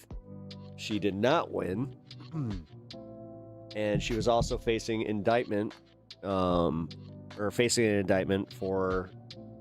allegedly blocking a ICE vehicle and causing damage to said vehicle. So they charged her and 6 other people with conspiring to do so. Turns out that not only the case, like, it was complete horseshit, and many aspects of it were either fabricated outright or just completely exaggerated. But it turns out that there was also some shenanigans from the prosecution that will likely get these people disbarred. So, let's get the details on this. The Broadview 6 are free. All charges against them were dropped last month in a humiliating hearing where the U.S. Attorney in Chicago, Andrew Boutros, had to cop to complete chaos in his office. Judge April Perry called him out for massive prosecutorial misconduct revealed in the grand jury transcripts, and now those transcripts have been unsealed. And yikes, now we That was good B-roll. understand why Boutros and his team tried so hard to hide what they'd done from the court. When they were finally forced to turn them over, the judge said she'd never seen the types of prosecutorial misconduct before a grand jury that she saw in those transcripts. But now, Grand juror I thought it was a crock of shit. you and I and everyone else can read them in all their horrifying glory. So pour yourself a double shot of Malort, or not, and let's talk about what went down in Chicago. On September 26, Yo, we don't drink it with the fucking roach. I don't know what the hell that bullshit is. I mean, it will kill. It will totally. You could use it as insecticide for sure. expedition toward the Broadview Ice Building in suburban Chicago. That facility was never meant to be By used. the way, the secret is nobody in Chicago actually likes Malort. It's one of those things where it's a test of courage and strength and resolve. And every time you do it, you're just like, yeah. But then you're like, I did it. I'm a badass. Woo! Used for long-term detention and is not equipped to provide beds, food, medical Looks like the cat's out of the bag. That was a good one. care, hygiene, and access to counsel for immigrants. But like We many got such jokes. facilities, it's now being used to hold people for days or even weeks, crammed into a holding cell, sleeping on the floor next to an open toilet. On that day, protesters were moving back and forth in the crosswalk to block access to the building. It's what's known as a Jericho walk. Broadview police had been managing traffic, parting the crowd when vehicles needed to pass. But this agent did not want to wait for the police to clear the road. He just drove directly into the protesters, who immediately surrounded the expedition, banging on the hood and windows. The ICE agent slowed his vehicle to a crawl. The cops cleared the protesters almost immediately, and the agent was a couple minutes late for work. The expedition sustained minor damage. Someone tore off a windshield wiper, and the word pig was scratched into the paint. And then the agent went about his business. He didn't seem too broke up about it. That same day, he texted his colleagues about trash in the street and joked with a fellow agent that riot control is fun. Now, it would not surprise anyone to see these protesters charged with a misdemeanor, but that's not what happened. Instead, the department indicted 6 of them for felony conspiracy under 18 U.S.C. Section 372, plus individual misdemeanor assault counts under 18 U.S.C. Section 111, which is weird. First of all, there's no allegation that the individuals charged were the most violent protesters that day or that they pulled off the windshield wiper or scratched the paint. They were, however, the most politically prominent members of the crowd, including Kat Abu-Ghazaleh, a congressional candidate, her field director, Andre Martin, Oak Park Village trustee Brian Straw, Cook County board candidate Catherine Sharp, Cook County Democratic Committee member Michael Rabbitt, and musician Jocelyn Walsh.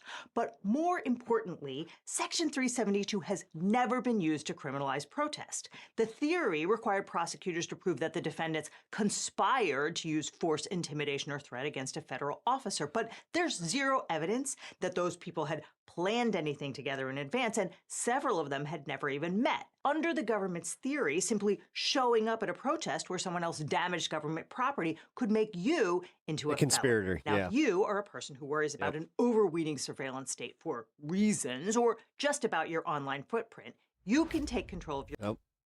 Incogni. God. Same ones everywhere. supposed to go. Because when most people think of juries, they think of pettit juries. And before you hit me up in the comments, yes, it's really pronounced like that. Petit juries are trial juries. It's sometimes a little different in state court, but in federal criminal juries, there are 12 citizens who have to vote unanimously to convict if they find beyond a reasonable doubt that the defendant committed a crime. Petit juries go through voir dire, where the lawyers and the judge will ensure that they don't harbor bias that would make them unable to deliberate fairly. But that is not how grand juries work. A grand jury is a group of 23 citizens who sit in a room and review evidence and decide whether the government has probable cause to charge someone with a felony. It's based on the Fifth Amendment's requirement that no person shall be held to answer for a capital or otherwise infamous crime unless on a presentment or indictment of a grand jury. The grand jury is supposed to be an independent check on prosecutorial power. In most federal courthouses, a grand jury meets once a week for several months, and in that time, the prosecutors will present many, many cases to them. Probable cause is a much lower standard. Wait, the same grand jury though? Is it always the same people? Than I know that. I mean, I know that's a dumb question, but beyond a reasonable doubt. Basically, a I don't reasonable know. person. Like, do people just kind of like take a week out of their lives and that's their jury duty? Like, you just get summoned to a grand jury? Conclude that a crime How's was this work? committed. And the jurors do not have to be unanimous. It takes just 12 votes to secure an indictment.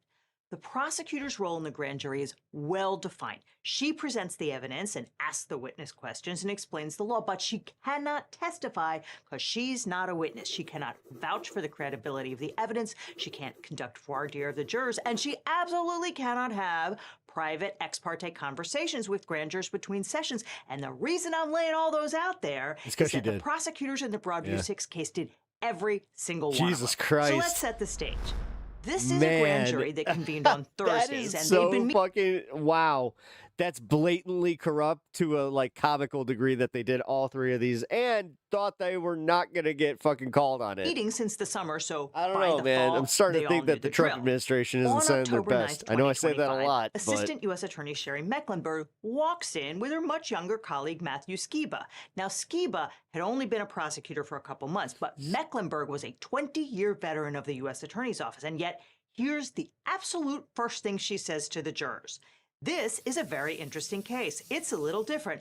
I purposely asked if I could wait for the Thursday grand jury. I did. Matt will vouch for me. I said, I want to go in front of the Thursday grand jury because I know you and I trust you and you know me and you trust me and I would never ask you to charge somebody if I didn't think there was probable cause. And you know, you've asked me before, well, what about this person? And I said, I don't charge people unless I'm absolutely sure. If you were writing a manual for prosecutors that defined vouching and gave an example, it would look just like that. Mecklenburg literally used the word vouch. She has been presenting to this Thursday grand jury for months, and she's leaning into her personal credibility and saying, this case is a little iffy, but trust me, because you know me, and I would never steer you wrong, and that's not okay. Mecklenburg is not a witness, and her belief that the defendants are guilty isn't evidence. As it turns out, though, the jurors didn't trust her. On that first day, they returned what's called a no true bill. That is, there were fewer than 12 votes to indict the Broadview protesters. And no bills are really uncommon, or they used to be anyway. Lots of prosecutors go their entire careers without ever having a grand jury reject a proposed indictment. But today, the Justice Department has become more politicized, and prosecutors are forced to bring weaker cases. And so no bills have become a pretty regular occurrence. Back in Chicago, it took Mecklenburg 3 tries to indict the Broadview 6. She came back 3 weeks in a row, and in every single one of those presentations, she engaged in improper prosecutorial vouching. On October 16th, before the witness even entered the room, Mecklenburg and Skiba narrated the video footage for the jurors, identifying defendants by name and describing what each one of them was doing and characterizing their intent. Skiba said, Michael Rabbit hung onto the passenger side of the car. He pushed and banged on the side of the car. Kat Abu-Ghazaleh placed herself in the front of the vehicle. She pushed on the front of the vehicle with her hands and body to prevent the car from continuing, and Kat Sharp did the same. And Brian Straw similarly moved through the crowd to the front of the vehicle, and like Kat Abu-Ghazaleh and Kat Sharp, he pushed up against it with his hands and leveraged his body to prevent it from continuing. That is testimony. It's an unsworn assertion about what the evidence shows, delivered by the prosecutor before the witnesses said a word about it, and Mecklenburg did the same thing during actual testimony. Damn, dude, when this the agent was prosecutor's on the corrupt stand, as a juror fuck. asked if the agent is afraid of running over people, isn't the right thing to do to stop? And instead of letting the agent answer for himself, she jumped in and said, "Didn't you hear the testimony that he said he was afraid to stop because he was afraid they were going to break the windows and pull him out and he would God, be injured?" dude, and he was she's a concerned Karen, about too. stopping for his own safety, and he was concerned about Ew. safety in the front. So he had to balance it.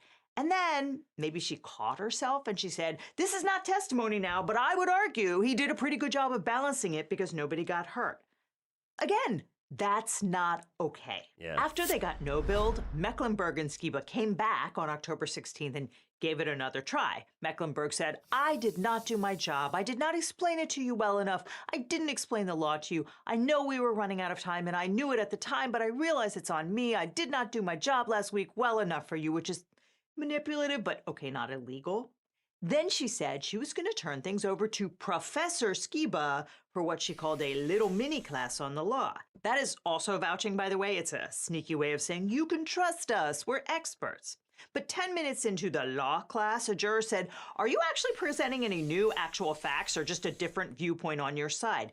And then Mecklenburg did something totally inappropriate. She said, "Okay, I'm feeling the skepticism already. Are you going to be able to listen with an open mind? Tell me the truth." Now remember, grand jurors do not get voir dired beyond being asked if they know the defendant and the witness. The juror does not have to tell her the truth beforehand about his state of mind, and he certainly has no obligation to be a blank slate after the evidence has already been presented to him. And yet, Mecklenburg treated this as a failure by the juror that disqualified him from deliberating. He said, "I heard this case like last week and I thought it was a crock of shit then and I still think it is." And she said, "Then you have to go. I kind of had that impression from last week, but thank you." So she dismissed him with a snide "have a good evening," and out he went, followed by another juror who had seen the evidence and also thought it was garbage. That's not how grand juries work. Prosecutors don't get to screen jurors before deliberations begin, and the entire point of a grand jury is for ordinary citizens to deliberate together.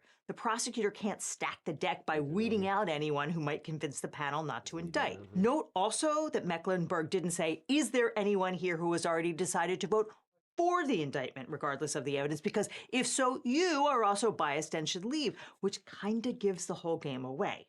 Now, the transcript for that day shows that the testimony was abruptly stopped at 10:11 a.m. It was only later in the May 21 hearing that blew up this case that we understood why.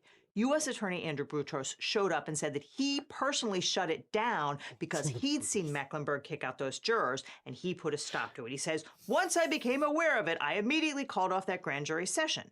And he said he read Had to everyone walk in the the dog office the riot act around and the block told them with the hubby and the dog. never to do it again. Nice. I think Boutros wanted Yeah, a you could pat do on the that back today. from the judge for Do that being so tomorrow. brave and honest, but whatever Boutros said to his staff does not seem to have penetrated, because Mecklenburg did it again when she came back to the grand jury on October 23rd. She Dude. starts out by saying, How did the judge just tell her, like, you are dangerously close to prosecutorial "I'm misconduct? not going to ask you today if you can keep an open mind and deliberate fairly and apply the law That to one these was facts. like, Instead, I'd like am I you gonna make it? all Am I to gonna make stay it?" and hear our evidence and our law and our testimony." Okay, so far so good. She says she's bringing back Professor Skiba, who's not a professor still. She says she wants all the jurors to stay and 19 listen. minutes and then, until the when it is 14 your hours. time to deliberate, that you be honest with your fellow grand jurors. Then If fun you still feel time. like you are operating from feelings that prevent Probably you from go deliberating to, fairly with your fellow grand jurors and from about 2 more applying the hours. law to the facts here, then tell your fellow grand jurors that you cannot deliberate. Again, no. That is still imposing an obligation on grand jurors to absent themselves if they have feelings, which are better known as an opinion or judgment, but only if they have an opinion that the case is a crock of shit. If they think the protesters are guilty, they're welcome to stay and deliberate. And Boutros himself put his finger on the scale too. He also addressed the grand jurors on October 23rd. He talked about the really important function that you all play and called them the conscience of the community.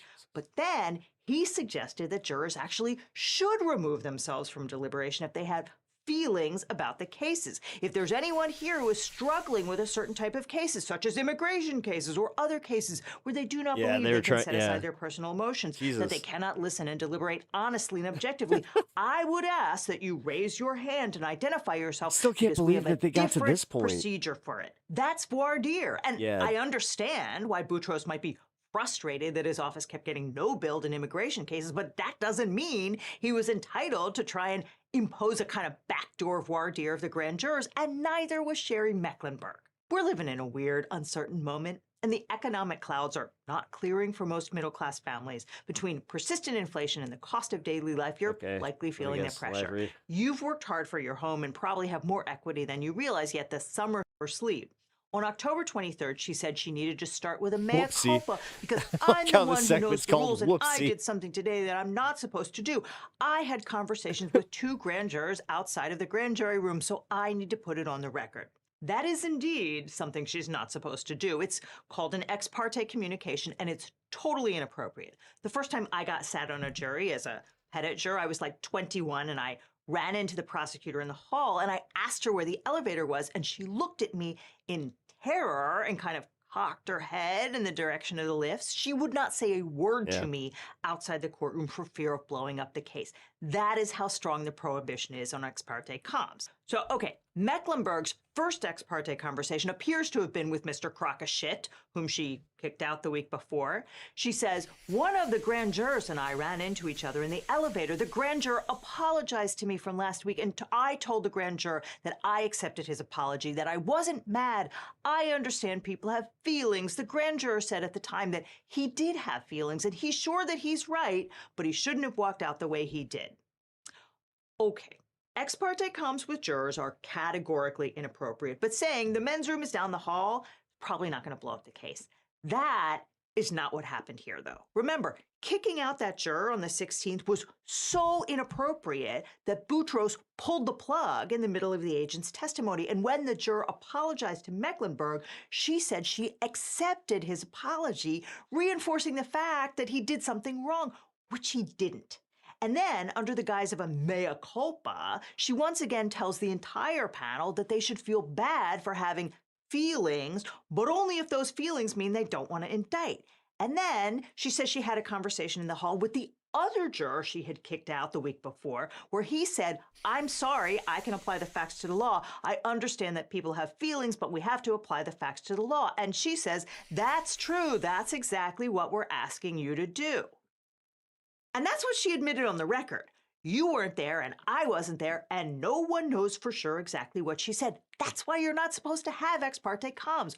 All we know is that after she talked to those jurors off the record and told them she accepted their apology, she finally got her indictment of the Broadview 6 on October 23rd. So all of that is really bad, but one other thing jumped out at me from the transcripts that happened during Professor Skiba's law class, or classes actually, since he did it twice. Skiba's job was to explain the elements of 18 U.S.C. Section 372, conspiracy to impede or injure a federal officer using force, intimidation, or threat. Now, from the outside, an agent in a giant SUV being confronted by unarmed protesters would not appear to be in any danger, particularly since there were cops and ICE agents firing pepper balls to disperse the crowd. But okay, Skiba could have cited plenty of relevant criminal authorities to define force, intimidation, or threat. Instead, he reached for a civil suit out of the Western District of Texas called Cervini versus Cisneros. He said, this is a civil statute, but it's a civil statute that is mirrored exactly in relevant part, like the 372 statute that we're presenting here. He quoted Cervini for the proposition that the most commonly understood dictionary definition of intimidate is to place a person in fear. That quote is actually from a 1992 case from the Fifth Circuit called U.S. v. Hicks. It involved 2 airline passengers playing a boombox and cussing out the flight crew. But I understand why Skiba preferred to cite Cervini instead, since those defendants surrounded a bus with about 100 cars on the interstate and attempted to block and control its movements with their vehicles, and driving dangerously could reasonably constitute force. So if you're trying to prove that blocking the ICE agent's progress outside Broadview counts as force or intimidation, Cervini looks superficially like a good analog. What Skiba left out, though, was that the bus in Cervini was the Biden-Harris campaign bus getting swarmed by dozens of cars and trucks waving Trump flags, which boxed it in so it could only move at 15 miles an hour and almost ran it off the road. The people on the bus were certainly intimidated, and the Biden campaign canceled 3 events as a direct result. But the Justice Department never charged anyone in connection with the incident. And the civil suit mostly failed. The only plaintiff the jury found in favor of on one of the 3 counts was the bus driver, and they gave him just $40,000 in damages. So if you're trying to establish that this fact pattern counts as intimidation, well, not great, Professor. In that May 29th hearing, Judge Perry said that even with all the vouching and dismissing jurors and ex parte comms, what was most problematic was the lengths the U.S. Attorney's Office went to in order to hide it from the court. The first time the judge said she wanted to see the grand jury transcripts, the prosecutors dropped the felony charges and filed a misdemeanor complaint because a prosecutor doesn't need a grand jury to charge a misdemeanor, and it's clear that dismissing those felonies was an effort to stop Judge Perry from delving into the grand jury transcripts. When that didn't work, the U.S. attorneys gave the court a heavily redacted version of the transcript, and when Judge Perry said it looked like there were about 30 lines missing and speculated it was an IT problem, the prosecutor stood there in the courtroom and did not say a peep. And then, when they were finally forced to hand over the full unredacted transcripts, they dropped the case entirely, which was appropriate and also extremely convenient when you're trying to stop the defendants from seeking further discovery into impropriety inside the U.S. Attorney's Office. I don't know if it's going to work in the Broadview 6 case, but it's clear they're not going to be able to limit the damage to just this case. U.S. Attorney Boutros promised to review all of Mecklenburg's work and undertake a thorough review of grand jury proceedings in his shop, but his office has already had to drop another high-profile case thanks to Mecklenburg's grand jury shenanigans. That one involved a $800 million COVID fraud indictment against former officials at Loretto Hospital in Chicago. It also involved Mecklenburg and her good pals on the Thursday grand jury. Judge Sharon Johnson Coleman ordered prosecutors to turn over the grand jury transcripts, and whatever was in them wicked side was not good. In court, defense counsel said Mecklenburg engaged in inflammatory characterizations of the defendants, including name-calling and folk wisdom metaphors. I suspect that's probably underselling it a fair bit. Judge Coleman said the U.S. Attorney's Office was in the midst of a credibility crisis and set an evidentiary hearing for June 17th to delve further into the potential prosecutorial misconduct. She told the U.S. attorney, a lot of people in your sphere that I'm assuming are going to be asked to come and testify, and you may want to avoid that. That was a pretty unsubtle hint, and the next day the prosecutors took it and dismissed the case with prejudice. Even then, Judge Coleman said, a Pandora's box has been opened. I don't know. So now actual criminals are getting away with shit because of shit like this? Yeah. If we put it all back in the box. Yeah, but that's where like lawfare and all this stuff is. This is going to sound weird. This is the only thing keeping us on the rails right now is our court system.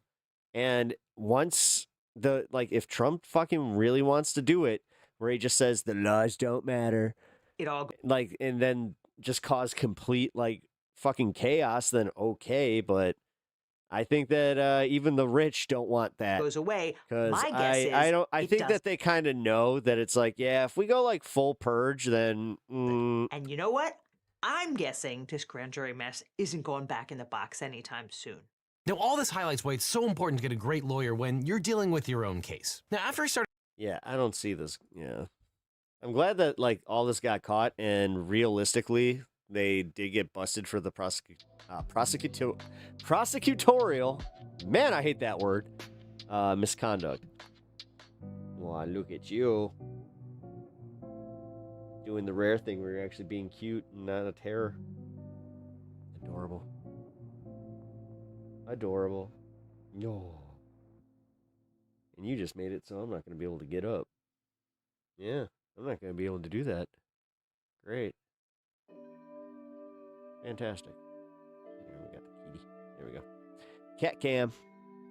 Everybody say hello to Lito. He is so cute. I think you guys all know this is why he gets away with everything.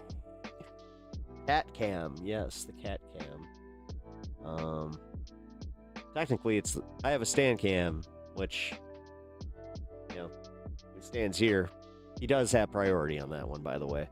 But yes, Lito made his way down here, decided to lay on my lap, and yeah, so he has control of the cam for now. Having sort of a bad day, but it's over something that might be true, and I'm not sure.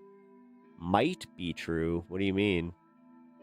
I'm sorry to hear that. You don't have to go into too much detail, but I don't know. Don't drive yourself crazy over something that's not 100%. Speculation, especially when you're wrong. That's the thing. for that whole thought where you're like, oh, but what if what if I'm right? It's like, yeah, but then, what did the worry add? Like, you can still, you can, I guess, keep the, be cautious. But, yeah, someone owes me money. Not sure if they're actually going to pay me back. Ugh.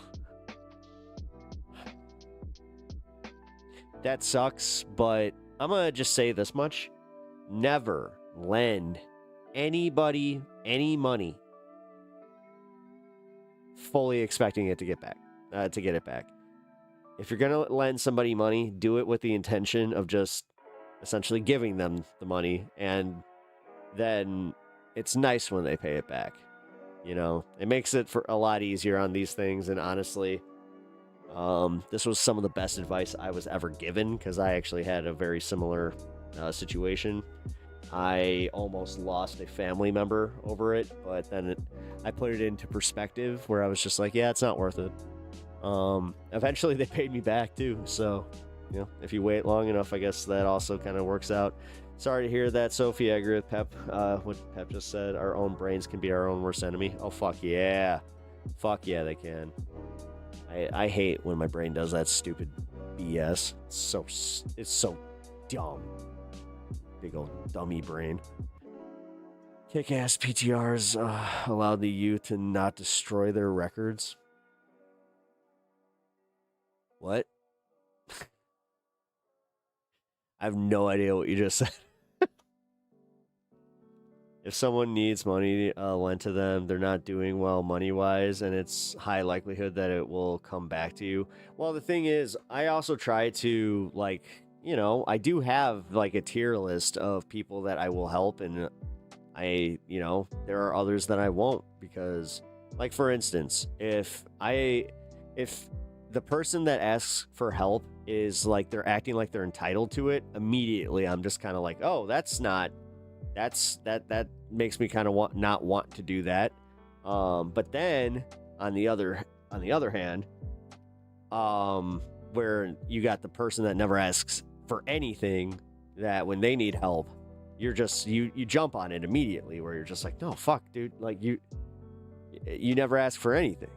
Of course I will help you. There's a big difference in the way that people approach it. So,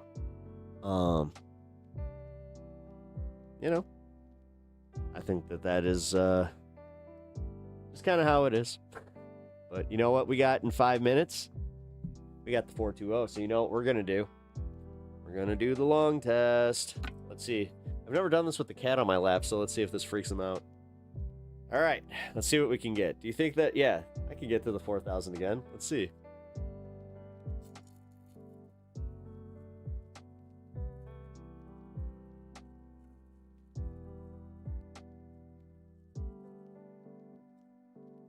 Oh, shit. Oh, shit. I actually didn't do it. I did it right here. Oh, damn. Uh-oh. Chris, she's doing okay.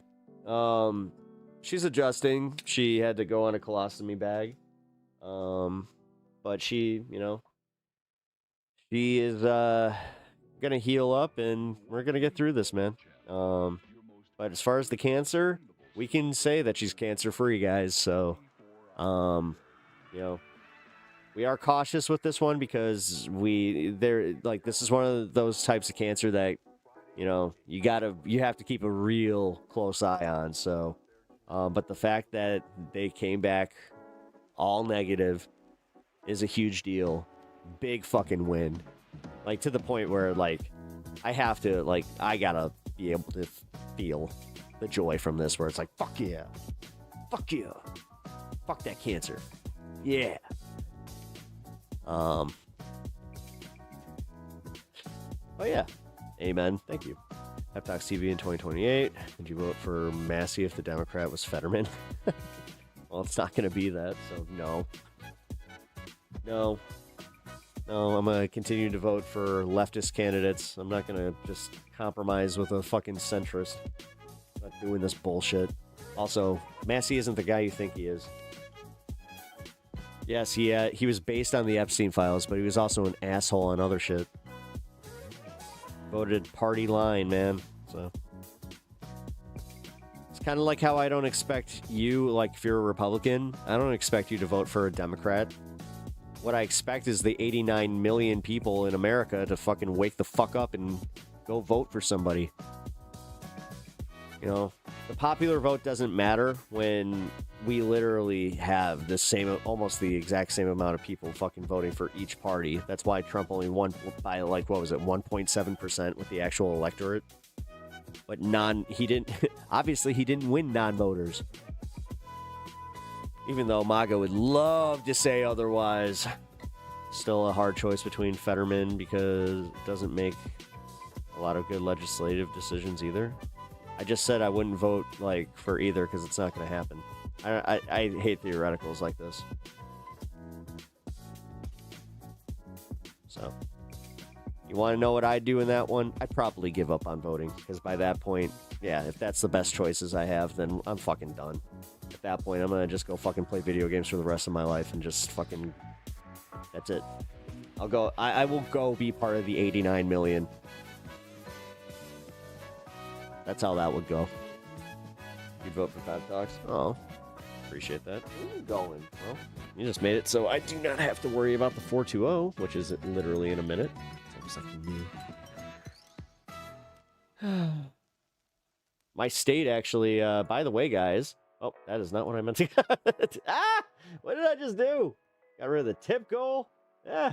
All right. I don't have to pee. I'm not going anywhere. There we go. Jeez. Clusterfuck. Oh, I was just about to say, so my state, they just stopped taxing medical cannabis. So guess who's not getting taxed anymore? And guess who also had his limit increased? Woo! Let's go. What's the point in them existing? Who? Yeah, those are tough. We need better leaders. How are the Ivy Leagues not making at least a couple decent people? Why do we always have to... Why are we voting for Ivy... I've always wondered this since I got into politics. Why does it always need to be a lawyer or some Ivy League shithead? Why can't it ever be just, fucking the Joe the Plumber thing? That's why Joe the Plumber as a concept even fucking worked. But guess what time it is? We'll get into that in a second. Woohoo!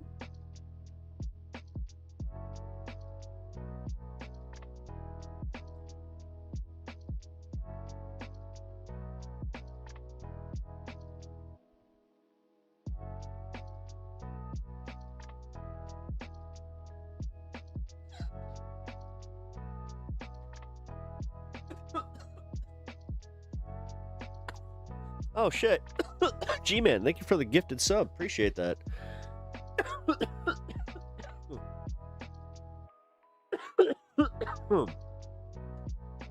Another solar punk. You have been gifted a membership. Congratulations. Treat it well.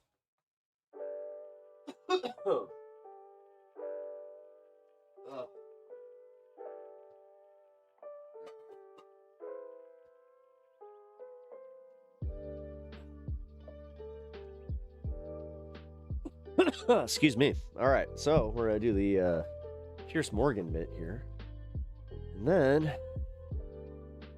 if we're still up for it, we got the Josh Johnson thing that I wanted to watch.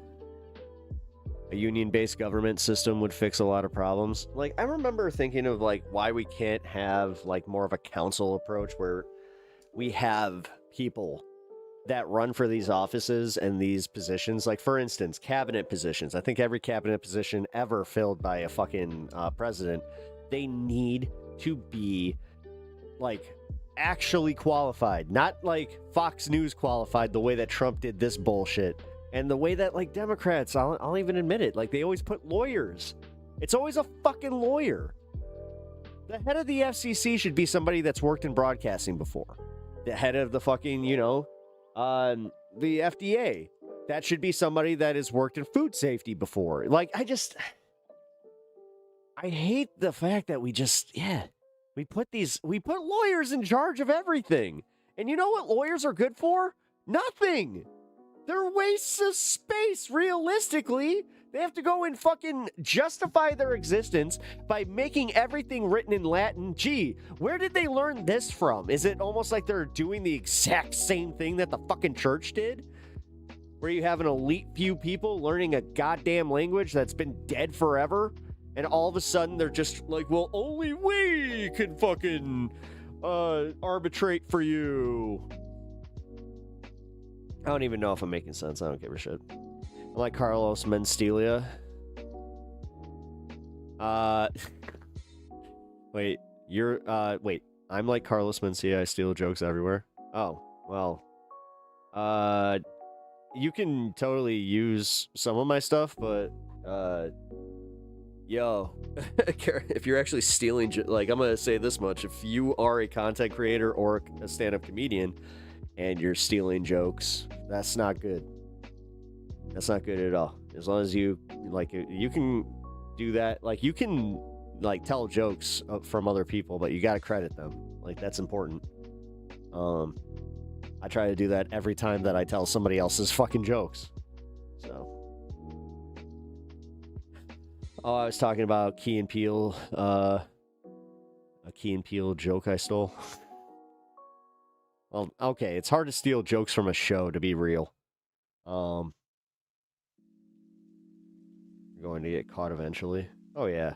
Oh, yeah, I mean, that shit, dude. Like, it's pretty fucking easy. More like Key and Steal. Well, realistically, I don't look at those two and think that they were stealing jokes as much as their staff might have been. Because you have to remember that, like, back when Comedy Central was, like, at its peak and Key and Peele was, you know, still pulling in some money, they were sending people to comedy clubs, and they were also hiring a lot of comics. Yeah, you know, they didn't know the rule where it's just like, don't use your material, like, don't give your working material to a show. That's like the biggest no-no.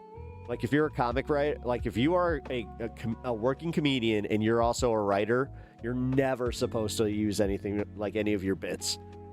Like, you don't want to do that. Because then what you got?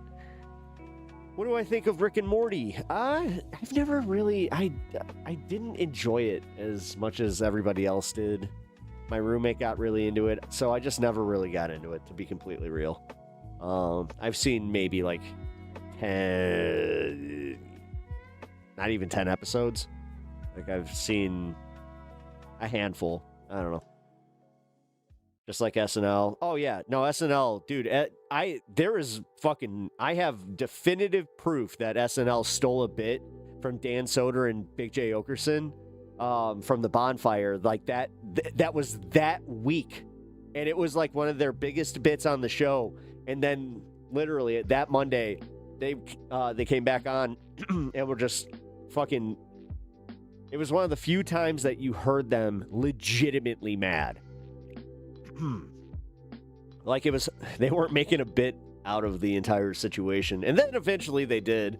They started talking about how, like, Bobby Moynihan is gonna fucking start, like, showing up with fingerless gloves.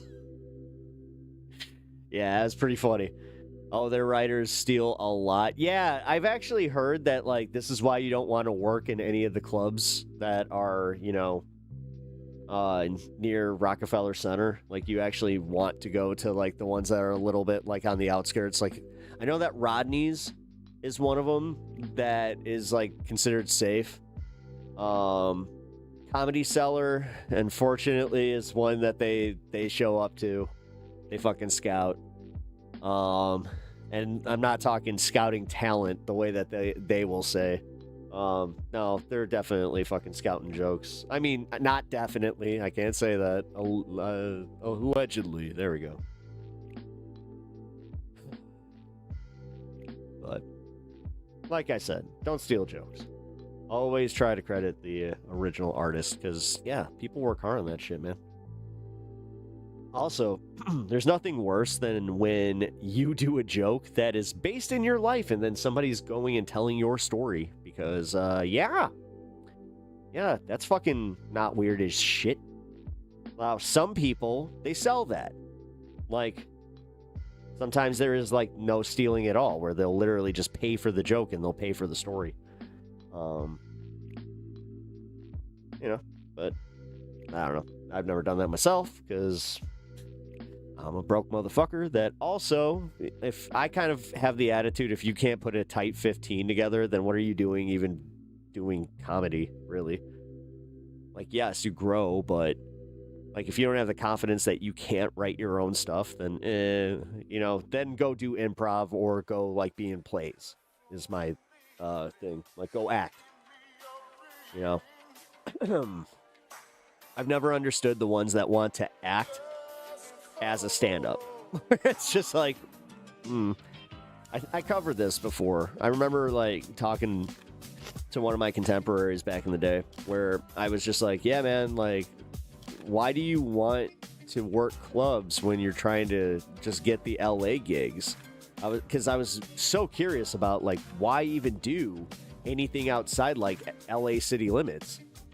Just like, I could not fathom that, but he was just, oh, well, you gotta go he said network. And I'm like, this is cringe as fuck. Like, the fact that he's going to green rooms trying to network. He's just waiting for his day where Kevin Hart fucking walks in and does a set, and then he's just like, hey, man, like, it's so delusional. But whatever. To each their own. I never worked like that, so BlackRock owns. Wait.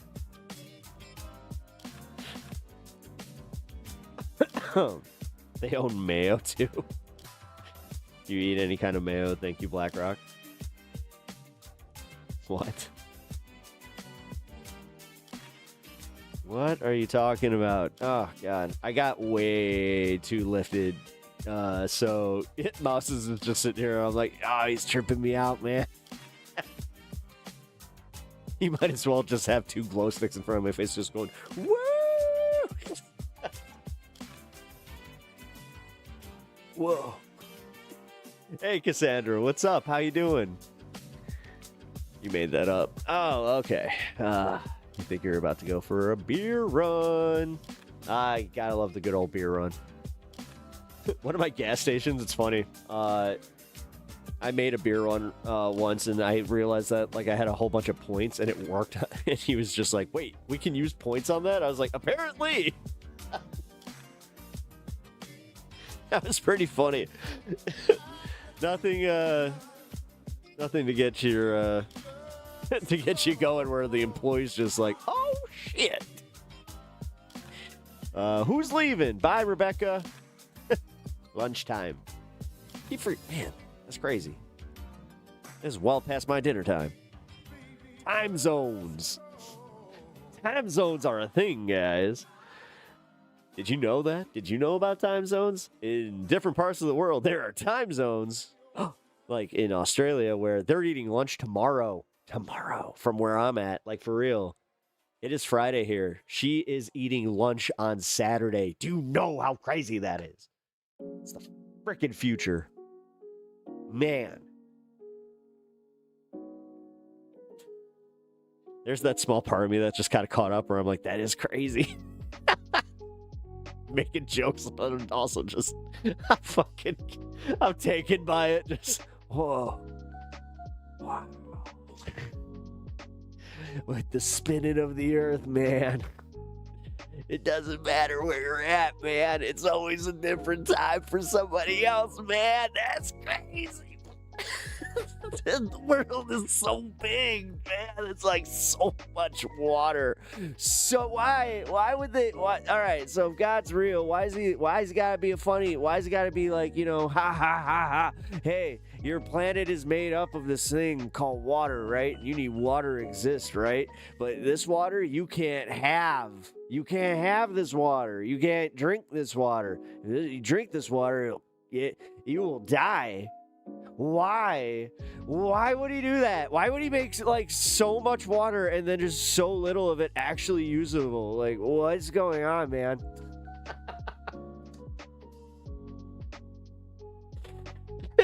That's like a lot of water that you can't drink, man. Whoa, dude. And it's so deep. It's like really deep, man. It gets like dark down there and shit. And like you can't see. And then like there's some like weird fish and shit that like fucking they start evolving and like they turn into like weirder fish, kind of like Pokemon, but like not cute Pokemon by any means, like scary Pokemon. And like you never want to see these fish, man. That means that you're in pressure zone, man. And then like, dude, you ever crushed a can, man? Like, oh god, that's what happens to your body when you go like too far down into the pressure, man. God, it's scary down there, man. Like, you ever thought about going down a submarine? I thought about it once, man. You ever thought about getting like, if you get high while you're in a submarine, are you technically getting high, or are you just getting like you're going to your like to normal because technically it lifts you, you know what I mean? Like, so it's like equalized pressure. Yeah, pressure, man. That's what happens when you go down there, man. Yeah, man.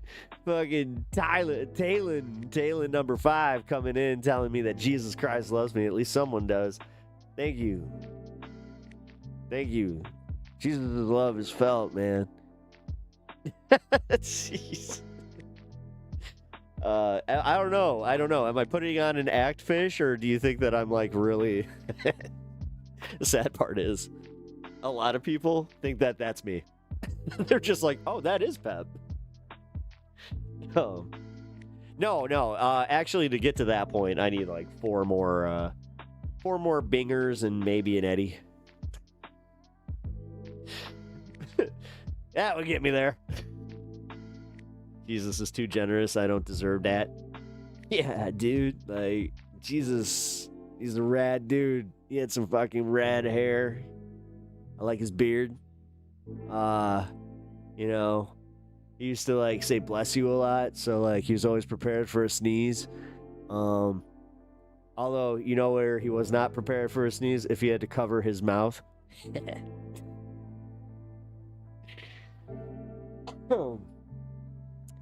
Waka waka.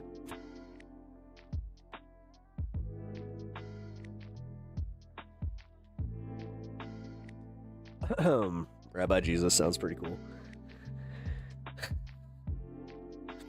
No, Rasta Jesus sounds pretty cool. Yeah. Wait, Jesus, did you just heal these guys? Yeah, man. That's all I'll do.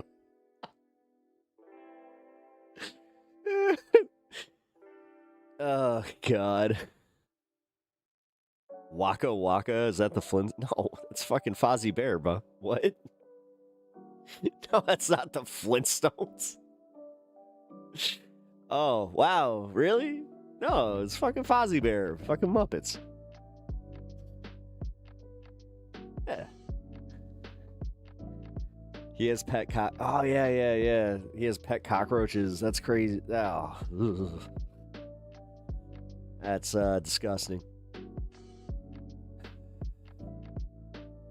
You fucked a Jesus once. He didn't heal me, but he left me breathless and unable to walk for an hour. This is the same Jesus.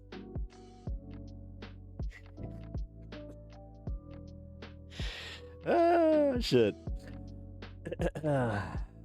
Fozzie. Okay, dude. I've not seen... Oh, don't worry. Bob, I was kidding, bro. Like, I wasn't trying to be a dick. I may have failed at that one. It's all right. It's all right. Hissing cockroaches? Dude. Yeah, fuck those. Seen some of those in the city. You got to be careful, man. I keep saying this. Like, if you live in a metropolitan area and you got dumpsters, like city dumpsters, never go near those. Like, stay away from those, because for real, what happens is the cockroaches, they like scurry about all around that dumpster.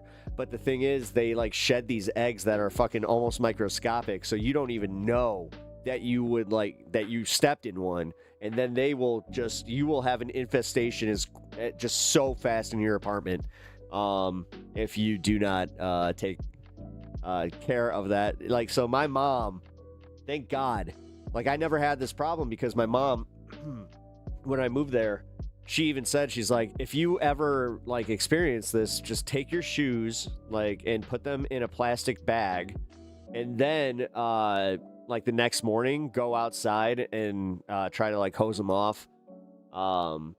Yeah. And I'm glad that I never had that problem.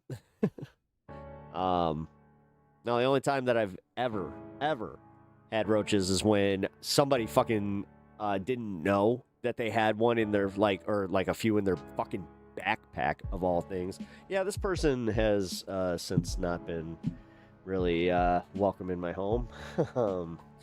Not in the same way. Like there's one time where I just had no shame about it. I was just like, you're putting your shoes in a plastic bag. You are fucking not bringing anything into my house ever again.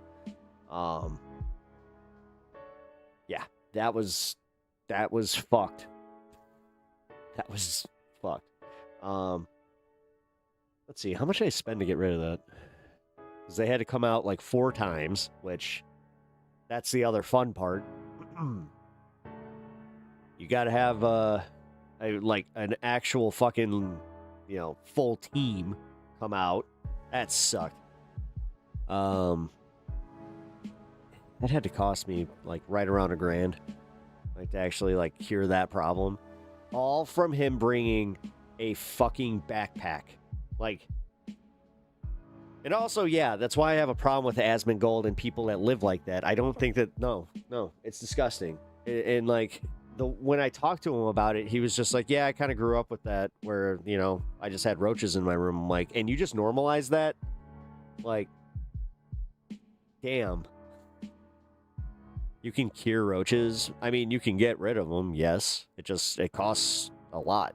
Like, because you have to have multiple treatments. Some places will do 2 treatments, like for the price of 1. That's,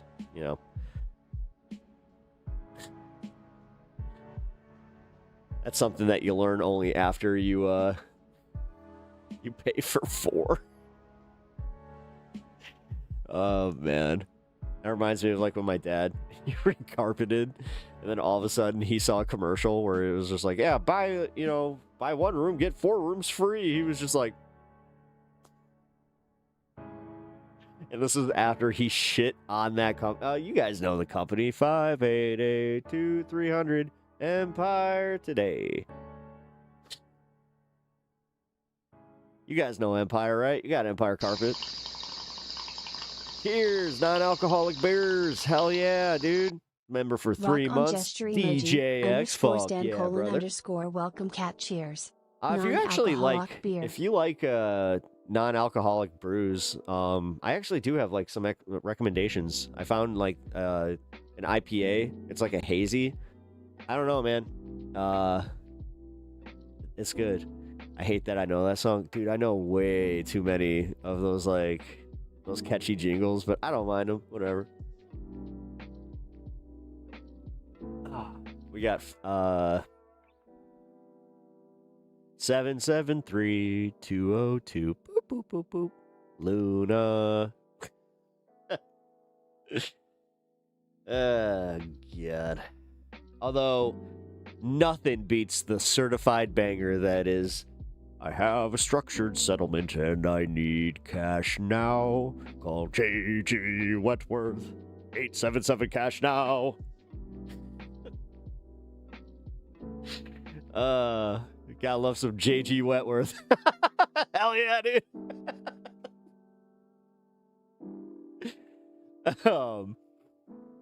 Let's see. Anything else? Like, dude, there's a few of these. Wait. Ad read pep talk style. Well, I mean, you gotta be careful.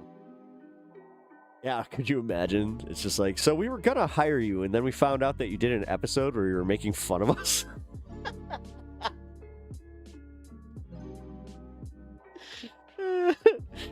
Oh, God. That's like my nightmare.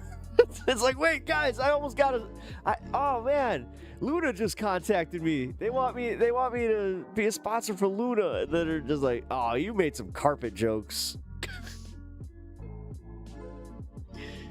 Oh god, Oliver had a fantastic video on JG West. Oh, I gotta watch that. Yeah, I think I remember him doing that. But yeah, that's one I'll revisit. Trying to think though. Wait. There's a few more iconic freaking. Oh, thank you for the thumbs up. Appreciate that, reference frame. How you doing? I hope you had a good day. Oh god, I see the honeypots. Oh, uh-oh. I think that somebody's trying to pull out a certain impression. Well, you got yourself a sooty dirty bear.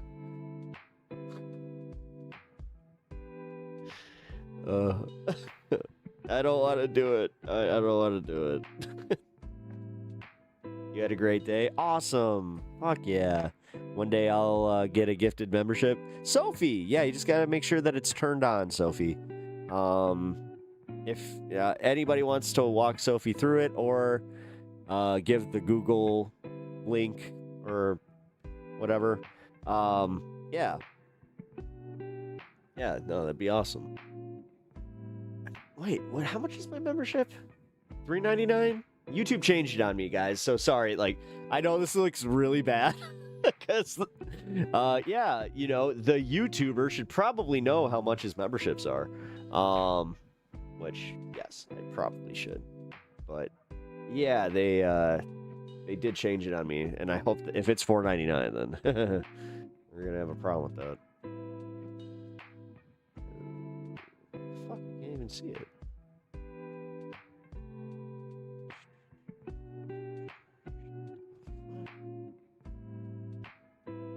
Yeah, I'm literally in this. Hold on, I'm looking to see. Okay, whatever. I give up. But yes, make sure that your ability to accept gifted memberships is on. That is how you do that. Uh-oh, Bob's in town. Oh, not that Bob. Oh wait, Bob's Jerry now. I forgot. I really like seeing unique ads from YouTubers. Imagine a YouTuber you're watching and they're sponsored by a local ice. Oh, see, now I want that. Oh, dude. Oh, dude. Oh, dude. I didn't even think about that, but there's a business that oh man. I think they would do it. I think they would want to be advertised by me. Oh, that'd be cool. All right, I'm gonna put that out there. I didn't even think about like local businesses. That's kind of cool. Have we seen Tara Hout Bob since the storm? We haven't actually. Now that you say that, we have not seen Jerry in chat since the storm hit. I hope he's all right. I mean, for what it's worth. That would suck. I hope nothing happened. I'm Jerry. No, Bob. Not you, Bob. I almost went to... Oh, you went to almost went to Dark Star? Nice. It was really, really expensive? No shit. Getting windy. Damn. Yeah, I saw Dark Star last summer. It was fun. Got to see them, and then Humphreys McGee did an entire Pink Floyd Dark Side of the Moon set. That was sick. That was sick. Oh, my God. I had a good summer last summer. Like, dude, I got to see so many good shows. Yeah, last summer was my summer of concerts. This summer is more so, I might get to catch one or two. I know I'm going to see Jesse Wells in October. Woo! So I'm excited for that. Yeah, Ryan showed up a bit yesterday. Yeah, for anybody that missed it, yeah, Ryan showed up for a little bit yesterday. It was cool. But yeah, I'm going to see Jesse Wells in, it's like October something. I forgot when, but yeah, that's going to be awesome. Looking forward to it. Yeah, lucky. I am. I very much am. Dude, I'm fucking pumped for that. That's going to be sick. And then I'm going to a festival, a Cannabis festival, where we get to do, fun things. It's going to be awesome. I try to go every year now. I've only missed one. Hashtag Lucky Pep. Hell yeah. I am lucky. Although I just realized something. I never checked this. They better be doing it this year. I swear to God, if they're not doing the festival, I'm gonna be freaking pissed.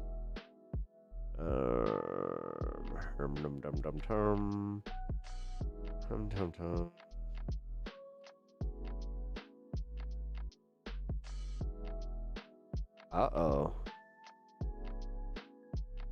Yeah, I haven't gotten any updates for it. Uh-oh. Damn. I might have to look into this, because if they aren't doing the festival, then that means... Ooh, that means that I might have to try and get to the 311 Dirty Head show, because 311 Dirty Heads and... What else is part of that? I think the Expendables were on that one, too.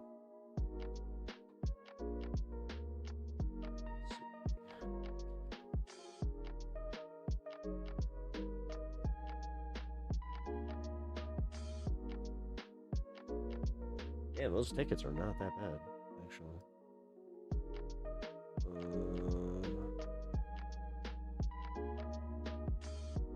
Who else is going to be there?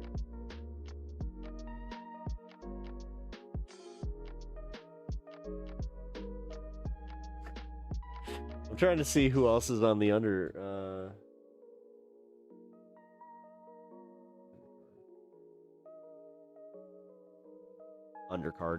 It's not a match. Oh, here we go. Ocean Alley and Atmosphere and Rome. Oh, that's right. I forgot. Rome is going to be there. Poor Rome. Bradley Knowles' kid fucking starts, getting interested, and all of a sudden he gets shoved aside. It's kind of funny. I liked Sublime with Rome. I'll be honest. I got to see them a bunch of times. That's why it's kind of funny to me. It's just like, oh, yay, Rome's there. Yeah, I don't know. That'd be... Yeah, I think that's one I... Shit. I was thinking about going, a bunch of friends, when I saw my mistake, recent ex earlier, and she said I could stay over after Out of the Blue. Not sure I want to do that. More business-music relationship. Yeah, okay. I get it.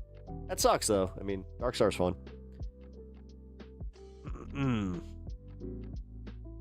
As someone who is... I mean, I like the Grateful Dead.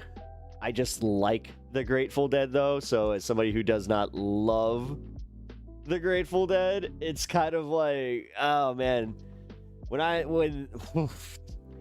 I've seen the Dead. I've seen the Dead with Fish, and I don't know, man. Going to a Dark Star show at a smaller venue was crazier than seeing the Dead at Soldier Field. It is. They show up, man. The Deadheads, they fucking show up. You'll like Big Sticky Mess Funk Trio? Oh, I don't know who that is. I've never heard them. Big Sticky Mess? I'll check that out. Fuck yeah. Dude, as I said, getting all these music recommendations lately has been freaking sick. From Sacramento, from your area. They went to school at UC David. No shit. Rome and Bradley's kid can't sing. It's horrible. Yeah, I actually, everybody keeps saying that Jacob sounds so much like Brad, and I'm like, no, he doesn't. And the thing is, I've heard his live sets. I don't know, man. It's almost like they're using AI to make him sound like his dad, because he sounds nothing like he does on the tracks. Which, I don't mind the new tracks. It's just I saw a lot of people are boycotting Sublime because I guess they're Trump supporters in some way, which I don't need to boycott Sublime. I still love, old school Sublime fucking, I don't care. I don't care if the drummer or whoever the fuck likes Trump. I don't give a shit. I grew up with that fucking music. Smoke Two Joints is literally one of the fucking most classic songs that I don't know. The Sublime vibe is that's what matters, is that the vibe is there. But yeah, I don't know. No, I like the sound I sound like Bradley when I sing his stuff. Jacob is pitchy as fuck. Oh. Yeah. I don't even know who I sound like when I sing. I think I sound like me. Which isn't great, but anytime I do like a karaoke or anything, it's just my rendition of whatever the fuck I'm singing.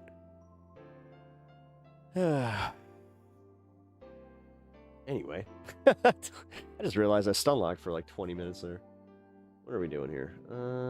We got this Piers Morgan thing with Andrew Ross Sorkin, Elon Musk, AI bubble. Oh, wait, this is just Sorkin? Okay. Maybe we'll do the Josh Johnson. Jesus Christ, yeah, we're going to do that. That's what we're doing, Josh Johnson. And we'll watch a comedy video here in a little bit. Fuck it. Yeah, we're just chill. I'm done with politics tonight. Fuck it. I don't care. Wait, did I miss a segment, though? No, I did the reflecting pool and Trump being mad at everything. Yep, we're good. Cool. I really like Eric Clapton, Dave Matthews Band, and all that stuff. Eric Clapton, it's funny. Eric Clapton, another one that kind of likes him some Trump, even though he's British. But yeah, whatever. Still like me some Clapton. Dave Matthews. Oh man, this guy's in here talking about my band, and he's in this chat talking to this weird this stoner streamer. I don't even know what a streamer is, but he's out here living a boy's dream. Oh, fuck. Now that bit, again, is, that one originated fucking from, wait, was that Bonfire? Or, I feel like that was Soder proper. No, I think it was Bonfire. Yeah. I mean, God, that's the thing that sucks about some of this. I'll just give it to Bonfire. Well, LOL, that was good. Oh, thanks. He's also in Chumbawamba Tub Thumpin'. One of my favorite things. Did you guys ever see? I'm pretty sure that this was like Reddit lore where like it was fake. It had to be. But there was a guy that found out where his wife was going with her girlfriends, and he found the jukebox. Like, he found the way to program the jukebox from his house. So he put Tub Thumping by Chumbawamba on repeat, and then he started, like, when she texted, he just started, like, asking, like, so how's it going? And she's like, yeah, it's going. And then he started texting the lyrics to the song until she kind of got it. She's like, wait a minute.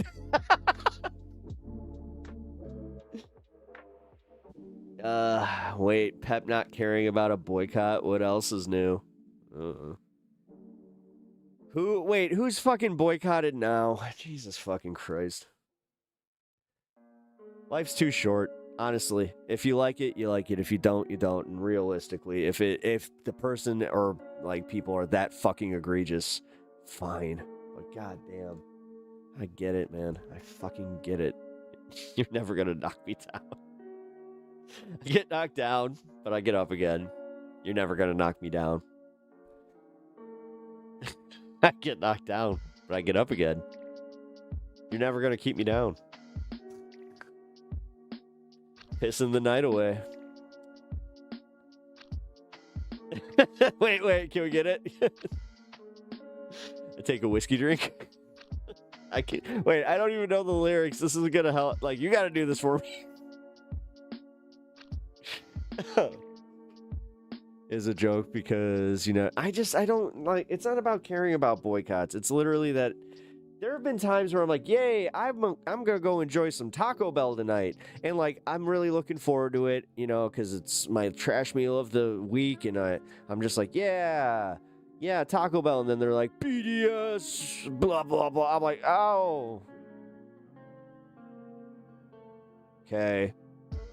I've just realized how much joy people fucking suck out of my day, and like that I allow people to suck out of my day, with those simple things where it's like that was a tiny little win where I was gonna get high and I was gonna go fucking enjoy a fucking crunch wrap. But no, apparently my crunch wrap is apparently me contributing to fucking, Israel or some bullshit.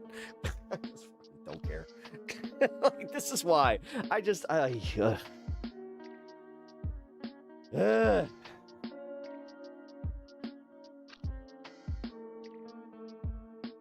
I mean, you've never committed to BDS, so I don't understand why anyone would care. That's what I mean, man. Like, you joke, but I've had people get mad at me for even having this take where I'm just like, okay, I'm glad that you're more committed to this stuff, and I'm glad that they're not getting your dollars or whatever, or like just all of it, but fucking A. Like, I already get exhausted just from living, okay? Like I said. And it's already hard enough out there. Can't we just let us have our fucking crunch wraps? That's the like bare bones of my whole thing here. It's just let me have my goddamn crunch wrap. It's one of those few things that actually fucking makes me happy and makes me not want to fucking get one step closer to the edge.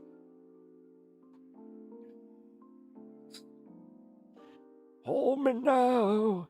I'm 6 feet from the edge and I'm thinking maybe a crunch wrap will make it better.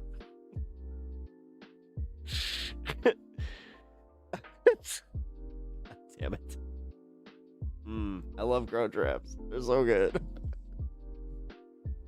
They're so good, man. They really are. But crunch wrap supreme. Oh, well, I mean, the Crunchwrap Supreme is actually, I like the, all right. If I'm feeling a little extra trash, I'll go for a little bit of sour cream on there. You just got to make sure I got, like, plenty of fire sauce. Because, yes, the fire sauce is where it's at. Now I'm really hungry for Taco Bell, and I know I can't get Taco Bell tonight, and that sucks. It's okay. And you know why? Because I boycotted it, okay? The Diablo sauce. Dude, so the Diablo sauce is good. The volcano sauce, I love spicy. The volcano sauce is pushing it. It's just like, ugh. Okay, like, listen, I don't mind a little bit of fucking, what I call after fire. Diablo sauce is more than after fire. That's more like you think you might have just, busted a hemorrhoid, and it's just, no, it's just the Diablo sauce revisiting you. It's like, I think I'm dying.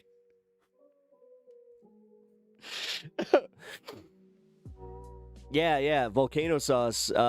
Dude, you've never had the volcano sauce? Like, I think it's something that they have periodically where the Diablo sauce, I know, is, well, as far as like hotness, it's just like, it's considered one spice level down from volcano.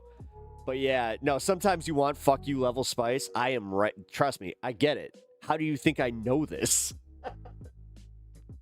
When they have the volcano tacos, do you know who's making some questionable decisions for his body?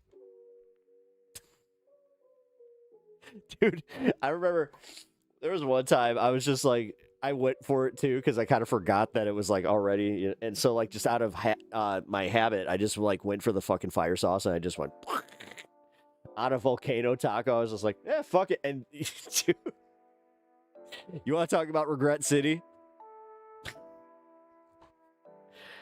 Yeah, it's warm, but Diablo really, I mean, no. Diablo, like, again, it kind of like Taco Bell, like I said, most of their sauces are just so easy to, they're all like, they're fire you laugh at, where you're just like, that's cute. Milds, I use mild for my eggs just because it adds like flavor. It's not even like the spice level or anything. I don't know who fucks with, the what's the mid-level hot? Who has just the hot sauce? Again, maybe I should move to the hot sauce for my eggs instead, because maybe that'll give it like that little bit of, just a little bit of extra spice. Because I like to put, some actual hot sauce on my eggs after I cook them. I'm just talking like this, I cook them with this. Let's see. No, the volcano sauce though. I don't know what they did in like the Taco Bell R&D where they were just like, hey, so you know how like we have some pretty like just mild sauce in general? What if theoretically we created a sauce that makes everybody's stomach and like their entire innards regret everything that they've ever done? I'm making chili leftovers, you bastard. Dude, I know. I'm bad at this. Trust me. Do you know how many times we have just talked about this stuff and I'm like, oh, ooh, white people hot sauce. That's why I hit the top. Well, yeah. I mean, we have hot sauces from like festivals. Like we tend to go pretty high in the Scoville level. Like, when my wife can have spicy food, but yeah, that's that. We're waiting to get there. We're taking it slow. Although she even said the chicken cantina tacos from Taco Bell, which if you haven't tried them, they are good. They're really good. She even said, she's like, yeah, I'm going with those. Tapatio. Wait, where's Taco Bell relative to your Tapatio index? Let's see. I actually had to like rate it. It's like a 5. A 5, maybe 6. But then Volcano, I would put it at an 8. Like, dude, Volcano sauce, legit. It is like, it's hot. Because I remember trying to play it cool too, where I'm like, oh, this ain't that bad. Ooh. That was one of those ones where, ooh. And it kept getting worse. It's like, okay. I start seeing the sweat. I'm like, hey, whew. Yeah, that's the thing though. That's the thing about the when you get the Volcano taco, you have to get it with sour cream because, yes, that does kind of help dilute it just a little bit. By the way, oh no, it was ghost pepper mayo. Ooh, ghost pepper mayo, so good though. Oh yeah, no, Wendy. Yeah, was that Wendy's? I remember Wendy's had like a ghost pepper like sauce. Oh, dude, it was so good. But yeah, same thing. That was morning regret. That was one of those ones where it's just like, oh, what did I do? It's like, oh, I made it. Oh, I was not. I'm not sure if I was prepared for the sacrifice. Hello, Mother Goose. Gal Zone. Mother Goose. What stories? What? I like how I just kind of fucking go for it, where I'm like, I don't know. You derailed it. Who cares? One slice of Reaper. Oh, dude. Okay, so they have this ghost pepper cheese from Boar's Head, which not the biggest fan of Boar's Head, but this one, yeah, you gotta go for. But also, you gotta be like, you have to be careful. I totally went for it where I put two and this is gonna sound so weak. I put two sauces on two slices on a burger.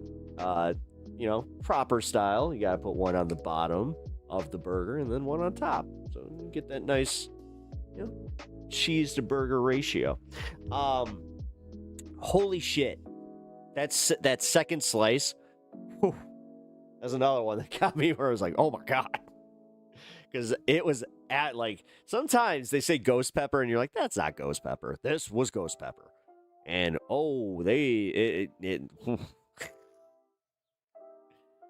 and then you're chasing this. I mean, yeah, that's the thing. You got it though. When you're chasing the spice sweat, yeah, that's what sucks about loving. Like, dude, I wish I could have spice but not have the repercussions.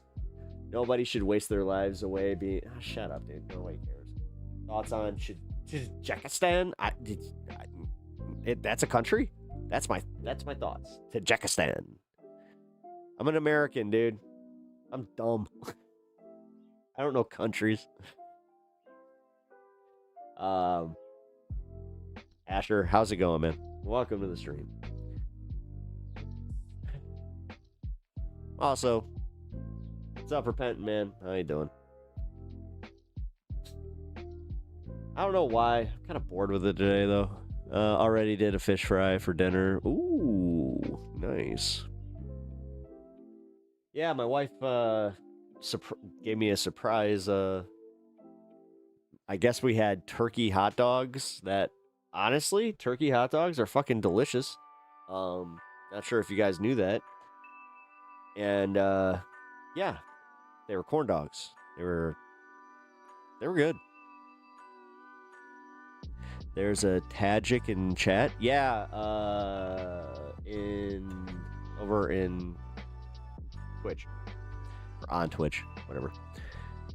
I don't know. What's the deal with there? Somebody educate me. What's going on in Tajikistan? Am I saying that? Yeah, Tajikistan. It's kind of fun to say. What is going on? I don't want to Google it. Give me the breakdown.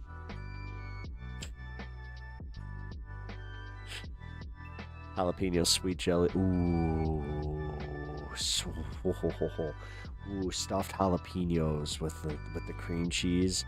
Ooh, and then you put some hot. You put the hot melted cheddar. Ooh, ooh. Actually, one of the best freaking stuffed jalapenos I ever had was with ricotta cheese. Ho ho ho. Oh, it was so good, and I wasn't expecting it to be. Dude, that's something you guys should try. I don't know. You guys are making me hungry. I'm sorry. I'm making me hungry. I'll stop talking. I shouldn't do that. I'm sorry. Yeah, that's probably not great. That's probably getting people to just be like, I am going to leave this stream because you are making, I mean, dude, I just successfully made me really hungry. Which I shouldn't be, because I already technically ate, and yeah, I gotta, you know what's up.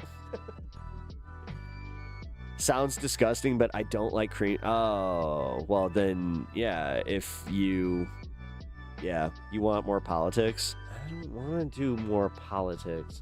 I'm done. It's Friday. What politics are we going to talk about? That was me being sassy. What politics are we going to even talk about? God. Jalapeno poppers should have cream cheese or ricotta in the... Yeah, the thing is, I forgot where the fuck I was. I was somewhere in Wisconsin, and they had these, and it was like a triple cheese stuffed jalapeno, and it had like the melted like it was essentially like melted crusted like cheddar cheese, which that was also fucking incredible.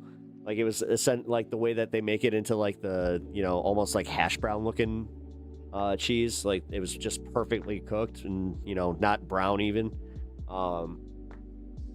And then yeah, stuffed with ricotta. Oh yeah, it was good. It was really good.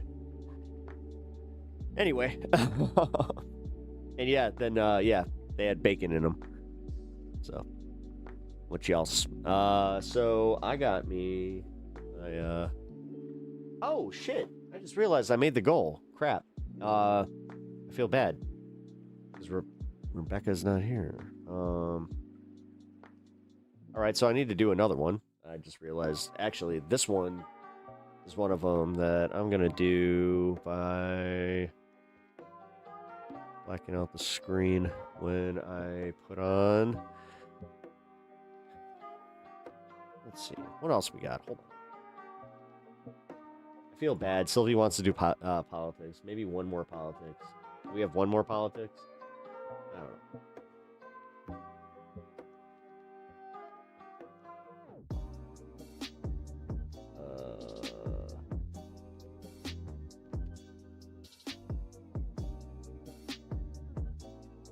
Yeah, fuck it. We'll get Jank talking about the peace deal getting canceled. How about that? All right, guys. Yeah, all right. Apparently, this is breaking news. This just came out like a few hours ago, so fuck it. No. Because I did actually kind of find this. Hold on.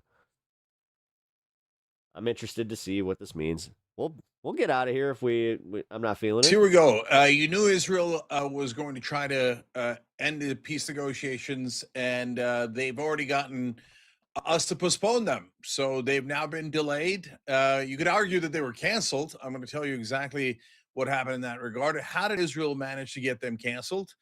They have a lot of ways. Usually bombing is the number one way, and that's, of course, what they did in Lebanon.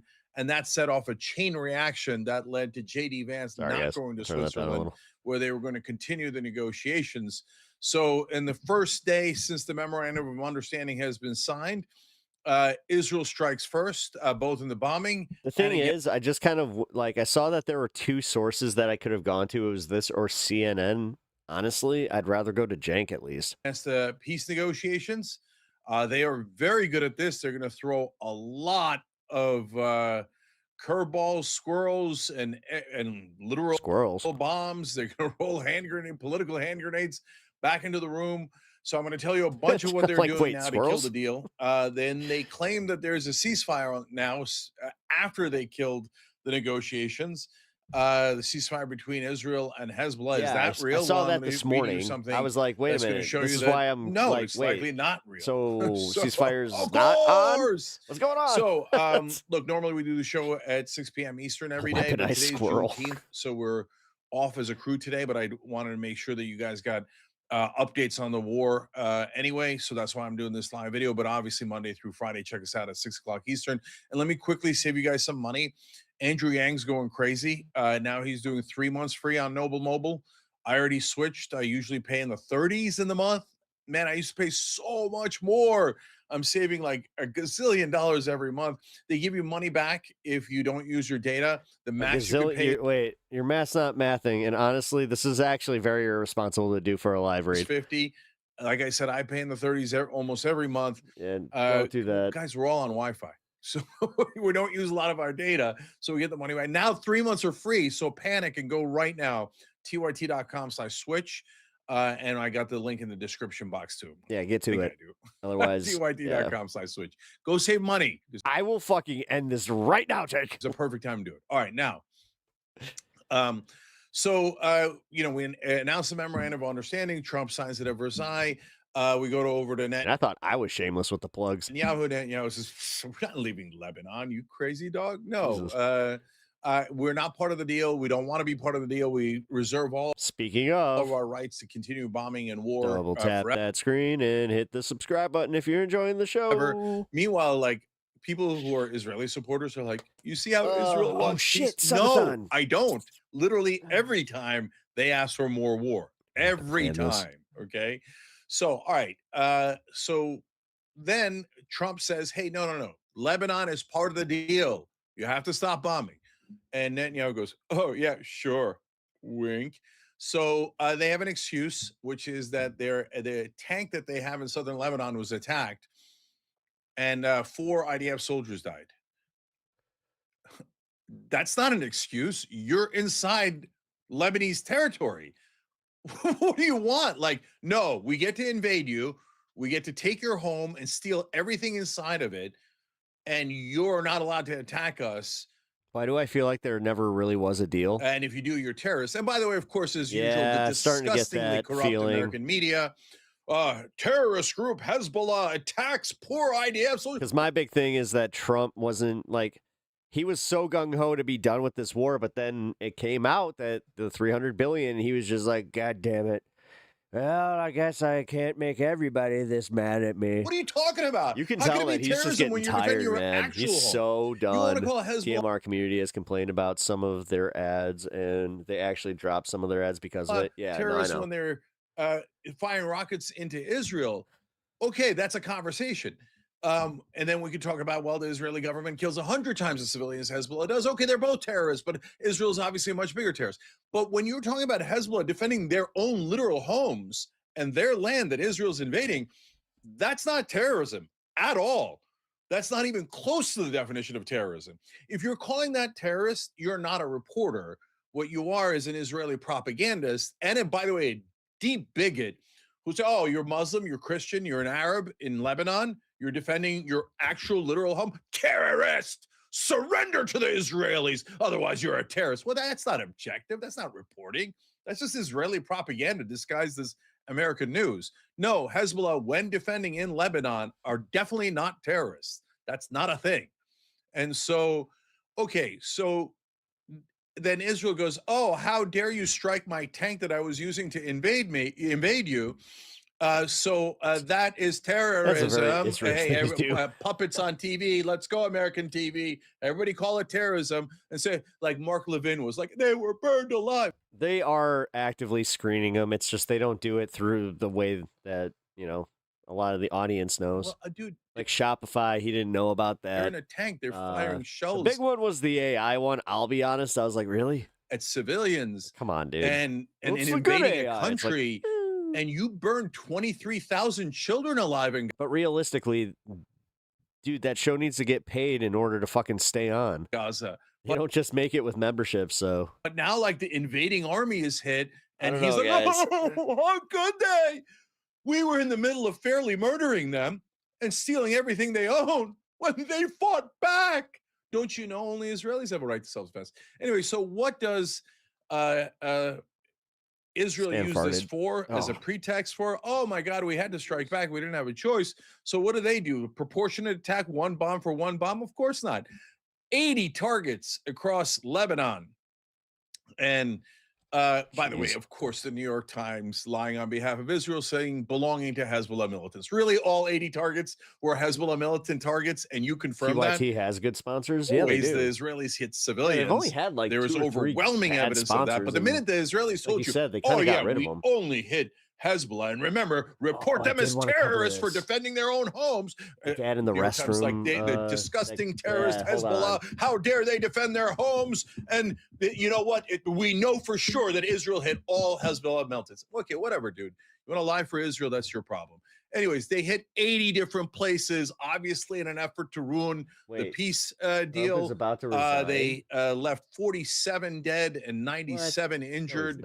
And so huge death toll. And unlike Israel, it's not all combatants. They hit civilians nonstop. They have the worst civilian kill ratio of any terrorist group in the world, 83%. That's in Gaza. In Lebanon, they're not much better at all.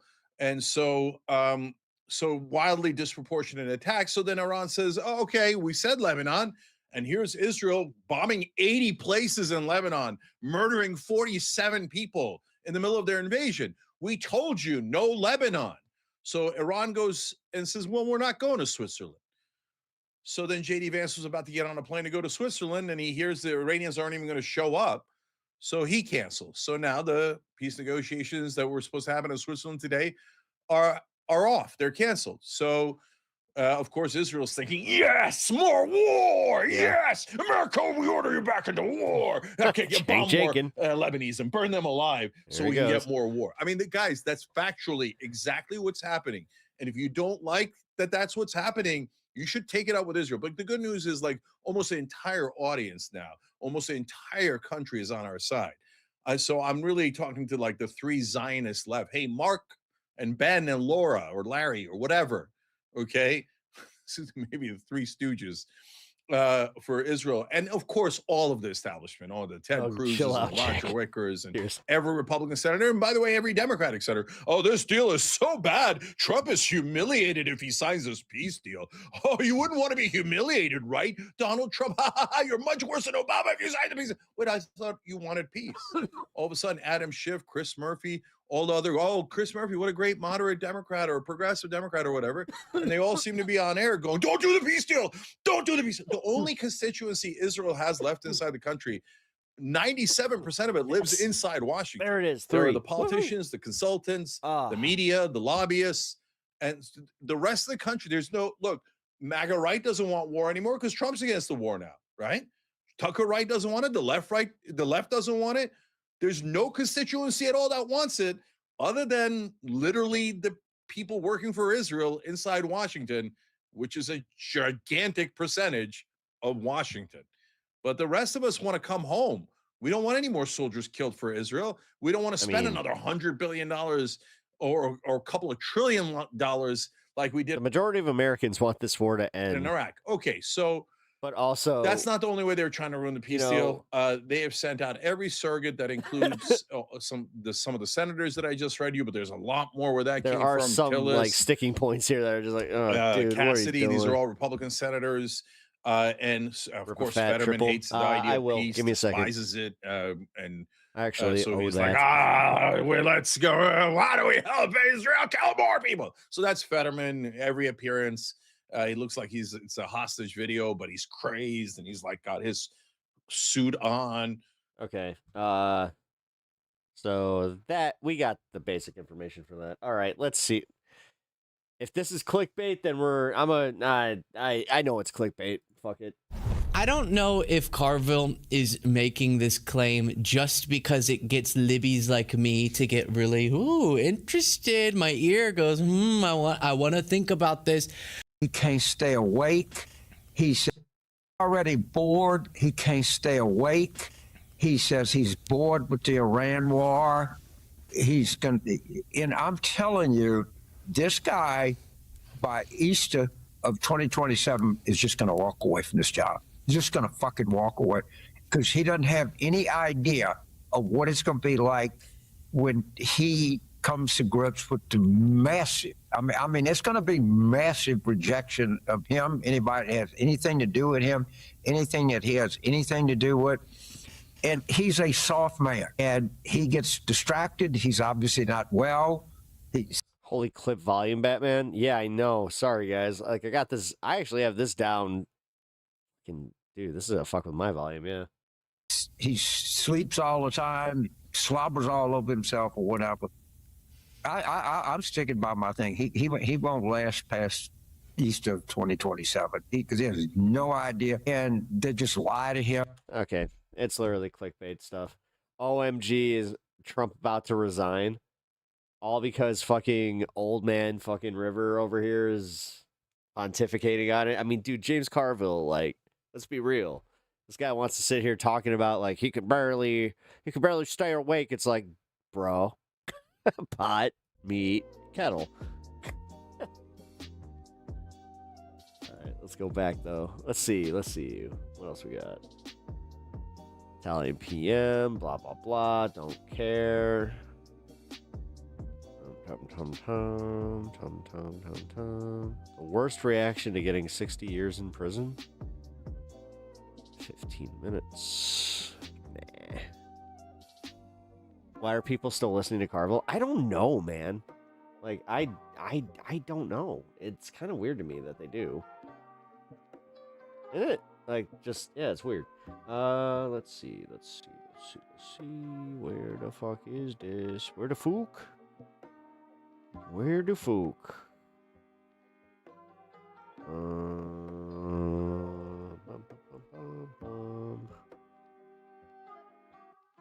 Okay, this is actually starting to get me pissed off. What the fuck is this?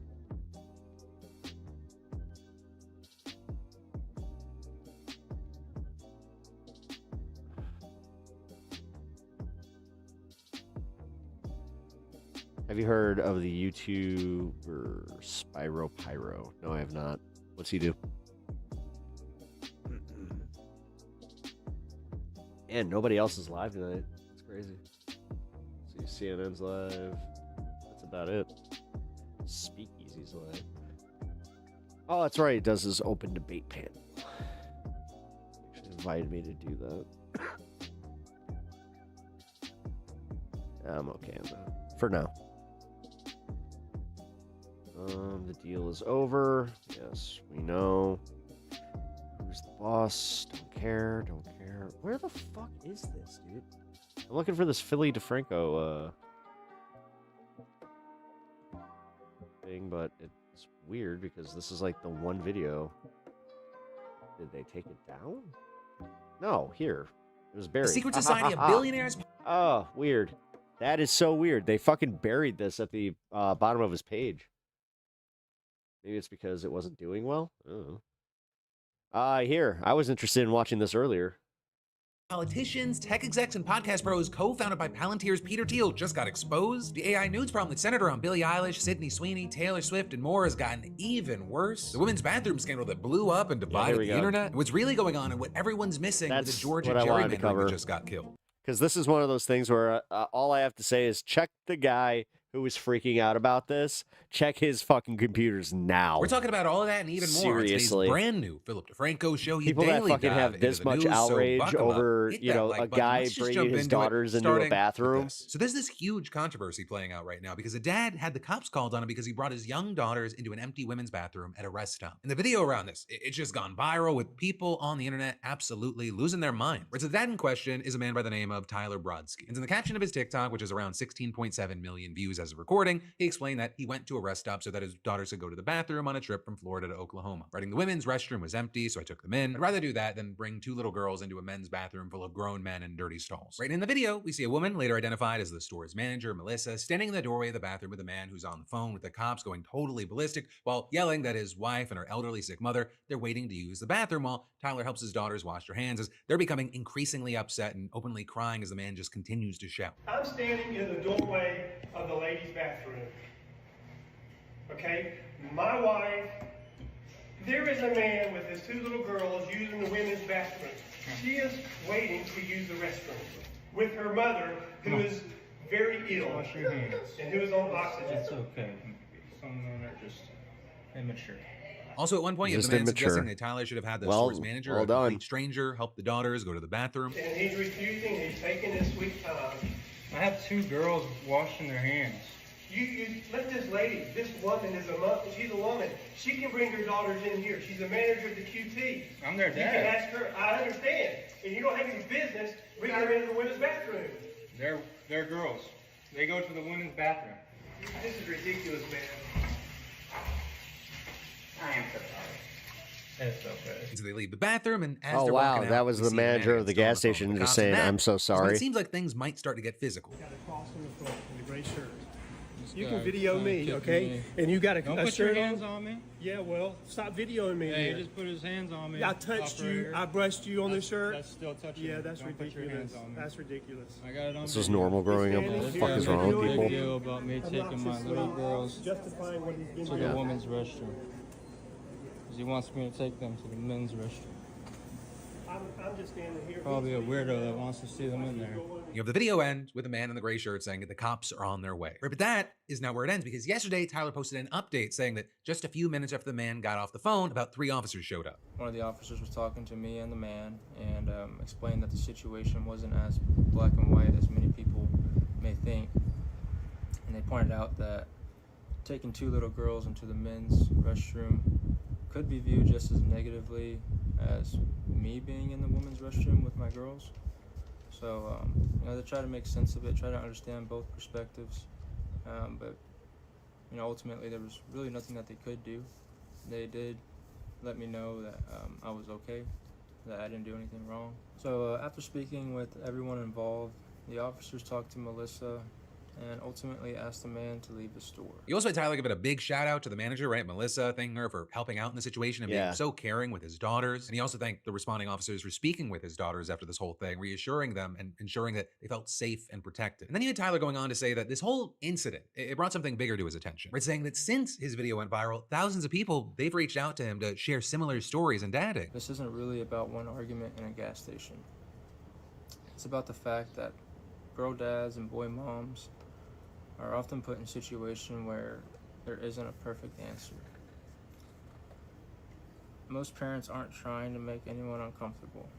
We're simply trying to take care of our children and keep them safe.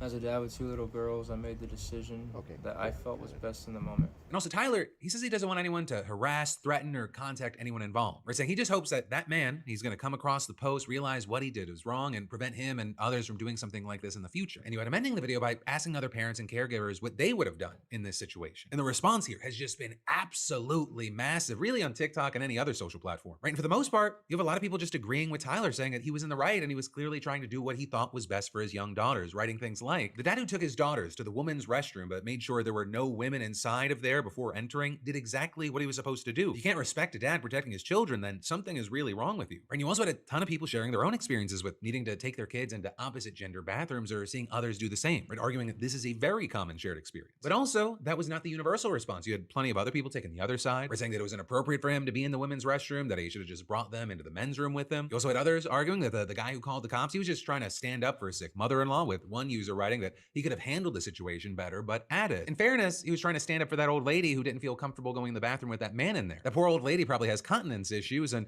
can't hold it very long, and it's reasonable for her to feel a little weird about being in there with this much younger man. And so as we see this court of public opinion play out, I then got to pass the question off to you. What are your thoughts here? Right? If you were that dad, what would you do? And also, if you were that guy in the gray shirt, what would you do?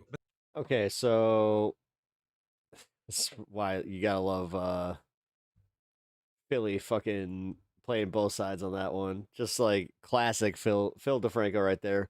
Tell me your thoughts. Without giving us his. That's the stuff where like I always call him out for being like such a fence sitter. It's just like, dude, just fucking give us your thoughts, bro. Give us your thoughts. Yeah, that old woman sucks.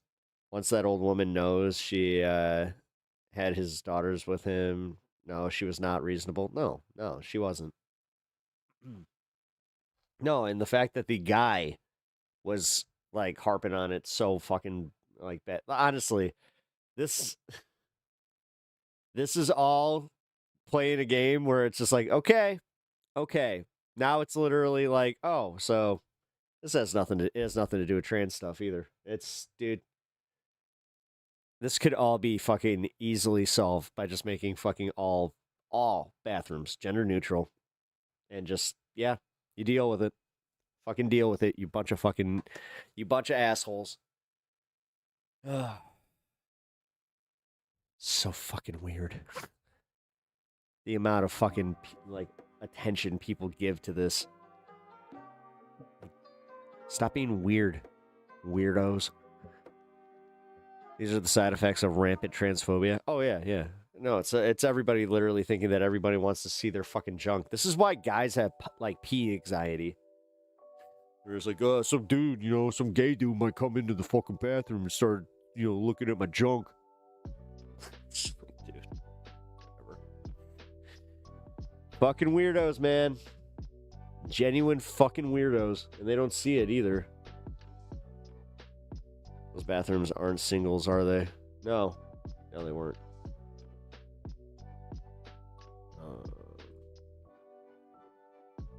Let's see.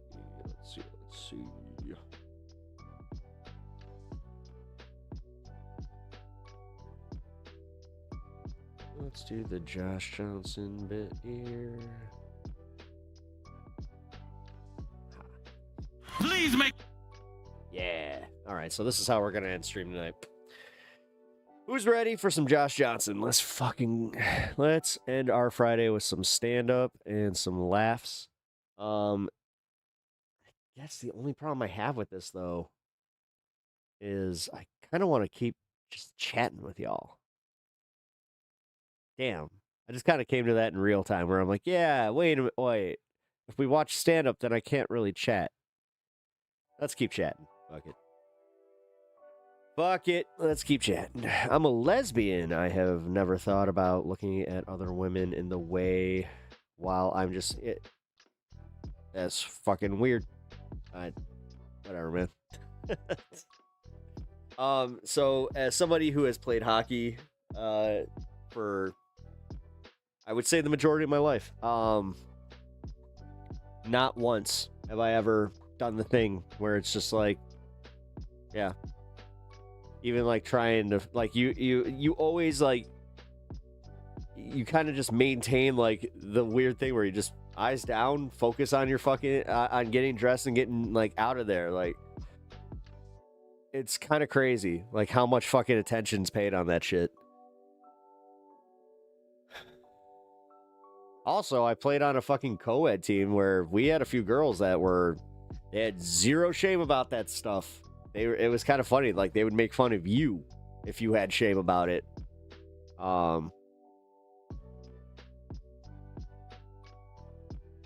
Josh, that is a very odd comment. Not gonna lie. That's you. Like, of every comment that I have seen in my chat for a long time, now I'm just kind of like, ew. Single stalls for all. I mean, single stalls for all. Yeah, single stalls for all is fucking that's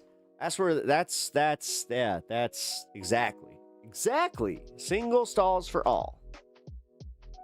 Yes, everybody say hello to Mrs. Pep. Unimoogle in the house. Yeah, I'm kind of like, I don't, yeah, you know. God damn. I don't get it, man. I just don't get it. I don't get like where somebody. I just don't get where some of y'all coming from, man. It's still maybe. Being weird about your body around men or women, whatever sex they are, regardless of yours, it's just kind of weird unless you're a teenager. I mean, that's the thing, man. At some point, you kind of learn to mature a little bit. Not everything is, oh, pee pee, poo poo, whoa. Like, all right, man. I got a very, like, clinical approach to things, too. Like, as far as, like, if for instance, you know, something happened, it's kind of like, oh, like, the first thing I'm not doing is like, oh, look, their private part came. It's like, no, you kind of go, oh, no, cover up, and then, yeah. The amount of dudes that have, like, said some shit about, like, yeah. Yeah. It kind of made me go like, oh, this is like a cultural thing that we should probably address. I remember seeing some study about that where they were talking about, like, guys sneaking peeks. I was just like, what the fuck, man? Like, god damn, some dudes are just disgusting. But yeah, can't slap them all across the head because that constitutes assault. Even though that's exactly what they deserve. I mean, can we all agree that anybody that does kind of, you know, have that weird thought process, we should be able to just, what's the matter with you? I can't tell you how many times I walked into a public toilet only to step in a oh. Yeah, there's nothing wrong. There's nothing worse than that. Or you're just like, oh, you're in a bathroom and there was like a puddle. You're just like, no. Oh, no. Oh, no. Oh, no. Yep. Yeah, that's gross. I don't wish men's bathrooms upon women. No. No. No.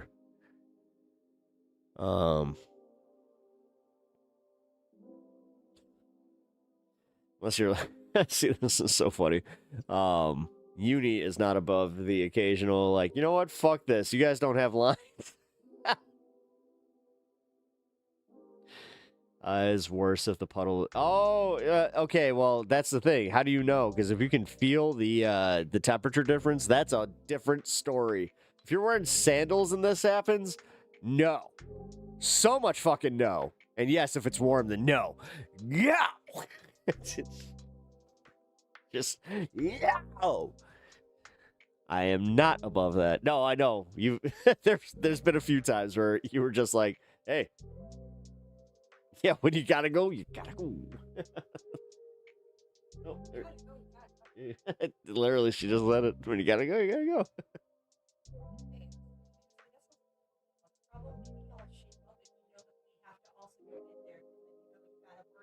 Let's just be honest, though. Like, if this isn't a problem with, like, Bucky's bathroom, I'm looking at your sweater, and I'm just like, Bucky's. She's wearing a Bucky sweater. And yeah, Bucky's, this isn't a problem regardless. Bucky's has the cleanest damn bathrooms you could ever fucking use, like, in a public space. Yeah. I know, you like your single stalls for all. Like, Bucky's has single stalls for all. Yep. She said exactly, that's why it's premium.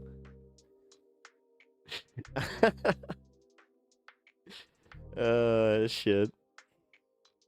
As someone who's cleaned bathrooms, women's bathrooms and men's bathrooms are not too far apart in cleanliness, to be honest. Yeah. Yeah, no. I was a janitor in my high school for it was like an extra program where it was just like I could get like a work credit. So I got like an extra like block off of it. So I had to go do like we had to clean up 2 bathrooms, throw out the trash, but then I would get out of school like a whole hour early. So that was worth it. Also, the guy that I was teamed with, he was held back, so he was 18. So he used to buy me cigs. Good times. By the time you get wait, what are you talking about? I used to clean toilets at a travel center, and I have to admit I never pushed a wave across a women's bathroom. Oh, yeah, dude. Yeah. No, dudes yeah, that shit is yikes. But anyway. Uni just got a good hit. I heard that. Oh, man. Yeah, screw it. I'm just gonna hang out for the rest of the night. No, I'm sorry for teasing the Josh Johnson bit. We'll save that for another one where we just want to hang.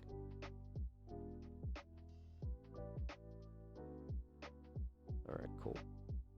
Anyway.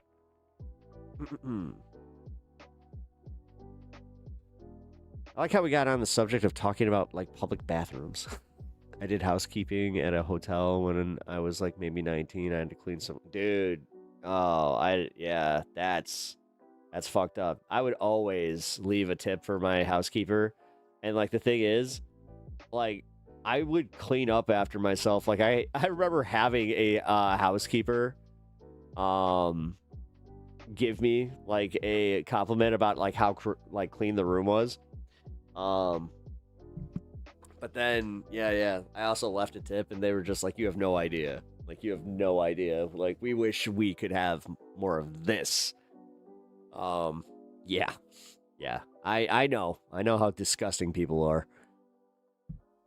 That's also why, like, when I stay at a hotel, so I used to travel a lot. And I mean, like, a lot. I have so many racked up freaking Hilton hotel miles and unused airline miles. Well, actually, I don't have those anymore. I kind of gave those up. Anyway, I should say. So anytime I would go to a hotel, like, I would have, like, rolled in my bag, and I mean rolled, because this is how I packed. I used to do, like, army style, where I would roll all my clothes, so I had more space, and I would also roll a set of sheets, and I mean a set, where I had the top and the bottom sheet, and then I also would carry an extra pillowcase, and if I could... Like, if I didn't have, like, an extra bag or something with me, or, like, a backpack, then I would totally bring a pillow. But that was one where, again, always got to have your own pillow. Like, I don't trust... No. Hell no. I would never... And, like, people were just like, yeah, sleep on top of the comforter. I'm like, no.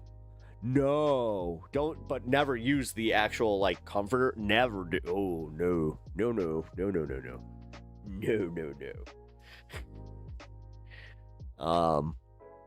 I also learned how to do, like, I had a UV light that I would do a bed bug check on every hotel that I stayed in. The thing is, you get really good at it, so always check the drawers. If they have the wooden cabinets and all that stuff, always check the drawers. That you'll always see, like, if there's bed bugs or not in the drawers first. And then, if you don't trust your eyes, which... There's been a few times where you're just like, I don't want to accept this. And then you go to the corner. Actually, no. Pep knows what's up when you stay in seedy motels. Yes, I do. But the thing is, the one time that I had like a bed bug problem, I was staying in a pretty fancy motel. or like a fancy motel. It was a fancy hotel. It was like it wasn't a Hilton, or it wasn't a Hampton Inn. It was one of like the actual like Hiltons, and it was like it was expensive, but that was one of those ones that, yeah, you know, it was nice, paid for. But yeah, there were bed bugs in that one. Take off the curtains and poof, you have blankets, or not. Take off the curtains and you have, I mean, ew, no. You know how many people use that for nefarious purposes? No. I actually won't touch the curtains. And if I have to, this is another thing. Whenever I got to a hotel, and like if you want blackout, like true blackout curtains, because like the way that my schedule worked, I had to sleep throughout the day. So I would take like you can do this at any hotel. Take a hanger that has the clips on it, put one on the top, one on the bottom. There you go. You got blackout curtains. None of that fucking light action in between.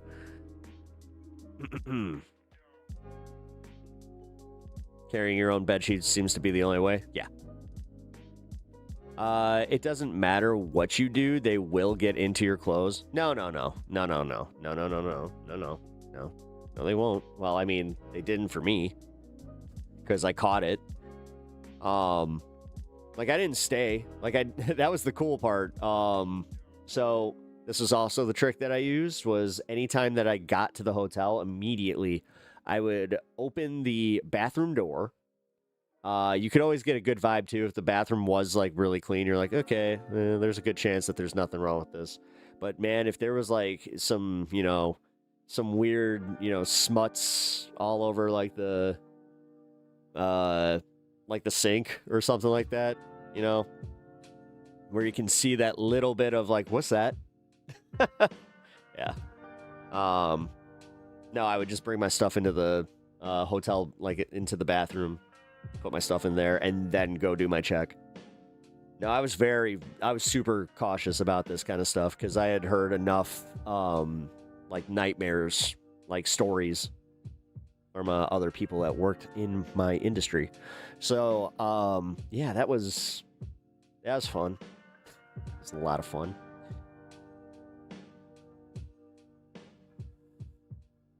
Actually, dude, that one really did suck, because I had to I ended up having to pay for another hotel. They weren't gonna move me.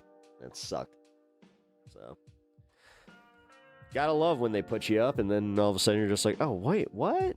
I have a bed bug infestation right now and I can't deal with it. It sucks. Oh no, dude. Oh my god, I'm so sorry for that. Oh, bed bugs suck. Yeah, again, I've been so paranoid. It's the same thing with what happened with that fucking my buddy bringing the roach and like the few roaches into my house. It was just like, what are you fucking? Oh my god, you gotta be so careful with that shit. Yeah, digital hugs here. I'm so sorry, Sylvie. That sucks. And the fact that you can't deal with it, fuck. You just literally gotta live with it. Fucking A. You slept in a Hilton a few months ago. Got car trouble in Ottawa in the middle of the night. Yeah, I haven't stayed in a hotel in quite some time. Been kind of getting the itch. I don't know. I think that's my brain finally doing the thing where it's like, you need to go on vacation. It's been a long time. And honestly, I barely got to enjoy hotels like for vacation purposes. Although I was one of those guys where, yeah, I would always, like if there was a nice indoor pool, fuck it, I would go for it. I'd wake up early and just go for a fucking quick swim, and then I'd get on with my job. That's the thing. That's the reason I even have an above ground pool, is because, yeah, I actually like to swim. It's like my number one way of working out that I enjoy. And also, it's nice. There really is nothing better than just getting completely lifted and just floating, you know, listening to nothing. Same here, having vacation for years. Yeah, it sucks. Well, leave that guy alone overnight. He works the desk, but he's an auditor, not a fucking room keeper. Yeah, I know. Again, I didn't get mad at the guy that like had the bed bug like thing. I just told him that they had bed bugs. He asked me to show him, and I did. He was mad that I had the light though. He was like, "You travel with that?" I'm like, "Yeah." I'm like, "Dude, I travel a lot." I'm like, "Honestly, you should be happy that I'm like telling you this." But then he was just like, "No, because this is gonna cause some problems." Where he's like, "Legally, we have to notify the rest of the people staying here." I'm like, "Oh, well, that's a whole lot of not my problem."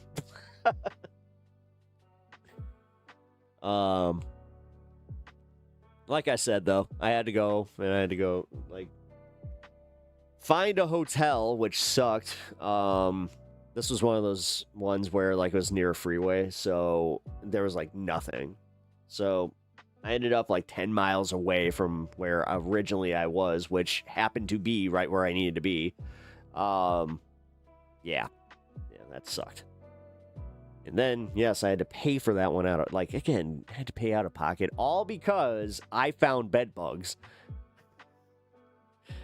You know, I had to go and be responsible like an idiot.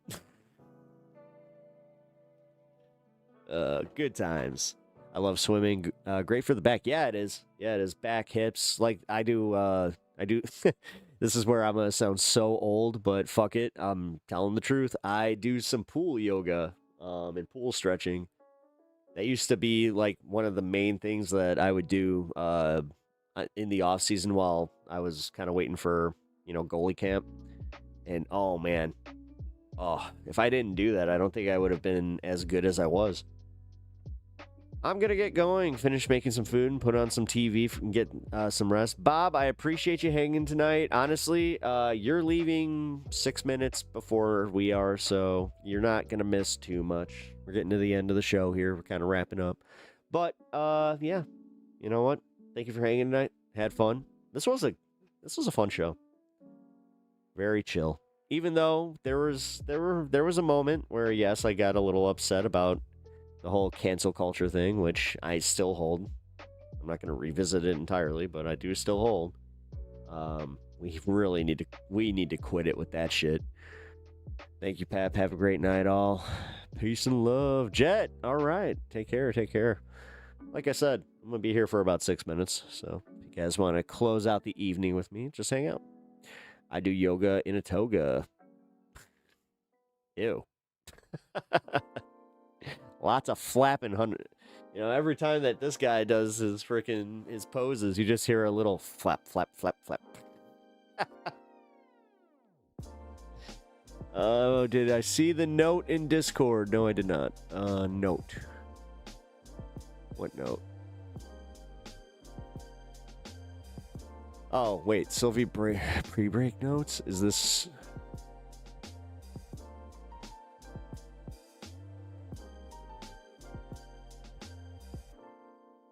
Oh, wait. Time, place, reason to police language. If you're mad at me for insulting a fascist, shut the fuck up. I mean, yeah. That's I don't know. I think I get the gist of that, but also my brain is kind of reading it going, oh, okay. Is this just like broader points that you want me to make? I don't know.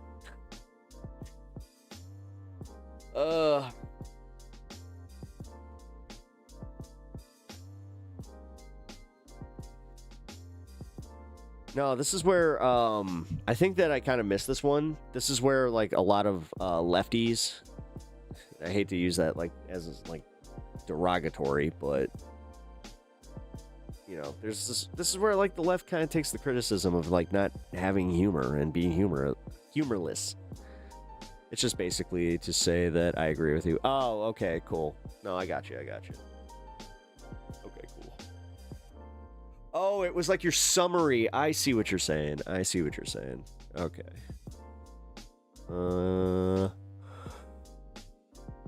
Chris Sabat is definitely a dick. Yes, he is. No, dude. Yeah, man. I still can't believe, like, the way that he treated us. Like, the way that he just whipped the autographs, and God forbid if you had a Funko Pop. Oh, my God. I saw him, like, aggressively, like, push down to where, like, it was damaging the Funkos. Where it's just like, dude, what is wrong with you? Like, why do you have to be such a, like, that, and again. And he was doing, like, this cool one where it was just, like, he would do over 9,000, and, it just, yeah. Fucking not okay with the way that he was treating people. This is my big thing, though. Because of the way that he was acting that day, I do want to meet him again, and I want to see if it, tracks, like, the same way. Because I swear to God, if he was just having a bad day, I kind of get that.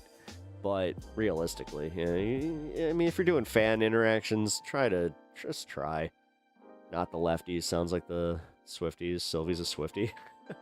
It's all Swifties. My wife is a Swiftie. Watch it there, mister. And she has absolutely no shame, and she shouldn't have any shame. Let people have their fun. I'm not a Swiftie. I actually made her mad the other day because I said that, honestly, if you play Sabrina Carpenter and Taylor Swift, I probably can't tell the difference. She got mad at me for that. Well, not mad, annoyed. You should check that YouTuber I mentioned on Spiral Crypto. You will have a good time. Here.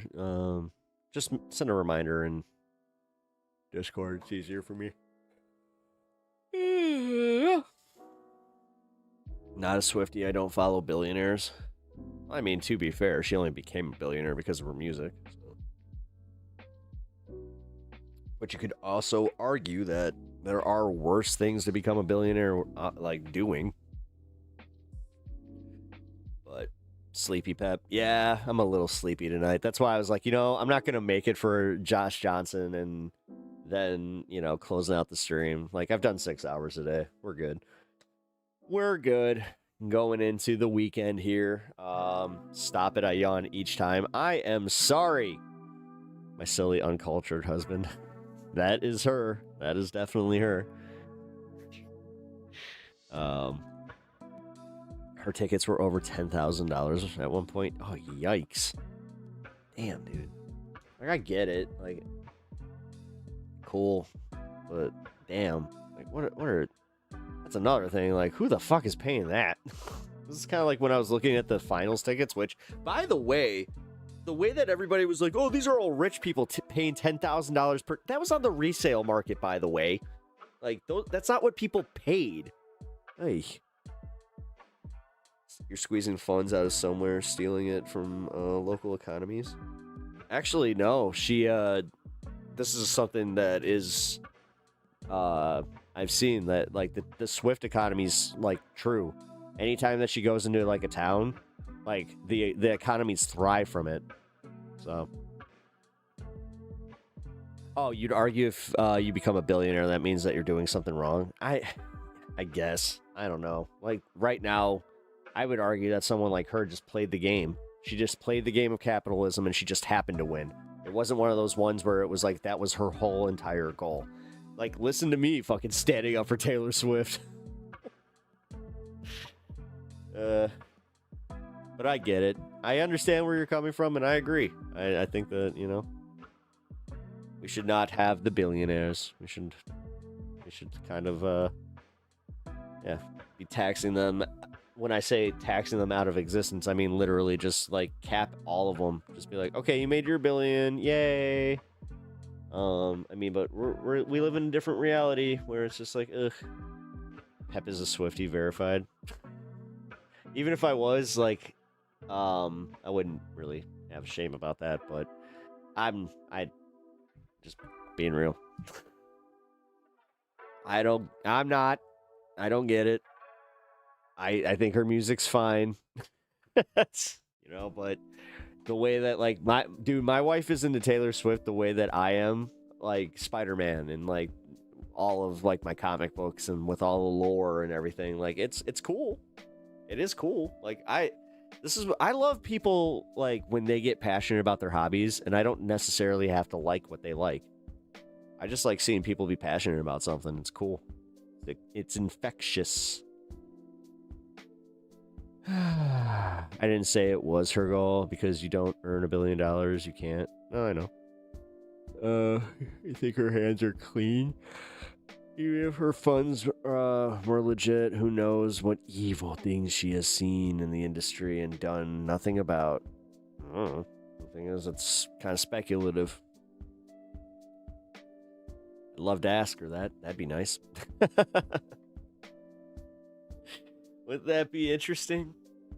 Just be like, I have one question for you. What crazy shit have you seen in this industry? Because, yeah, pretty sure that you were at some of them white parties. I know Howard Stern was. Like, dude, Howard Stern was at multiple Epstein events. He was literally at some white parties. Like, I got questions, but let's book that interview. Yes, let's get Taylor Swift on the program. Because you know how realistic that is. That'd be wild. She actually comes on the show. It's just like, she's actually kind of sick of doing like the normal press circuit. Like, we actually want to do this interview with this Pep Talks guy. It's just like, what? Like, you also don't know who she is, so, maybe you'll ask some interesting questions and not, like, just fawn over. It's like, yeah. But then I would have my wife just in my ear, just like, you need to ask her this. LeMayo, let's hope she doesn't read the chat. Johnny Walker. Oh, Johnny Walker Dread. That was funny, man. I still can't believe that he was reading that chat. Like, he was reading the chat and just being such an ass. Her next album is dissing Pep Talks. She just throws in, like, he thought he was funny with his impressions. Blah, blah, blah. Why does, like, my Taylor Swift sound like Tom DeLonge? And he was funny with his impressions. Until he wasn't, because he's a hack. Oh, God. Beef, let's go. I'm having trouble deciding which Johnny's videos to start on. Oh, God. Yeah. I mean, he has what? He's got so many. Who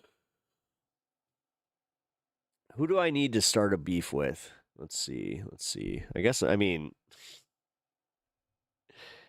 let's see. Alex. I'm gonna start a beef with Alex. Devil's Advocate Productions. I'm sick of him being the Devil's Advocate. Because, makes him contrarian a lot. I gotta say. He's gotta stop being so contrarian. He's gotta stop playing Devil's Advocate. Yeah. That's it. That's all I got. It's like, yeah, that Alex guy is pretty rad, dude. Mockler. Oh, there we go. Yeah, I'll make it. Yeah, the Mocklet. Yeah, fuck yeah, Mockler is Mocklet. His Mocklet. What's he doing? Mocking people. He's Mockler, the mocker. So problematic. Isn't it? Good choice. Alex would be a good friend of me. I mean, there we go. Yeah, we can start the wrestling beef. I mean, honestly, I did have this conversation with another you know what? Just in case we ever do it, I did have this conversation with somebody talking about, like, hey, maybe we should do, like, wrestling promos and go after each other. Ugh. This dude is legit obsessed with Rashard Richey. Every video I've seen of his that isn't Rashad, he mentions Rashad. Yeah, dude. I mean, I don't know. Yeah, that whole, like, that's kind of why I made that comment about him living rent-free in Rashad's head, where I was like, that was kind of I hope you guys caught that. That was a jab in the fact that it's like, no, you let him live rent-free in your head. Damn. Mocklet, your hair looks... Your hair's looking silly, and that's the bottom line, because Pep Talk says so. I was about to like gargle, but then I'm like, nah, don't do that. And then I was like, I could spit up. And, no, I'm not gonna do that either. I mean, spit upward, not like spit up, not like that UFC fighter. That was gross. That was fucking straight up gross. A little hard last night. Baby burning on himself. Like, what the fuck? Yeah, but just a reminder that guy, you know, had $1 million some odd dollar payday. His life is fucking fantastic at the moment. Got all the riches. Probably has all the escorts and women that he can ever want because, you know, that has totally stopped. Yep. If you and Alex, yeah, it was you and Alex at Jake's fight night. It was a great show. Dude, I missed that. Yeah, you got rewarded for that behavior? Yeah. Isn't that fun? Isn't that fun? Don't we love living in the right-wing dystopia? Isn't it fun? Johnny did make a Chud the Builder episode, though. So, I think you inspired him. Yeah, that's right about when we were talking about it, so... I mean, dude, I did straight up call him out. Like, and I brought it up on the stream because I wanted you to get... I'm like, you know what? Fuck it. Because usually there's the rule about, yeah, keep what happens in the green room in the green room. But no. No. Not when you're trying to fucking be like, hey, check out this this other story where there's this there was this, you know, this lawyer, and he only said like this lawyer got shot, or these, you know, these two lawyers got shot and attacked, and you know, they caught the lady who did it, and I was just like, okay, let's see the video. And immediately when I saw it was a black woman, I was like, come on, Johnny. Like, what the fuck? Can we have more fun, please? So much fun. Can we have more fun, please? Yeah, no, totally. That impression isn't bad. Well, hold on. I gotta do it like this. Well...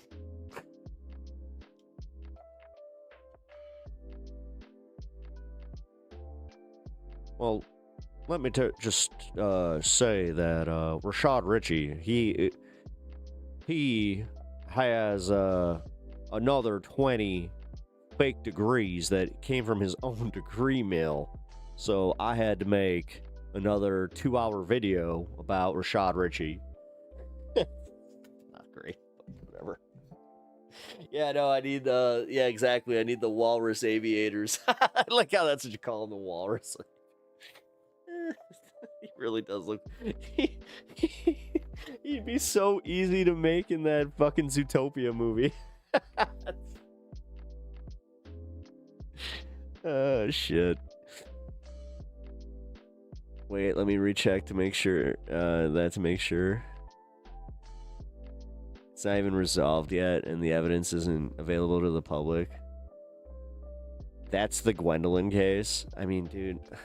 I mean, he sent me the video that, I mean, it did show her, like, walking up to the property and firing, so, I don't know. I at least saw that part, but realistically, like I said, I was more upset where it's like, God damn it, Johnny, can you, like, why are you just... Tarnation. Oh, God. That's literally what I go with. Oh, man. Wait. Yeah, alright. Oh, yeah, check it. Oh, God. We're in overtime here. Rootin' tootin'. Sorry for yawning again. My bad reference. Hey. We got a boo-boos. What's up? Yes? What are we doing? What's up, boo? Oh, you want to power up? Yeah, you want to power up? Oh, you going to dance? Want to dance? Get to dance? Oh, dance for mom. Whoa. Love that. Yeah, weirdo. Hey, what are we doing?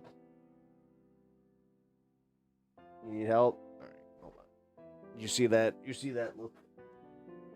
See that look? All right. There you go. There you go.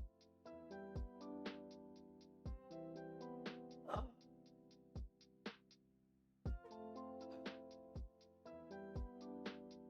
I claim Daffy got it the worst. Actually, Wile E. Coyote probably did. Tomorrow I get to spread mulch around the area I just removed all grass from. Put together my dad's swing. Nice. Yeah, tomorrow I get to catch up on a whole lot of shit. God damn it. Yeah, I get to do like a deep cleanse of my house, and then I get to also do like a whole bunch of outside shit as long as the weather, holds. Awesome lift with your legs. Oh yeah. Trust me. I try my best not to fuck up my back. Also, actually, use your pectoral muscles.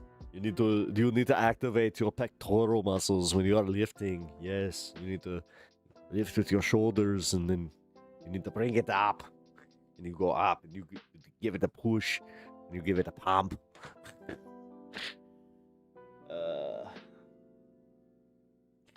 You can tell that we're definitely in a little bit just the wrap-up phase of the show. We're just kind of fucking hanging around for no reason.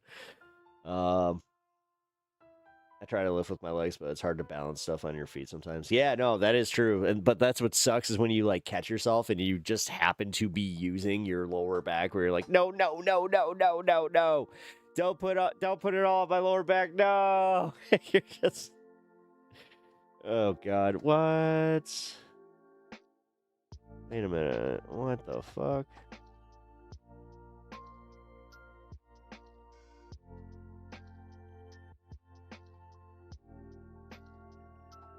What?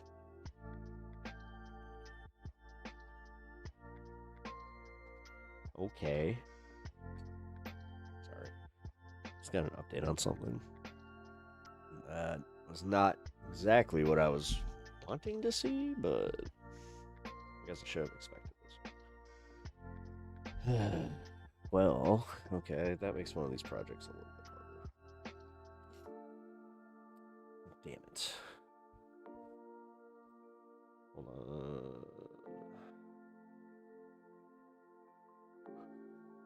Check this out. Oh. I like how everyone but Pep got it. Wait, what?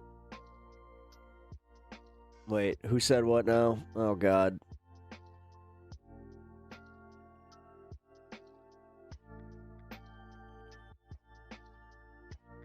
Oh.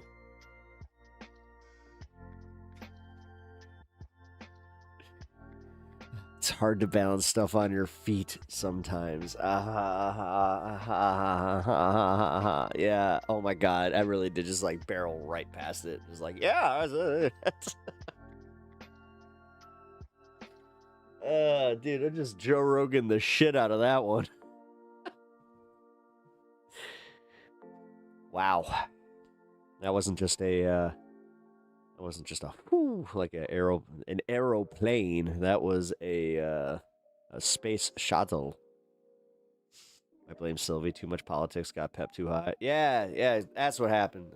Oh, you know what? Let's wrap with something fun here. All right. I owe you guys for this one. Well, I owe Rebecca for this one. Never did take my finger.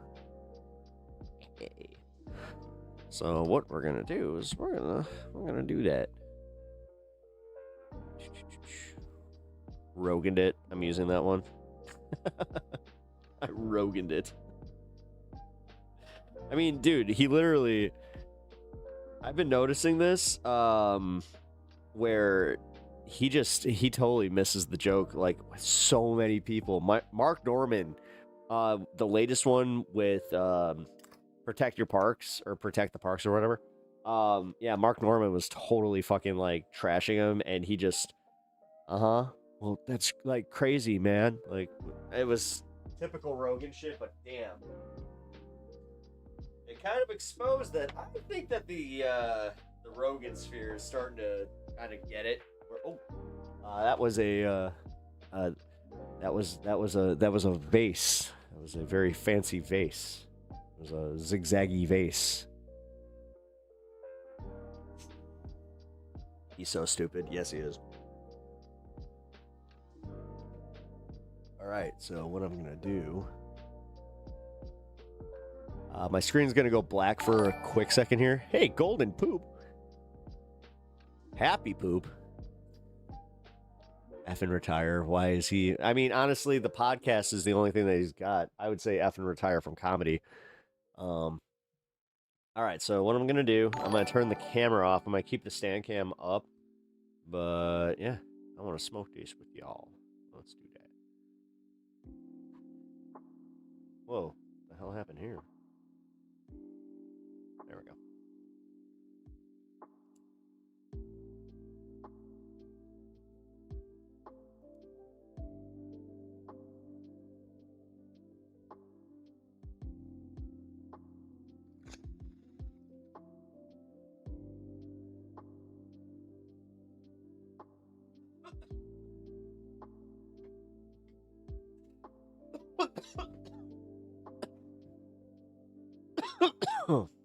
There we go. 3 minutes early. Ah, crap. I didn't even think about that. Whoops. Whew. Yeah, 3 more mins. Well, then I'll go with this. Hell yeah. Happy poop. Uni, I have a feeling, is going to start sending those now. Isn't that going to be fun?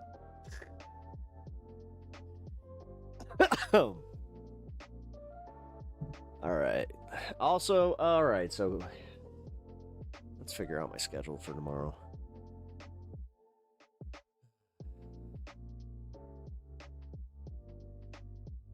Alright, yeah, this is going to be super, like, random. If I do end up streaming tomorrow, like I said, it's likely going to just be the Twitter or the Twitch exclusive where I'll do like an hour or two, where we chill, you know. It'll be where I don't have to black out the camera and we just kind of, yeah, we vibe and cover some stuff that we cannot watch here. I think, like, we need to do a Jubilee catch-up because I wanted to watch the PBD one really bad. So... You haven't seen Jerry in a while. Yeah, what happened to Jerry? What's going on? Because I know that Jerry, like, last year, he went on a cruise, so he might be on a cruise. And I know that when he's on that thing, like, when he goes there, he can't, like, be on, like, he can't do the chat stuff, so, could play the Josh Johnson thing on Twitch. No, I can play it here. I just didn't want to tonight. I didn't want to watch comedy and just watch. Like, I don't know. I thought Jerry is a lady. Are they? Well, to be honest, I thought Jerry was a black guy from England. You saw Jerry at Brandon Sutton's a week ago? There's something going on with the MR chat that I don't know about. I mean, the thing is, that wouldn't surprise me. I wish that wasn't the case.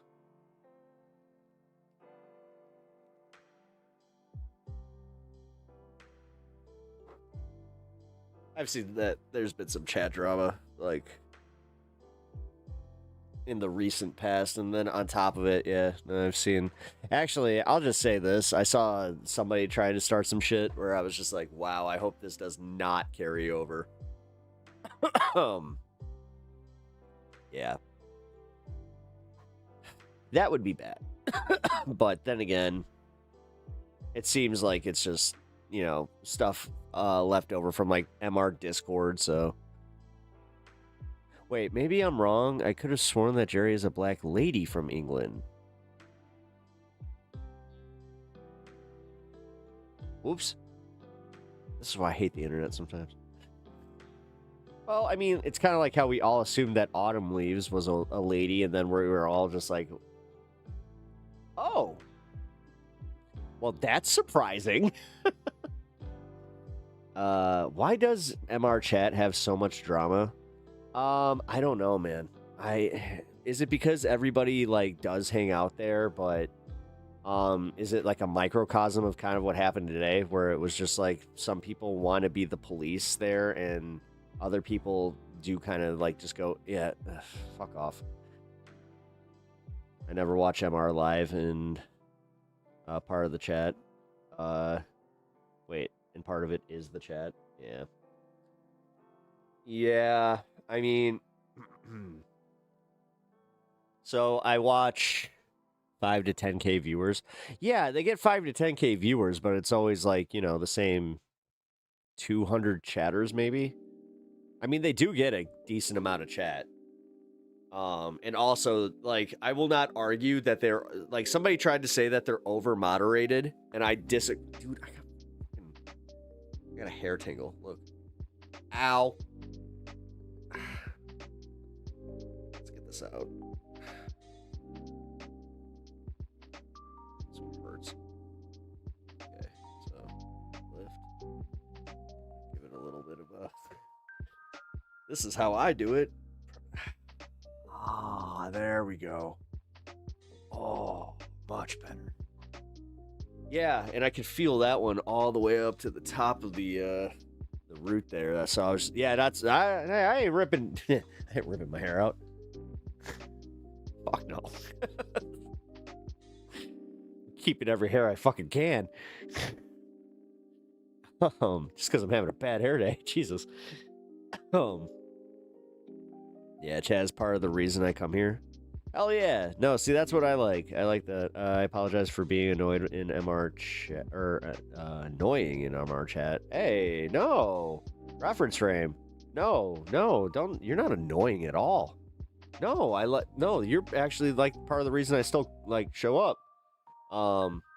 You know, like to see you guys. Like, I like to see the, you know, my crew in there. Also, you know, it's I've been treated well. MIDI doctors, you know, they treat me pretty well.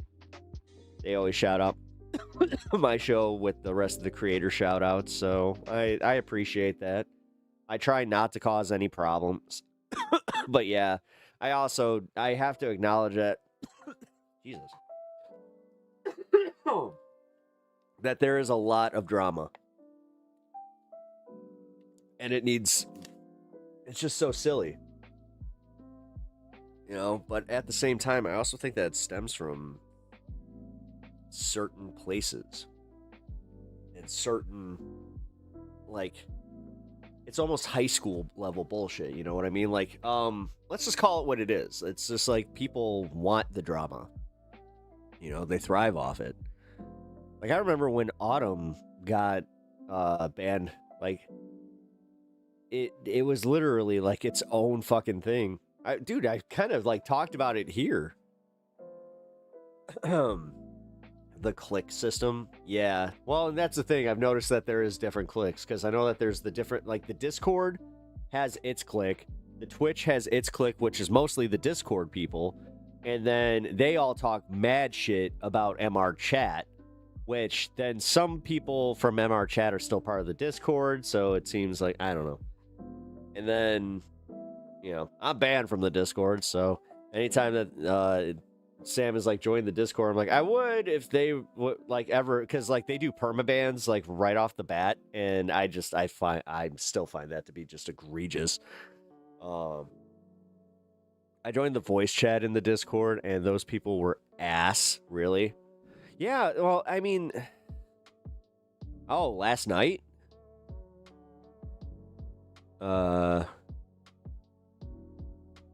Wait, my Discord or their Discord? I was about to say, wait, were there people just hanging in my fucking voice chat last night? It's like, wait a minute. I mean, if you guys are doing that, it's kind of a misuse, especially if it's the green room. Their Discord. Oh, good. I was like, hey, don't do that. Yeah, okay, so... Yeah, that sucks, man. This is where, even me talking about this, it is just... It's going to cause more problems, I guarantee it, especially if, you know, it for some reason got out there. Or, you know, in general. But yeah, reference frame, I just do want you to know that you're not annoying and like, no. Like, the meme games and just in general, like, the chat is... It's fine. I don't think that... Yeah.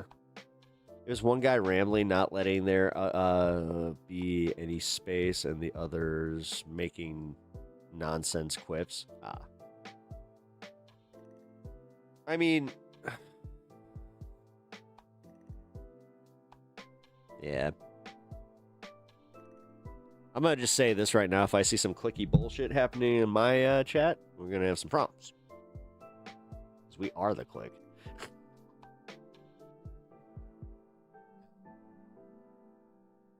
Some people have called me out on MR Discord for being annoying in chat.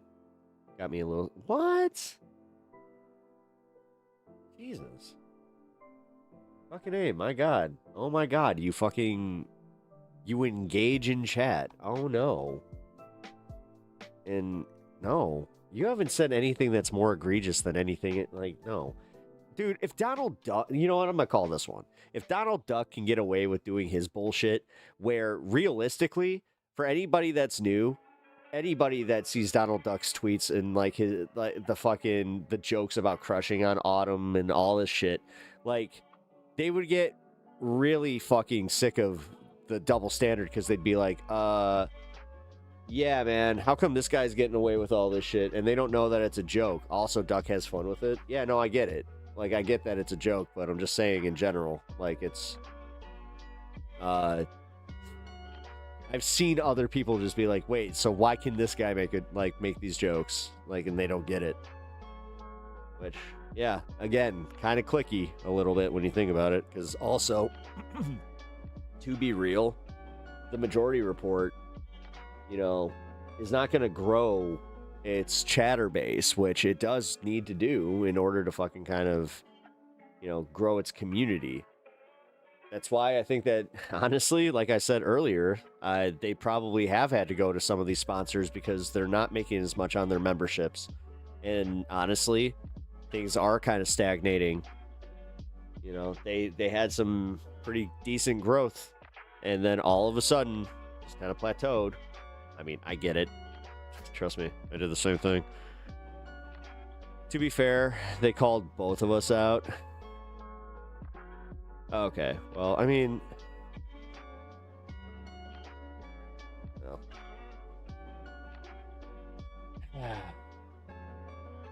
Don't take it personally. Whatever. It's a chat. It's excuse me. It's a chat room of a lot of people, like we have just addressed here, that is very clicky. So just knowing what it, like, that's kind of how I go into it. I don't want to join a clique. I just want to, you know, I mean, I would like to just do some audience share on this one, because yes, I would love more people who view the Majority Report and enjoy that kind of content to come over here and, you know, hang out. But yay, super niche leftist chat drama. Yeah, I know. I don't even look at people talking about me in chats like that. Yeah, I mean, yeah.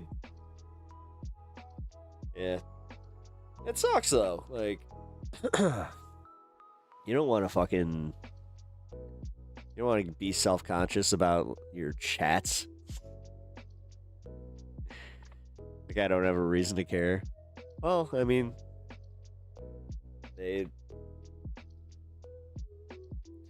I don't know. This chat goes too fast. Or the chat goes too fast. Yeah, no, it does. Wait, what did I miss? Oh, DJX, we were talking about MR chat drama. And how it's clicky. And how it does get... You know what? This is what the word I haven't used, and I'm going to. It gets toxic. It's very, very toxic. Unfortunately, I've seen, more of that, and it sucks. Yeah, MR chat is work to follow. It is. And then you're just hoping that you get your chat noticed. And they don't do super chats, so it's also that, I'm not even talking about, Emma or any of them. I'm talking specifically just in general, the other chatters. DJX is like, I made popcorn, damn it. It does, ain't gonna lie. Yeah, okay, cool. I feel like we're all in agreement on this one. Where it's just like, oh, yeah, it gets a little... Yeah. But realistically, I also have no, animosity towards anybody that's in the chat. I just, I can easily just step back and be like, not gonna do that. Lots of people, think being a dick makes them dark woke. Well, that makes sense. I've also, there was...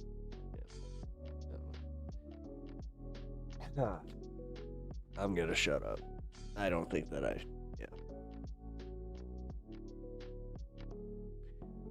What I was about to say was not going to help add to the discussion. It was only going to take it into a possibly even deeper drama territory. Because whatever. It's the most contrarian, annoying leftist gathering at TMR. He said it. DJX said it. DJX. That was the opinions of Donald JX and.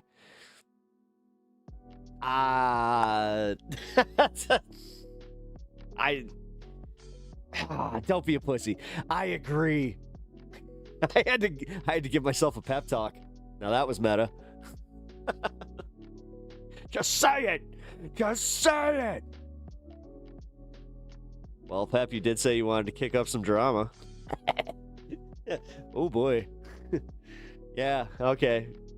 It's like I wanted to kick up some drama. I'm trying to get some subscriptions. Then all of a sudden it's just like, and you just lost 100 subs. It's like, no, fuck.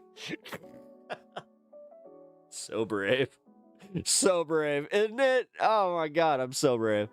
I think Bad Empanada might take the crown, to be honest, but you ain't wrong. I didn't think about BA, or B, BE. Yeah, no BE, BA. Yeah, BA. BE. Whatever. I don't know. That one sounds a bit hyperbolic. Wait, which one? What? Wait. About what?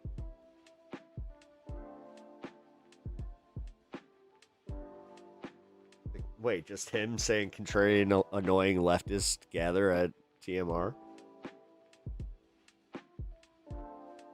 How's that contrarian?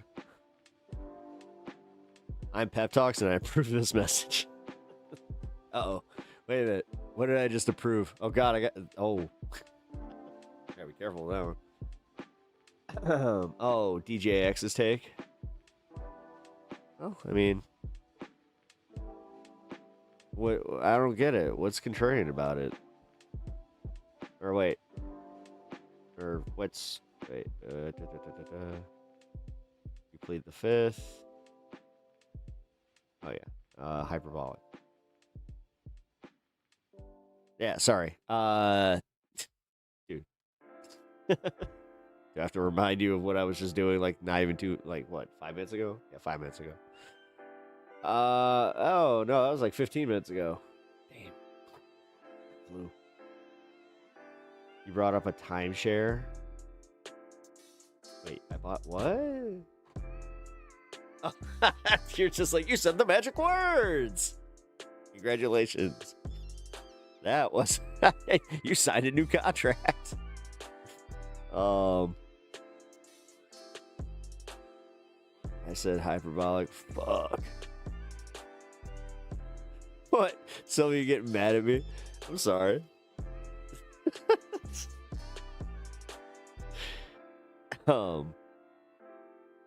That's okay. I understand the nature of the left, and that's an aspect of it. Why though? Why? This is why I got so mad at like getting the whole like don't make fun of RFK like thing, where it's like, no. I don't know, man. Like, I just Natch is undercover funny. No, he's not. He's fucking hilarious. He's undercover. You're so high you can't keep track. Fuck no, I can't. I don't even know, like, what's the problem, Sylvie? You got a problem with DJX now?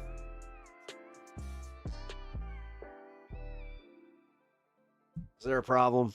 Or am I just misreading this, which I hope I am? How can you not have fun, make fun of RFK and the raccoon penis? Oh, it's because I did the voice. Apparently that's a bridge too far with some libs.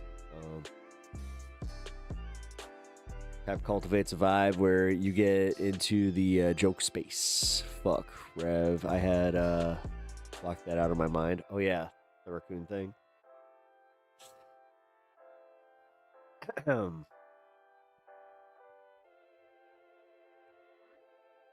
Okay, so now I have to go back through chat.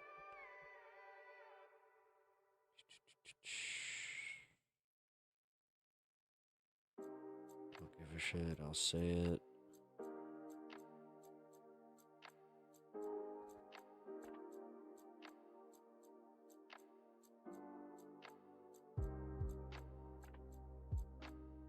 Is it literally just that one comment? The fucking contrarian thing? Oh, why are you imposing that I have a problem? I just disagree. I don't understand. So you disagree. I'm just trying to find the comment that you disagree with.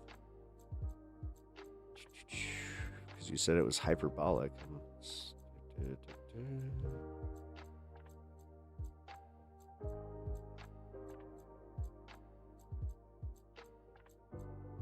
see the, it gets annoying.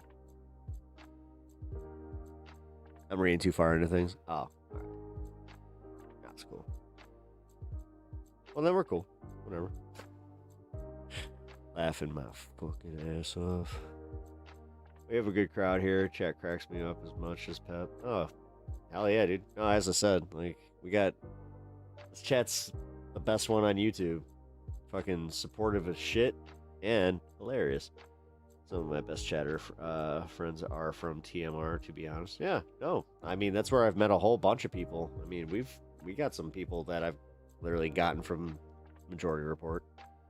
Meaning it's true, but not to the extent. Oh. I got you. I got what you're saying.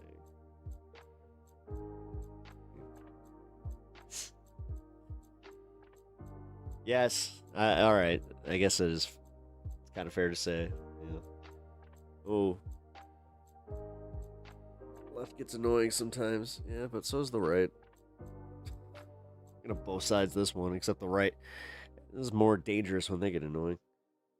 Thing that gets annoying about, like, I'll just be honest, is somebody that's literally just like kind of the, hey, why can't we all just get along? Why can't we all just kind of hang out, vibe, and kind of agree to disagree on certain things, where we kind of focus on the things we could agree on, but we never do that. We don't do that very well. I mean, here I am stirring the pot, but realistically, I'm stirring the pot by calling out some of the high school aspects that I see in, that community, because that's how it feels. It's very high schooly. But maybe that's just the nature of online chat. Occasionally it goes there. I mean, listen. My sense of humor and the shit that we talk about here, we literally have like a running joke where we have poop talks. Like, come on. I've been with the right, and they are more annoying to me. They constantly try to impose what they think you should be - do onto you. Oh yeah, that's true. We can have fun making fun of the right. With the left, there is no fun when we disagree. Yeah, I mean, yeah. And I mean constantly, yeah. Hey, Poop Talks is high art, okay? Hey, I love it when people don't expect it, so they're just like, what? What is this?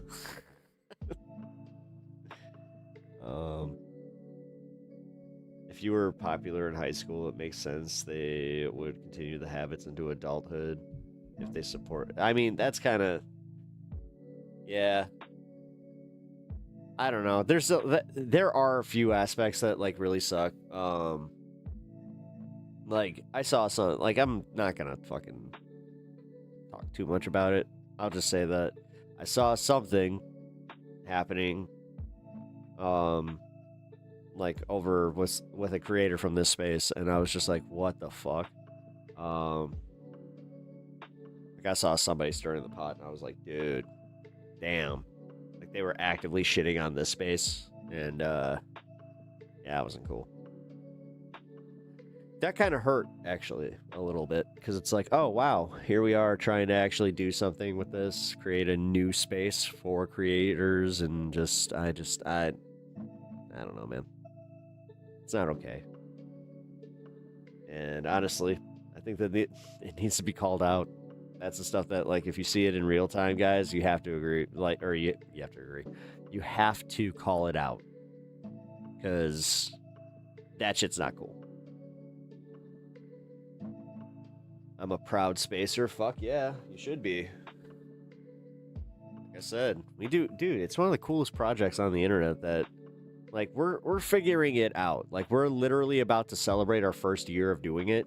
So, we have been talking about like how we're gonna grow it, and also we're gonna adjust some things. I think that like we might have bitten off a little more than we can chew, but we're gonna figure it out. And we're also bringing some new programming to the forefront. Like we are like I'm not going to drop the ball, and or like I'm not gonna blow up anybody's spot here, but we have something really cool in the works. So yeah, stay tuned on that one, guys. A year already, damn, time flies. Yep. Would they say? I'm not gonna I don't want to go into detail. I really don't. Like maybe like Jet, if you want to ask me in Discord, I can talk about it, but realistically, I don't want to focus on who or what was said necessarily. I want to focus on the fact that it was, and the fact that it was happening with another, this space creator, where like they were trying to like do stuff with this space, and this person was in chat actively shitting on this space, and yeah, it's not cool. That's just not cool. And it's like, I'm not sure if they have like a problem with like another creator or what's going on, because I really not exactly in the know on that, but I don't know. The mature thing would literally be like, oh, okay, I'm gonna leave that alone, as a way to say, if you were ever looking for talent, I'm sure they'll be interested. We're not looking for talent. I'm gonna tell you that right now. The way that we're looking for talent are people that want to do a live stream that isn't just like necessarily a simulcast, or like not simulcast, not syndicated. Sorry, a simulcast would be welcome. This space feels like it's about to blow up, but honestly, it's felt like that for months. Well, again, we're only the first year in. We took some hits. Like unfortunately, we lost some creators that, were kind of the backbone of the entire project, but it was one of those things where, yeah, I'll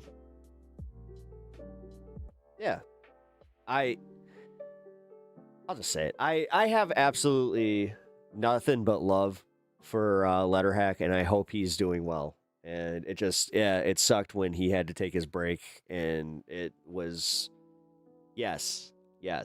I'm glad that you said it, Reference Frame. Thank you, because like I couldn't hold it in anymore. I'm like, no, I'm gonna just say it, because there's nothing bad about this at all.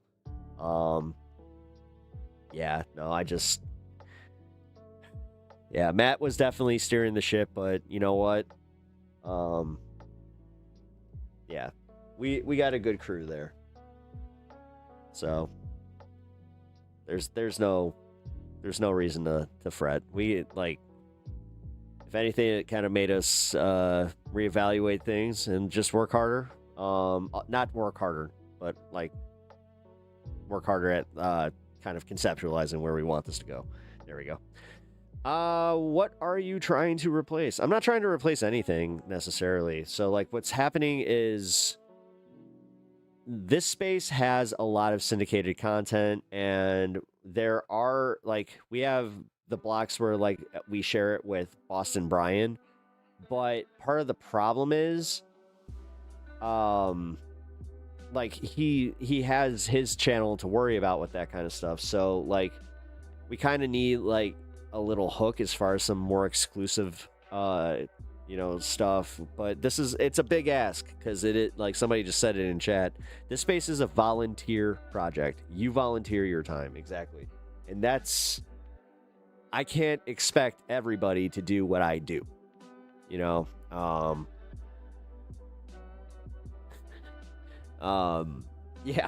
That's not fair at all. And that's why I'm trying to be very cautious with my words here, because I don't want it to be like I'm expecting too much. And I also want it to be understood that if this is something that people want to do that and like contribute to, then I just kind of feel like, we're gonna have to work together on this one. You discovered Pep on this space. See, that's awesome. Like I do feel like I've gotten a good push out of this. No, see, right there, right off the bat, I pretty much, pretty much got my audience from this space. That's awesome. Yeah, I wouldn't be on this space without Angry Ginger. I think you guys either know that or just learning it. But yeah, AG went out of his way to talk to Letterhack and recommend me to this space, and that was fucking awesome. Like shout out AG, man. Angry Ginger. It's like my YouTube Jedi Master or whatever. Yeah, there we go. Or you could say AG led me to Pep. Yeah. Farron Cousins was given this space a couple shout outs. No, Farron really believes in what we're doing. That's why I should probably reach out to him. Gonna have to buckle down a little bit, tone down the 420 aspect of those shows. Honestly, I've been kind of toying with doing that anyway. Where it's like, oh shit. But why would they care? Like, I was kind of thinking about this. Like, I want to go on Leftist Mafia, and I think I'm the only one that really partakes, like, as far as anybody that's on that show. So it's kind of like, oh man, it would definitely be a weird, like, I don't know. I hate to say, in that scenario, I think I would be a little nervous. Like when I watched Alex do it, I was like, oh my God, he did such a good job. But he's also got a level of like comfort in like situations specifically like that, where it's like, oh yeah. It's like, I would be trying to make some jokes and I'd have to be very careful. I was excited. I was so excited for some TTRPG. He said his computer broke, I was told. Oh, Jake? Yeah. No, Jake is, that was the last I heard, but I don't know. I reached out to him and I haven't heard back from him, so I hope everything's okay, man. Like, this is the thing that sucks, is these guys I've barely known a year, obviously, or just a year, and it's kind of weird to say this, but you know, we have a level of camaraderie that makes me kind of feel like, oh fuck, man, like I legitimately like feel the same way I would worrying about, you know, one of my friends. So yeah, no, it's it's just weird that like, yeah, they just had to like get off the internet entirely.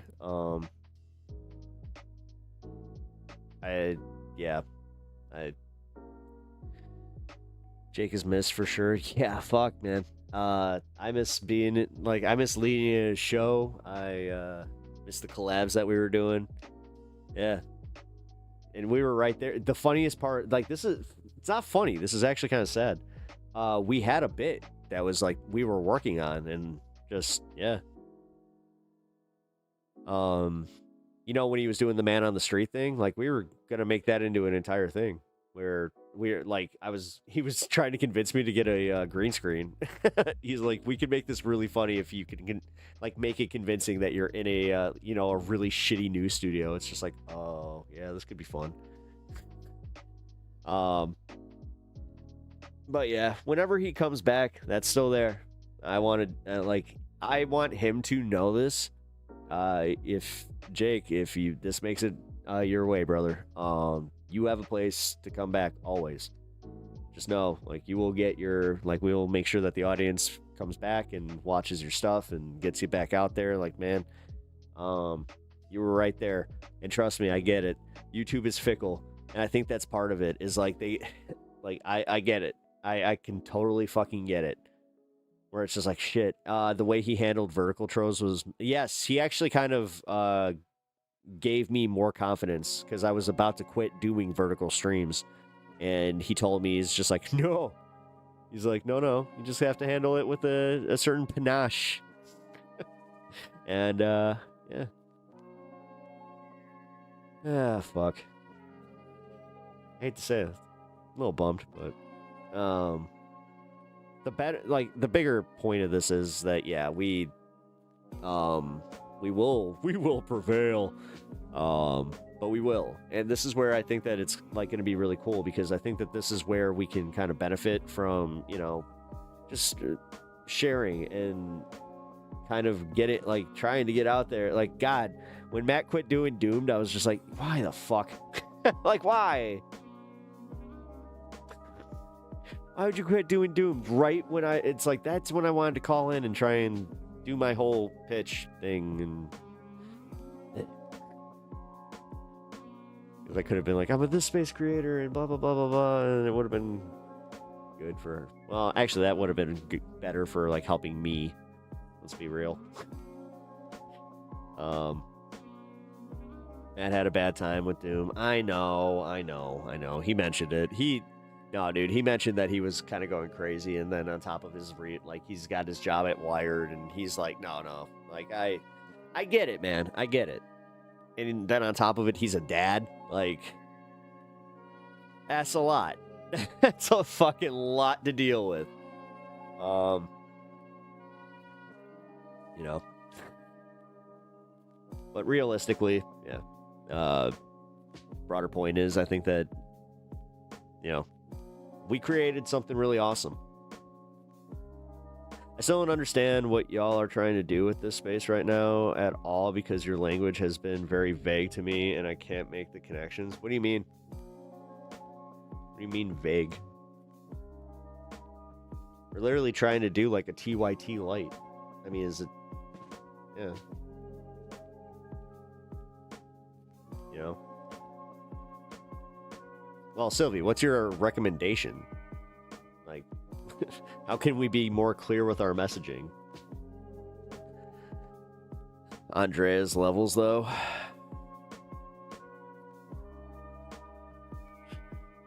I mean, Andrea's rants are hilarious. I'm just gonna say it. I appreciate the candid way that Andrea speaks. Pepaganda and Fuckville are probably my faves on this space. Hell yeah. If we are to clear, they will take the channel down. What?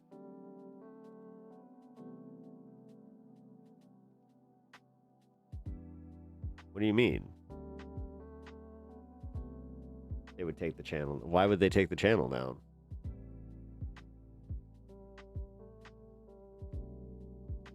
Like, now I'm a little confused. I don't know, man. Like, I've been told like a few times that it's like I'm not supposed to say something. Like, about what? Like, wait. Where? I don't believe this is like. Never mind. If it's too specific, they'll take the channel down. Yeah, what? It's not like we're doing what? Oh, I mean like speaking the truth. Oh, no, you made that sound way worse than it actually is. I was like, oh, Jesus. Wait. And solely my apologies. I'm terrible with words. I can talk better in Discord if you want.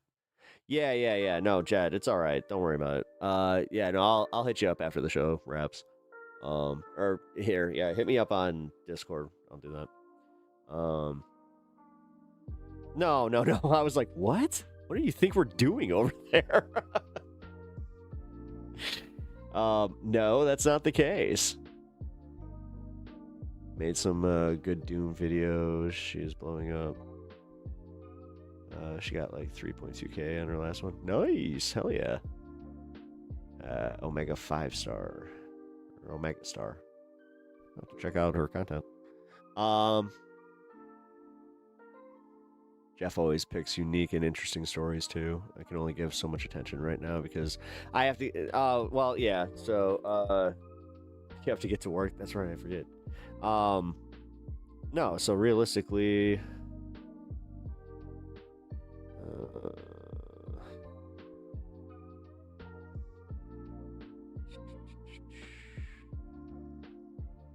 all right. So, what we're trying to do with this space is literally create a space for leftist content creators that are smaller to kind of grow like our audiences and to kind of have like an audience like mixture.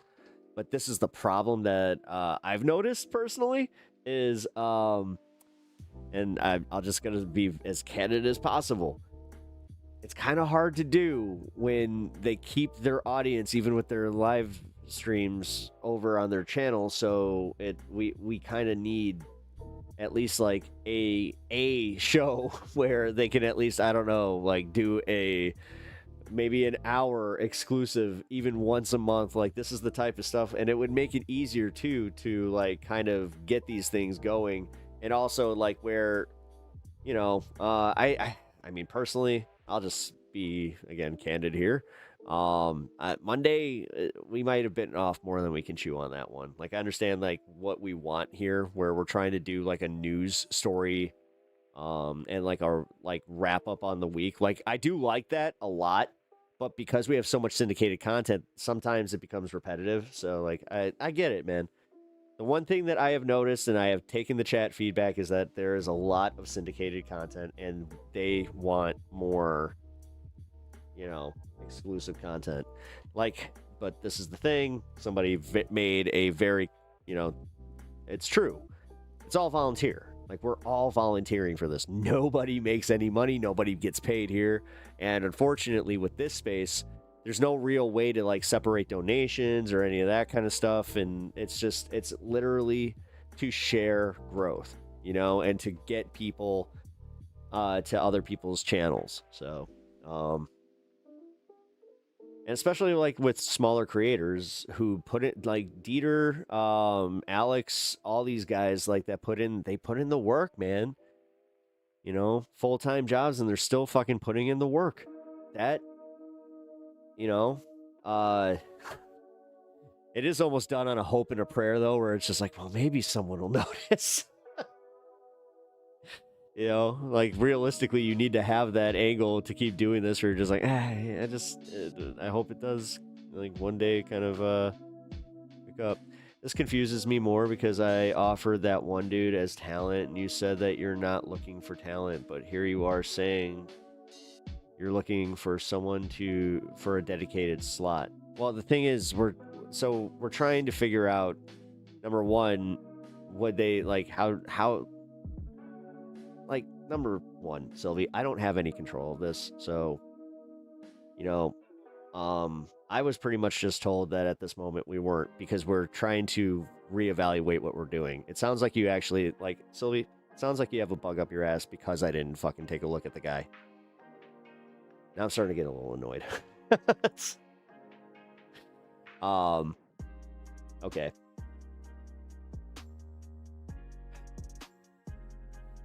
Because I also have absolutely, like, well, I can't say absolutely no power, but, yeah. I don't know. Realistically.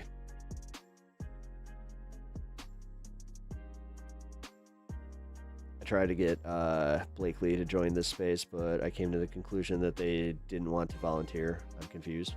What the fuck? I don't know. Maybe I'm misreading your comments right now, but it's like you're saying that you don't understand like exactly what we're trying to do with this space, and then you're saying that this confuses me because you offered this guy as talent, and we're saying that we need people to commit, you know, exclusive content. Not cleared up, but we're making, or wait. No, clear it up. Oh, I'm trying to make it clear. Okay, so we might have space later. Realistically, we're still figuring out what we're doing and how we're gonna fucking like what the programming block's gonna be, if we're like what days we're actually gonna have, that kind of shit. So I don't know, like I don't know. I also don't feel like I have the authority to really be bringing people on. That's my biggest thing, like with this one, where if he wants to be part of this space, then he can, you know, reach out, kind of thing. And then we can evaluate him. I don't know. That's kind of how this goes. Like, and I'm not trying to like do the clicky bullshit or any of that either. It is just like, yeah, you can't just let everybody on, and I think that makes sense.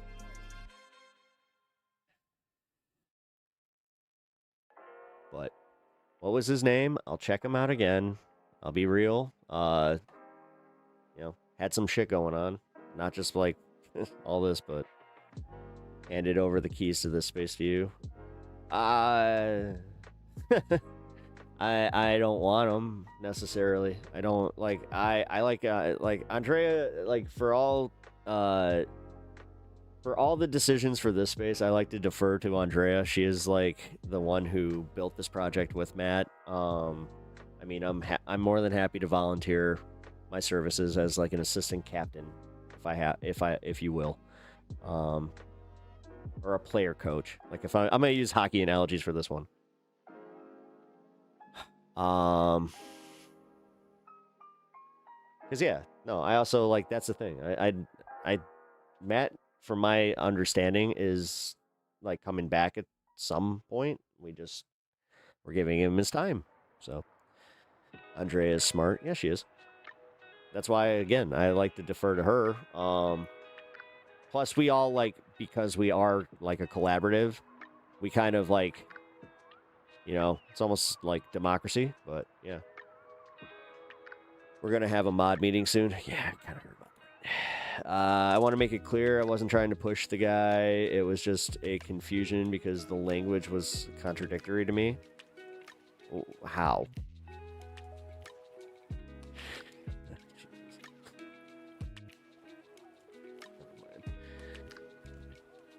It just seems to be like one of the fucking things that's happening tonight, is where I'm just like either misreading this or I'm misreading tone or something. I don't know. You're not the first person that this has happened with. So he's finishing a comic book. Yeah, no, I know. I know what's going on with him. I do know, like, but yeah, he also did like the full blackout, which, yeah, when he did the thing, yeah. Context is lost in chat. Yeah. What?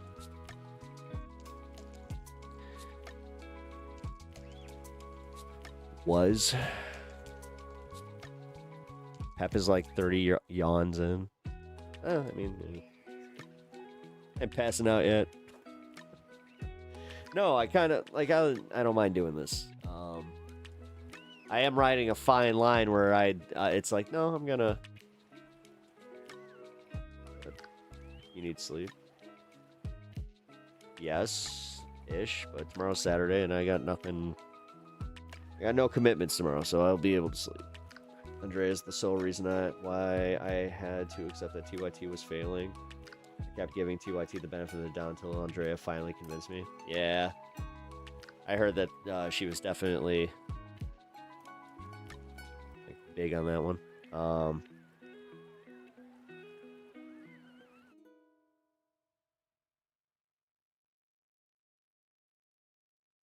Wait.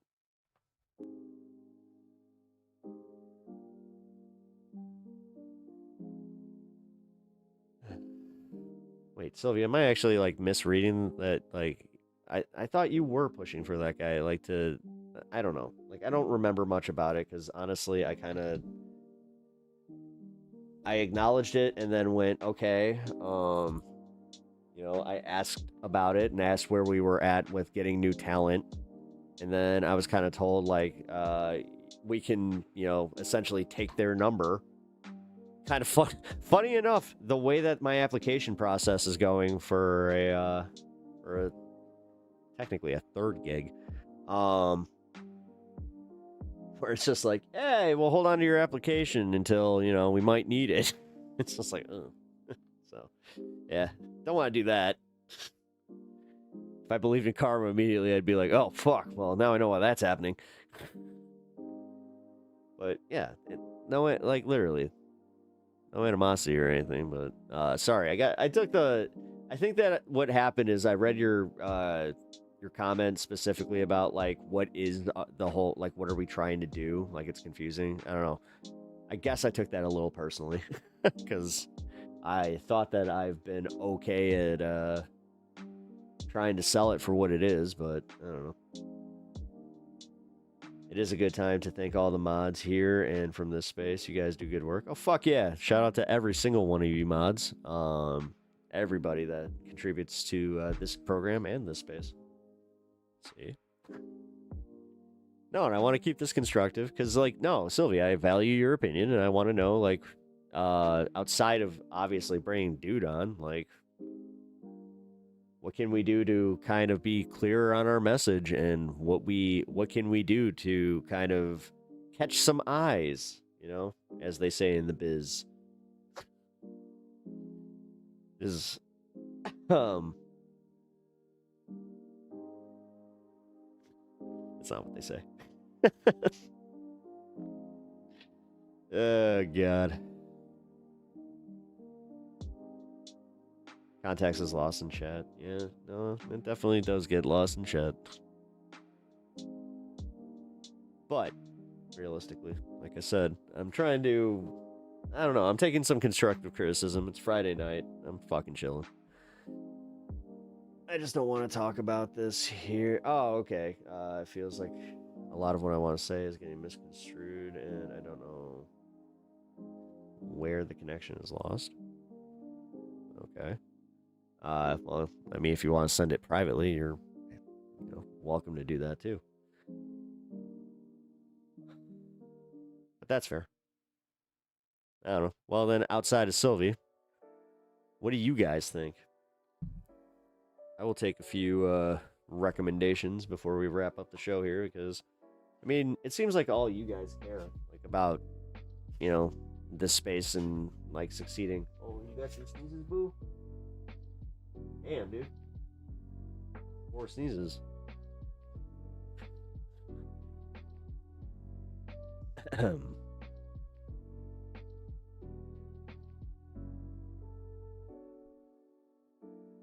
Good?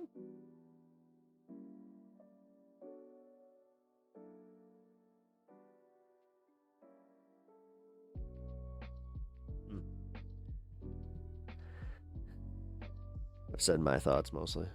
Or I've said most of my thoughts. I think this space needs a palate cleanse. Hour once a day. So, like, what do you mean by palate cleanse? Just chilling in the music now. Nice.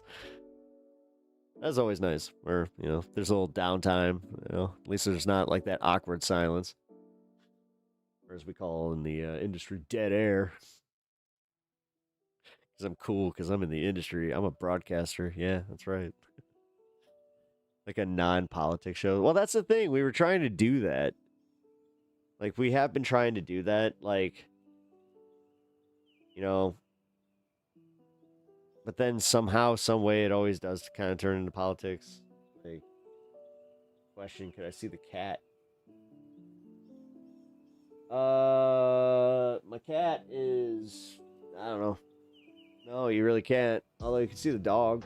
The dog's behind me. Just had a sneeze attack, but gaming show, culture. Well, I mean, so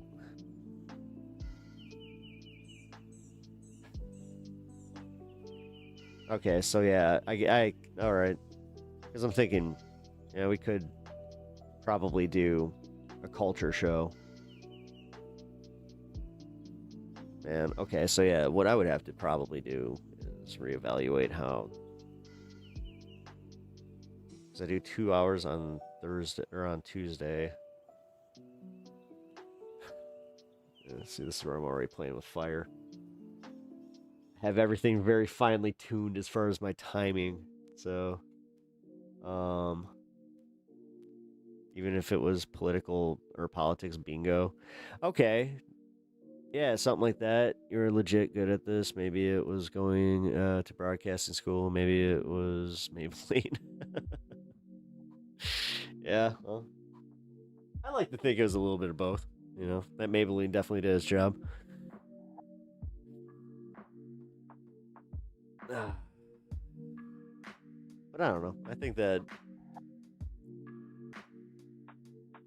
that's a good idea. Having like a palate cleanse show, that would be fun. Actually, if you guys are watching the VOD, do me a favor. Drop a comment of some ideas that you guys would like to see. Especially if you guys are this space viewers, and you've made it this far. Congratulations. Seriously, high fucking five. I fucking five to all you guys for hanging as long as you have tonight, too. Excuse me. But for a VOD, that's insane. I can't imagine somebody watching my full VOD. There was one, I told you guys about the one guy that got a hold of me that they were just like, yeah, I watched your entire VOD. It got me through a flight to Europe. That was eye-opening.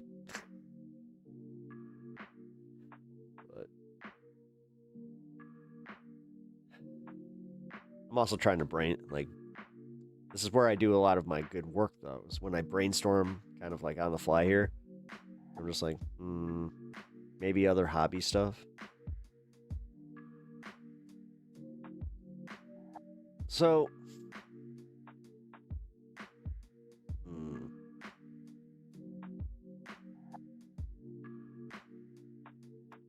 so my thoughts are this. So what makes TYT kind of successful at their whole approach to like the way that they have all day broadcasting is that they do rebroadcast like their main shows, and they do so like every 2 hours or so. So like, for instance, the damage report comes on, and then it starts with JR. In the old days, starts with JR, rolls into the damage report. Then you would have, I think, the main show, right? I feel like I'm missing one. But yeah, then you would roll into the main show. Then after the main show wraps, right? Then they would go into starting the damage report. Or like, I know that they kind of mixed up with this a little bit too, where they would replay like the show right away, which that was always weird to me. Because it always confused me where I was just like, wait, I feel like is this an extra hour? I don't even know. But yeah, the good old days, yeah.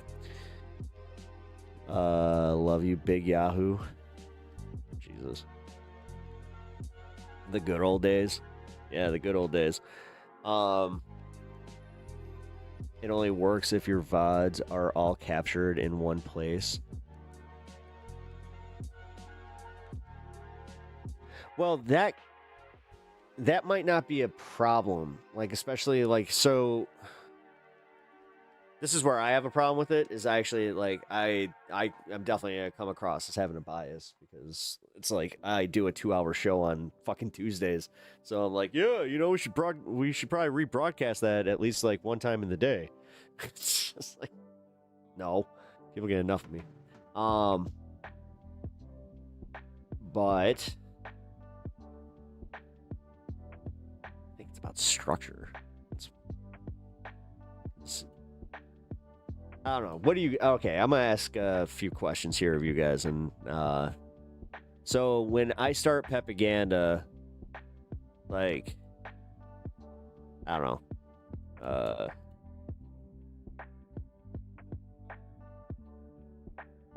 Trying to think of how to word this. Seriously, just need to start doing another how it's made style show. I mean, hey, there you go. People can show their hobbies and bring in the leftist angle. Doesn't always... I feel like it doesn't always have to have a leftist angle. I think that's kind of part of it. It's because then it's always locked into being political. You know, like, we're talking about not doing a political show. Oh my god. We can have our own version of Joys of Painting. God, see, now, I'm going to just say this much. If I made enough money to just do entertainment all the time and not have to worry about any of it, I would do this. Like, and I would do it for this space, you know, for free. Like, well, unless they were the ones paying me, obviously. But, like, yeah. Because that's the type of shit where it's just like, no, that'd be hilarious. That'd be fun. And then, yeah. Does add that layer there. I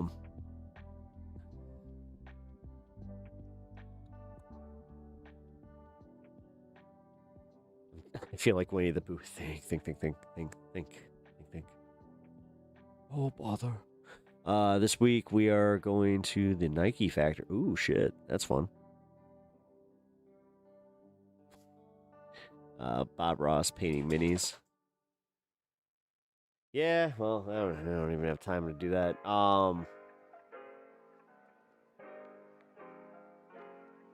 This is what I actually... It's so funny. Oh my god, this just hit me like a fucking brick to the head. I never wanted to be a program director. That was actually something I always kind of was like, oh, if there's one thing I don't want to be is a program director. I just want to, like, show up to my broadcasting gig and, you know, just kind of do my thing. Yeah. I don't know. Because it's also selling people on volunteering, like, and volunteering their content, and, like, yeah. There's a guy who does call-in shows and pretends to be Rob Boss sometimes. Call-in show would actually be fun. If we could, like, get that up and running, where, there was like a this space call-in line, or like the way to do so. We need to brainstorm that, like this one, because a call-in, like, oh, that would help. Like, just call into this space, because then we could mix it up with different hosts. You know, oh, dude, that's a good idea. See, this is what I like about these. This is why I have not ended stream. Also,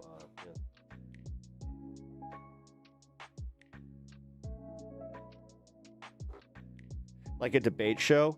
I mean, we could. I mean, I'm not trying to do the Dean and fucking Parker thing, but realistically, it works, and people are interested in it. And realistically, they're the only two that really do that. And yeah, normies, like, good call-in shows. Yeah, no, they do. I mean, I would love to do a call-in show, and honestly, like, I would do more call-ins here, but I got to figure out a way to, like, not have them have to go through Discord. But Timu the line. Yeah, like it doesn't have to be Timu. I mean, it could just be, you know, inspired by. I'm gonna just say this much too. Like every time that we say some shit like that, where it's just like, oh, okay, I guess no, whatever.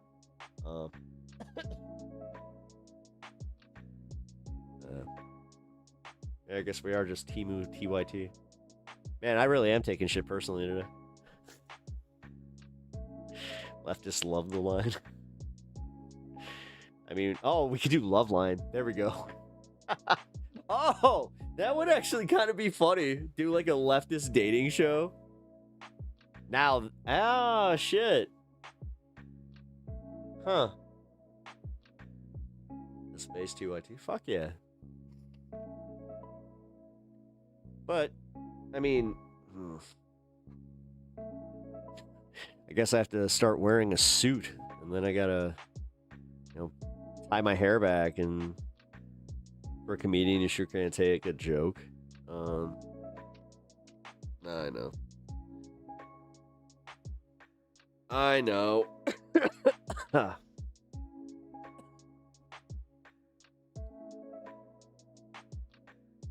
Yeah, you're definitely tired. Enjoying the chilling here, though. Pep in a ponytail. Jake tried to do the call-in thing. How'd that go? How'd it go with him? Dating in the leftist community. Now that will bring some high school drama. I mean...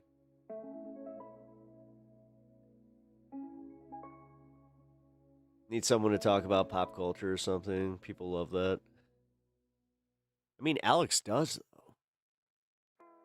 Like, Alex does... Dude, Alex puts in the hours, man. Like, fuck, he took over that Thursday, and he did, like, 5-6 hours almost. It might also have been worth it to talk to the line folks about the software tools Jimmy built into them to manage everything. Turning Pep USA would be great. Bait and switch call-in show. Turning Pep. I mean, I do kind of like it. I just said that Riverboat Jacket is our overlap with the line. Oh, shit. Yeah, I didn't even think about that. A line plug would be huge. Yeah, no, and like that's, I mean, dude, we have Hasan, like... Turning Pep, I am deceased.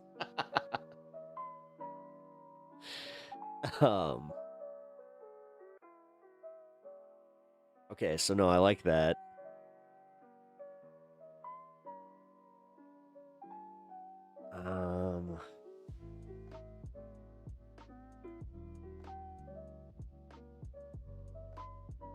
That was all Mitchell to his credit.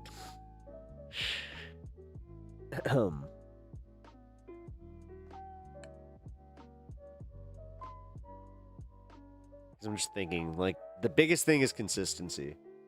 I do know that much. So if we have, like, a call-in show, it has to be pretty much, like, every, like, same time. It doesn't have to be every week, though. That is another thing. Like, we can make it to where, you know, every other week. I might have to start doing that with Primetime Pepaganda, though. Which, that sucks. I might have to switch. Like we're figuring it. As I said, this is also what, like, back to what I said. And sorry, Sylvie, for being kind of an asshole about it. Like I'll own it. Yes, I'm a little cranky. Sorry, I did get tired. Also, I think like what happened is realistically, I smoked that second one, and then I just kind of like, you know what happens, especially when you're tired. But yeah, no, I think there's some ideas here that we can iron out, but going back to what I just said, what my original thing was, this is why we're just kind of like holding steady and then just reevaluating what we're doing. You know, because we got guys like Jeff, man, like Jeff Waldorf, the logical leftist. He has been more than fucking, you know, generous, and he is. You know, he shouts us out all the time. He goes live on this space and also on his own channel. Like, same with Boston Brian, man. Like, I gotta, like, give him some credit. well, just shout out to all the contributors, realistically, but yeah, I mean, if for anybody that's really out there, like, trying to like grow this space, like that's where I gotta say, like that shit is, it makes me happier because it makes me feel like less of an idiot. Where I'm like, oh, I hope I'm not like putting in. I hope I'm not putting too much faith into something that's just, and that's realistically, that's where I think the whole, where I was feeling the critique there and I was getting a little sensitive. It's kind of where it comes from, man. I believe in this. I really do. So it gets a little, like, I don't know.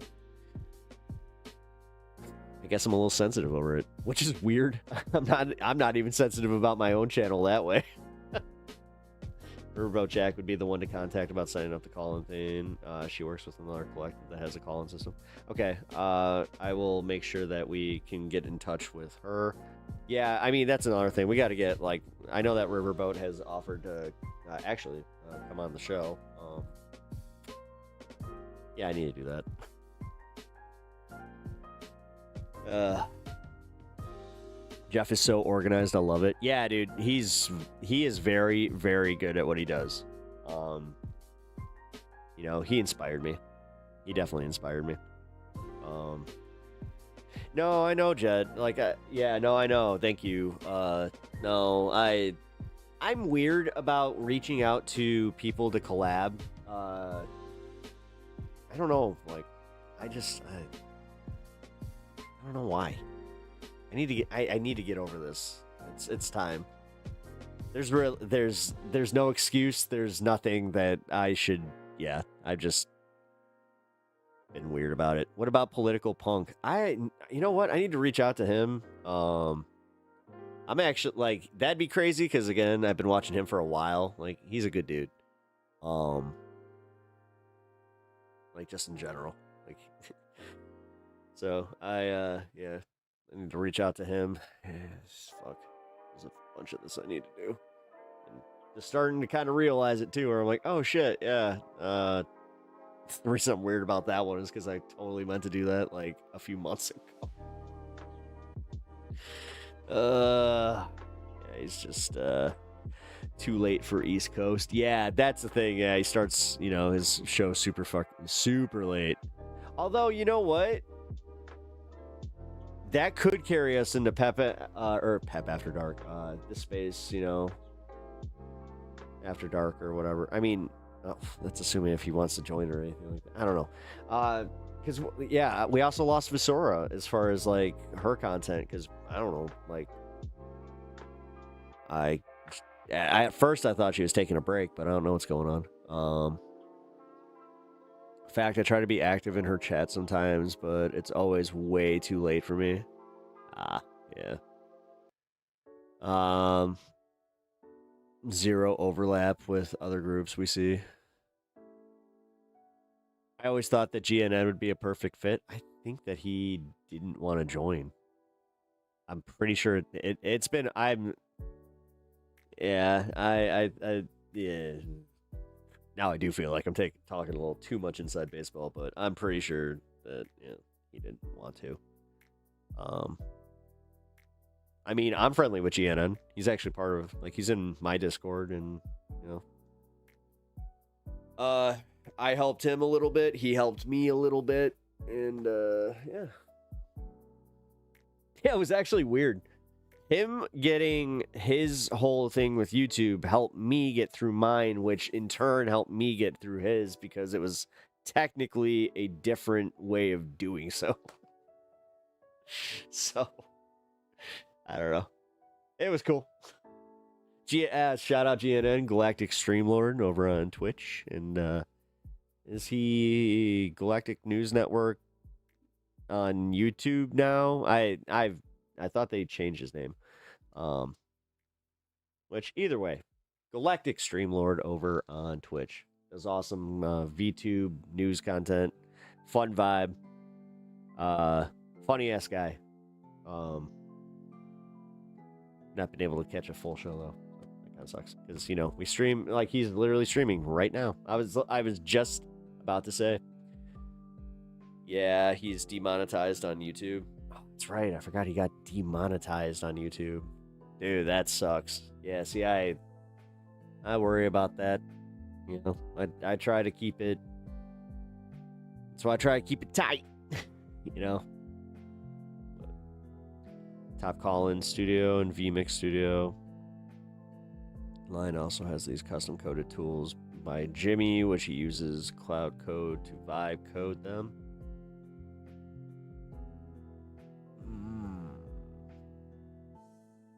Okay. Let's see. I usually lurk in his streams these days, because if I get in chat, I won't sleep. Ah, yeah.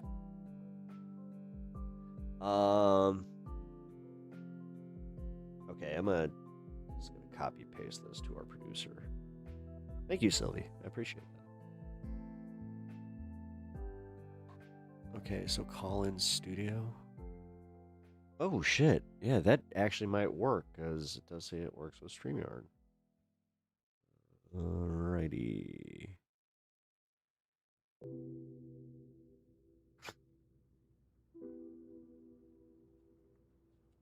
Give me a sec.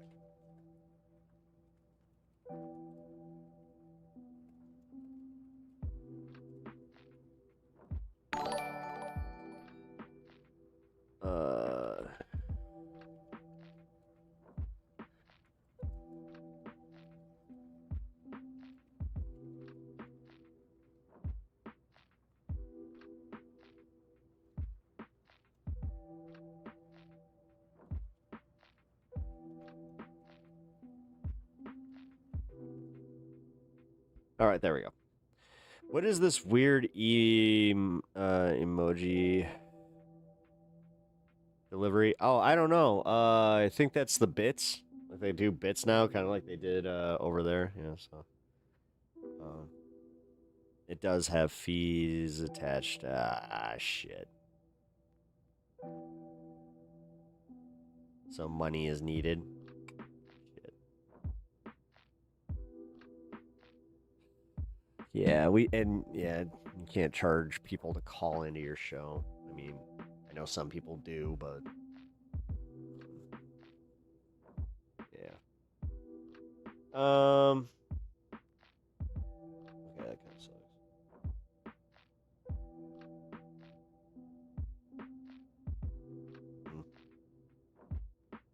It's a gift thingy. You don't have it yet? Oh, really? Just take phone calls over Discord? Yeah, but the thing is, okay, so we would need a dedicated Discord specifically for calls.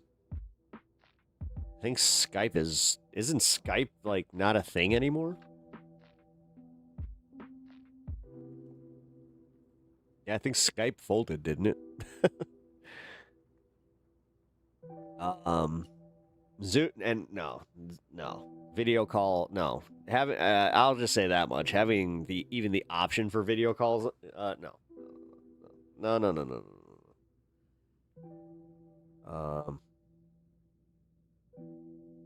Maybe try using AIM. Wait, is AIM still around?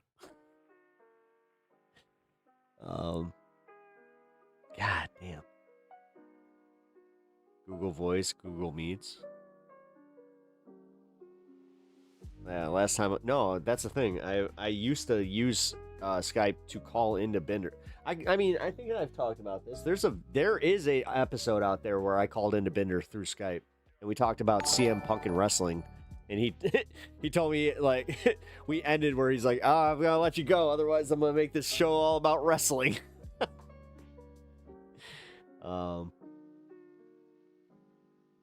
Yeah, that's why I said it.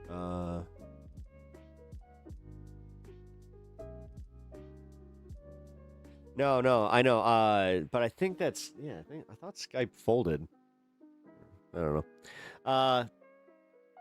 Either way, we'll figure it out. I mean, we're on the right path. It's a good idea. Like, doing a call-in show is a good idea. The bottom line is, Bender, handsy. Fucking shit, dude. I would love to talk to Hansi. It's kind of funny because Hansi is, or Hansi, he's from the Howard Stern show. Fucking Imran Khan. Imran Khan lives with his dad and mom. Imran Khan lives with his dad and mom. I used to know the whole song. Hansi, can't you see that you're gonna be crazy? But you know that he lives with his mom. His name is Imran Khan. Yeah, no, it's the Stacy's mom thing. Yeah. Man, Stern Show did him. No, they didn't. His calls did him dirty. Jesus Christ. He used to go pretty fucking balls to the wall with it, man. I mean, I don't know. He seems like an all right dude, though, realistically. They did cook his ass. Oh, yeah. No, he used to, he was a regular caller. Long time. But I know, I do know that there was, some drama where he snapped on, I think it was Baba Booey. There was, an actual threat, and they just were like, yep, we're done. Donation sub goals for the call-in show fund pool. Yeah, actually, that would not be a bad idea. Yeah, so if we need to fund it, then we can do a quick subathon, do a live show. Now the big thing is, somebody just said it. Why can't DJX, you said it. Why can't we just do it from Discord? I heard him lose it on Binder, but Binder handles it. Wait, who? Oh, Hansi. Yeah. Well, yeah, because I think that Binder, I'm pretty sure that Binder knows that he's from Howard Stern. I don't know. You can't, it's hard to be from New York and, not have listened to Stern at some point. And then when he went to Sirius, especially, if you have, a Sirius XM, it's almost impossible. I don't know. I just assume that everybody has listened to Howard at least, one time in their life, but Hansi didn't. He called in TYT. Yes, that's right. He did call into TYT. Yeah.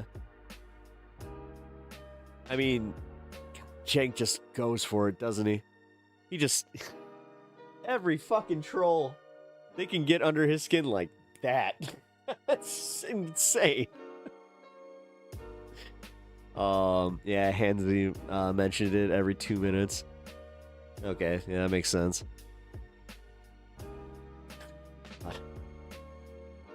That's why I miss Doomed. As I said, this is why I miss Bender's shows. This call-in shows. Although,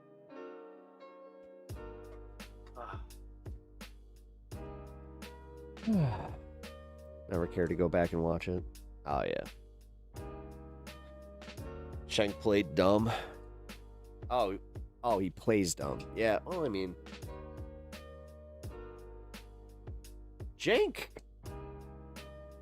I don't know, man. There's a part of me that I appreciate his passion. It's just sometimes it's so misdirected. So, yeah. I've never watched Howard Stern, only seen some clips. Oh, okay. That's fair. I used to listen every day, man. Even if it was a replay, I would listen to all 3 hours, which I used to think that that was a lot.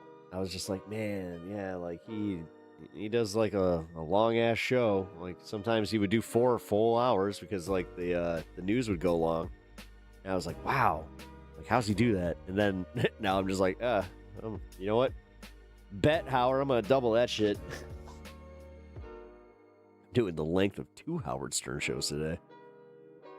You only saw the Trump clips? Aw, that sucks. Okay, so there's so much better Howard Stern stuff. It's actually mostly recent. there are some classic bits though, like Craig Gass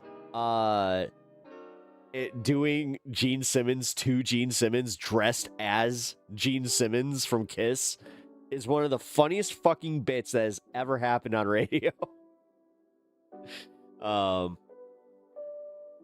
Howard seems like that one guy that your parents invite over that you really don't like that much, but he does let you get away with stuff. I think that's a bad assessment.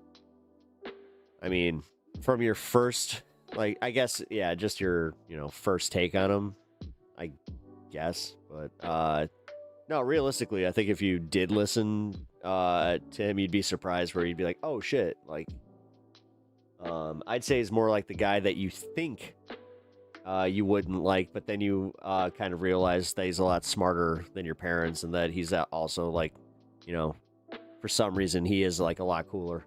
And to that point, yes, he would probably let you get away with a lot more. Almost an 8-hour stream. Yeah, I kind of figured. Why not? Fucking just go till midnight. Orville Peppenbacher. I know one creator who says Howard Stern was his primary inspiration, which is weird because he's, like, the total opposite. I mean, he was a huge, huge inspiration on me. Same with Opie and Anthony, but, like, realistically, I even admit that, like, some of the humor that was done on Opie and Anthony was, like, peak cringe, early 2000s, what they're trying, like, what the right-wing, brosphere is trying to bring back. Like, they're trying to bring back the worst aspects of it. Which that's why I think I got mad, where it's just like, nah, guys, like, don't do the cancel culture thing. Oh, thank you for the 5, dude. Appreciate that. Thank you. At HBX $5. Appreciate that, man. Pep, thanks for all the hard work you put into these shows. I really appreciate that, man. I also appreciate the kind words. Like, thank you so much. All right, folks. Got things to finish up. All right, man. Tomorrow, yeah, I might, we'll see. If I'm gonna just put it out there, guys, like, tomorrow is straight up fucking 50-50. And if I don't show up, just plan on seeing me on Monday. Because, yeah, I'm not leaving just yet, by the way. DJX, you said you're taking 3, 1. Hell yeah, man.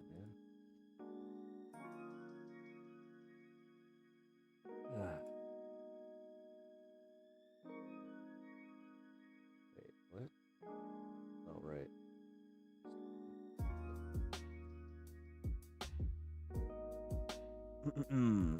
Bon Nuit, yes, he pioneered Shock Jock stuff. Yeah, he totally did. Yeah. Like, he was pretty much the godfather of shock jockery.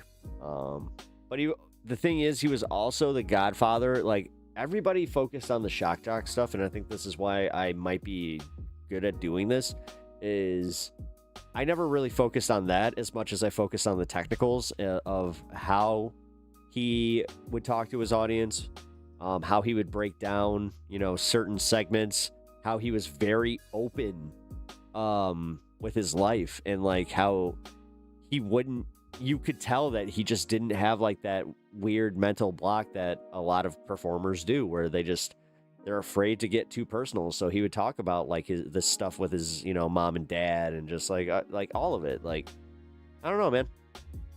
He's one of the best if not the best broadcaster to pretty much ever live.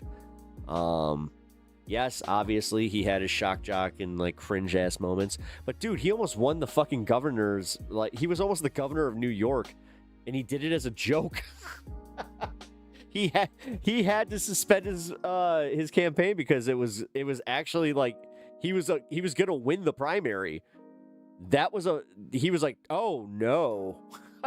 oh no. It's like, I don't want to be the governor. That was God, that was funny. And also Opie and Anthony like convincing the entire town of Boston that their mayor died.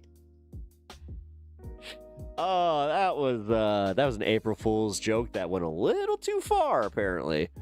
That's why they got fired from terrestrial radio there. And that's also technically what sent them on the path to getting their job at XM. I think Trump did the same, but never got off the bus.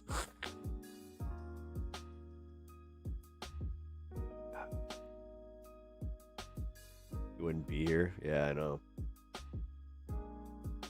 That is funny, though. No, it was. It was hilarious.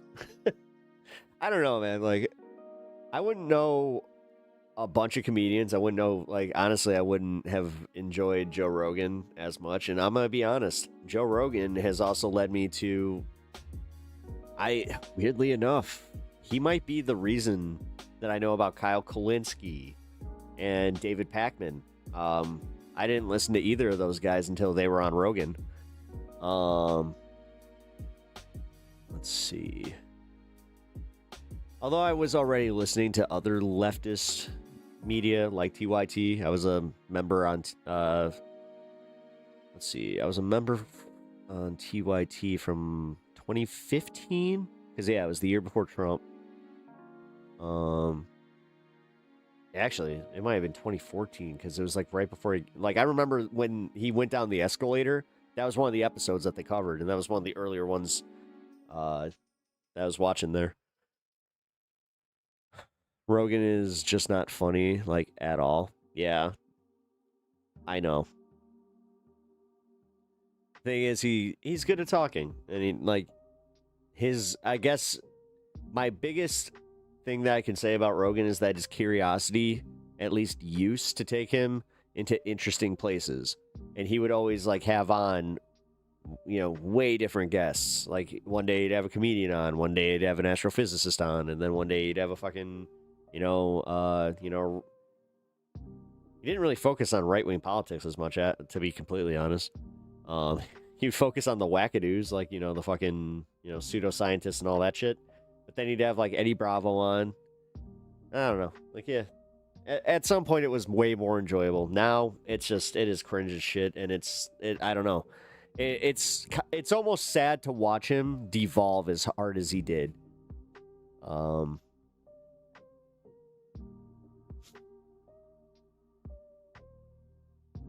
Well, that bit did where he humps the bar stool? Yeah. As an OG Pac-Man hater, I feel vindicated. Wow, really? Yeah, I don't know. He was never my favorite, but I always enjoyed the fact that he was covering, that kind of stuff. Funny enough, Howard Stern actually likes David Pakman. That was, oof. Boy, do I have the video for you. Uh-oh, what's that? I blame Joe Rogan for every celebrity having a podcast where they just talk to their friends for a few hours. Yeah, but, to be fair, I don't even talk to my friends for a few hours. I mean, I talk to you guys for a few hours. You guys are my friends. Although you guys have watched me talk to my friends. Oh, God, I did a fucking Friends podcast. Oh, no. Oh, no. I did I committed a flagrant... Uh-oh. Oh, no. Oh, no. I don't want to do that. I don't know. I do like having my friends on the show, though. Be completely real. Sorry. I am very yawny. Yeah, I am going to bed in 10 minutes, so. Pep Rogan'd it. I mean, I don't know. Somebody had mentioned that, what if Rogan wasn't an idiot and, like, kind of had base politics? I'm like, then he'd be like me. Because I have the best, like, arguably the best part of Rogan. Like, again, just being curious. Like, genuine curiosity is something that will really help you as a broadcaster. And also, you gotta learn how to listen. That AI children's book really put... Oh, dude, yeah. I kind of remember that was part of it. But his takes were already, like, he would... I don't know, man. I remember it was, like, he was talking about, like, going to, like, Spain or some shit. Like, he kept talking about, like, how he's jet-setting around, all over... And then yeah, it was like the AI thing, and then just I don't know, like there was a lot of that where I was like, okay, I'm kind of bothered by this. And then sure shit, funny, like when he does start losing audience, oh boy, does that start like all of a sudden you start hearing about it. One of my favorite things he did was he was just like, you know, we're never gonna have any merch. We're never gonna take any money from, you know, any sponsors. Then he started doing sponsors, and then he was just like, we have hats and mugs. I will never get over the way he says mugs. Even if it's a bit, it's like, dude, you have a giant mouth when you say that. Pac-Man wants to be the Taylor Swift of the left-wing commentary. I mean, I guess. He called his audience poor. Yeah, I mean, he kind of did a little bit. I mean, I don't know. I just... Who cares?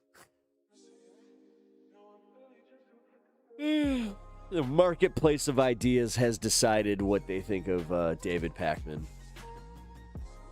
And a lot of people, yeah, I don't know.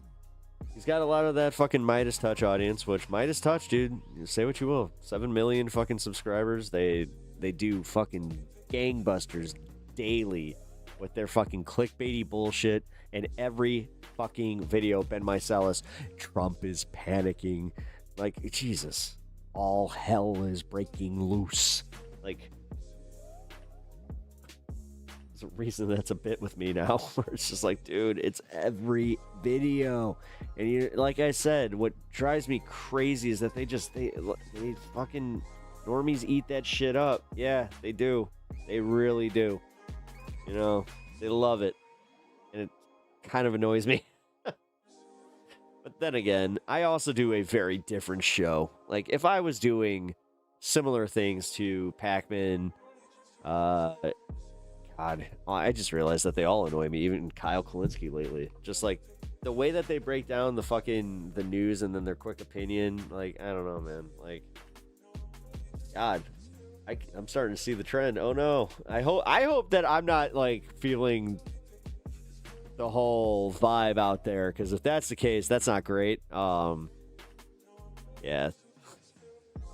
I hope that my presentation's a little different, like is different enough for people to at least, like, you know, appreciate it. Rashad Ritchie's grifting book about ancient Egyptian mastering quantum mechanics put the disgust in me. I did really like his appearance on Jesse Lee Peterson, though.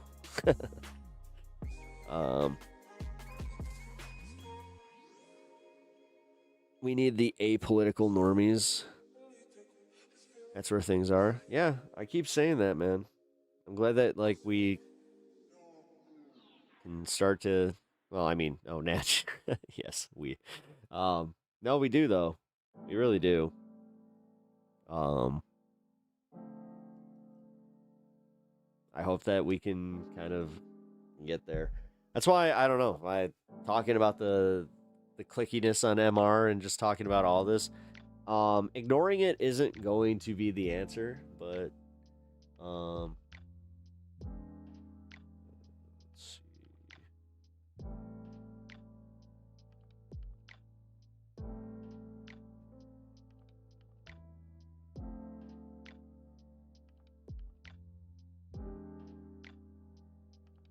Oh, there you are.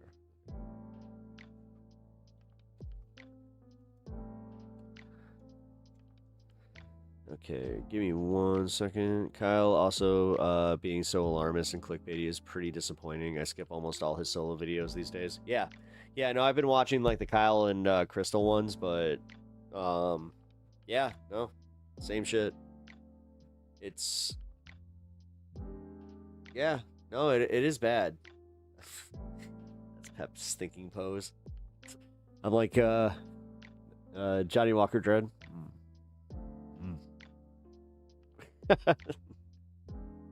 He sat there pretty much doing that the entire time. This was him. The thinking man. No, I agree with you on that one, Pinkerbell. accurate. Just right now, right arrow when. Well, that's what I do. Like, have you guys noticed that? Like, I haven't been able to watch, like, a full video of his in a while. Like, it's bad, man. Like, need that low camera angle. Yeah, right.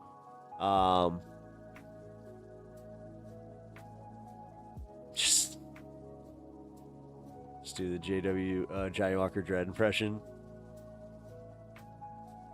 I think that you guys are being a little too. I think that you guys are being a little too sensitive about this. I just feel that you guys, you focus too much on race. Anatime, what up? Peptides like that. Hell yeah. Anatime, welcome to the show. Appreciate you being here. You just caught up to right to the end of the show, pretty much. We're just kind of bullshitting, having some fun. Also, hope you guys remember, Jet, I am going to be sending you a message here in a moment. Yeah, Jet, you're still on Discord, right? Because I know that you were pretty, you had mentioned you were curious. Anyway, he got so butthurt. He really did. And honestly, yeah, I'm kind of proud of you guys. He doesn't know what AdHom is. No, he does not. No, he does not. And I kind of caught that where I was just like, wait, how am I AdHoming? Yeah, you're taking this to AdHom. I'm like, dude, I'm not really attacking you. Which then I thought about it. I'm like, wait, are you admitting that you're racist and that's why you feel like I'm attacking you? I was like, wait a minute. I just don't like how much fluff there is in Kyle's videos. Again, like, dude, most of these videos, they could be fucking 5 minutes long, but, you know, YouTube just started, you know, rewarding where you get to 12 minutes and then all of a sudden it's better for the ad rev, so they try to push it to 12 minutes. That's why most of their videos go to 12 minutes.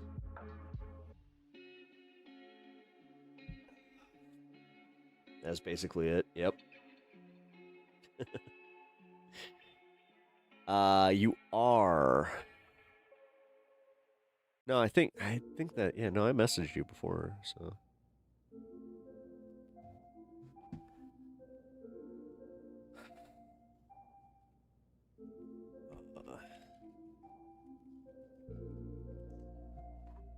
There we go.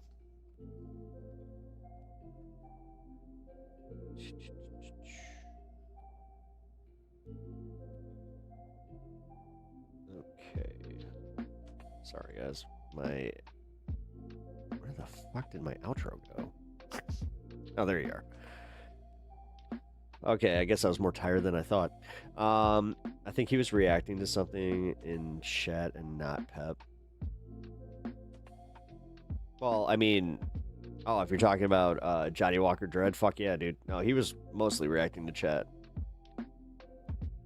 I think that you've achieved the 12-minute mark, Pep.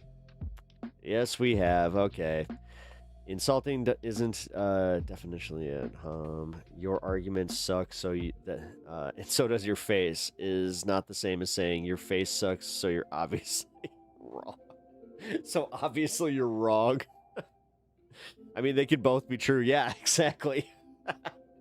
That was kind of my thought. I was like, you know what? Yeah, both could be true on that one, but realistically.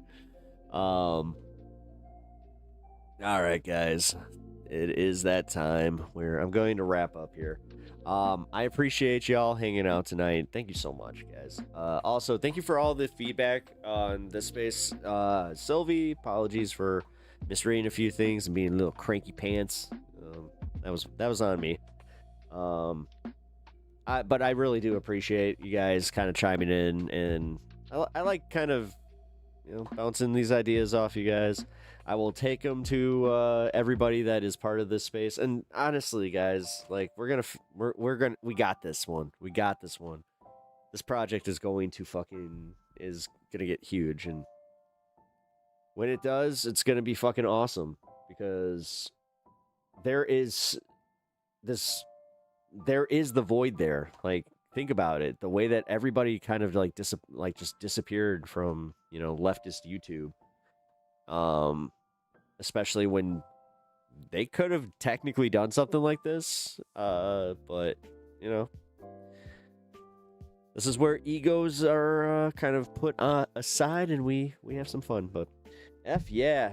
Alrighty, guys. I will see you likely on Monday, but hey, if there's a surprise show tomorrow, that means that Pep State blew up. If that's the case, we'll talk about it. So, like I said, guys, thank you for all the support. Thank you for hanging out. Thank you for everything this week, guys. I just realized that it is also Friday. Shit. So with that, okay, now thank you, Pep. Have a great night. Yes, thank you, guys. I will see you guys tomorrow. Stick around for the outro, and yeah, that's all she wrote. Good night. Who the heck is Pep Talks? I'm not gay, but I fantasize about Marco Rubio. Pep Talks. Pep Talks. Pep Talks. Let's eradicate the Kung Flu. I'm literally coming. Pep Talks. Pep Talks. Who the heck is Pep Talk? They want our women. They want our children. Pep Talk. Sometimes no means yes. Grab them by the Pep Talk. Grab them by the Marco Rubio. Obama is a racist. Pep Talk. I'm literally coming. I'm Pep literally coming. Pep Talks. We found weapons of mass destruction. My fellow Americans, it has been confirmed today from Pep Talks that we are indeed all high on politics.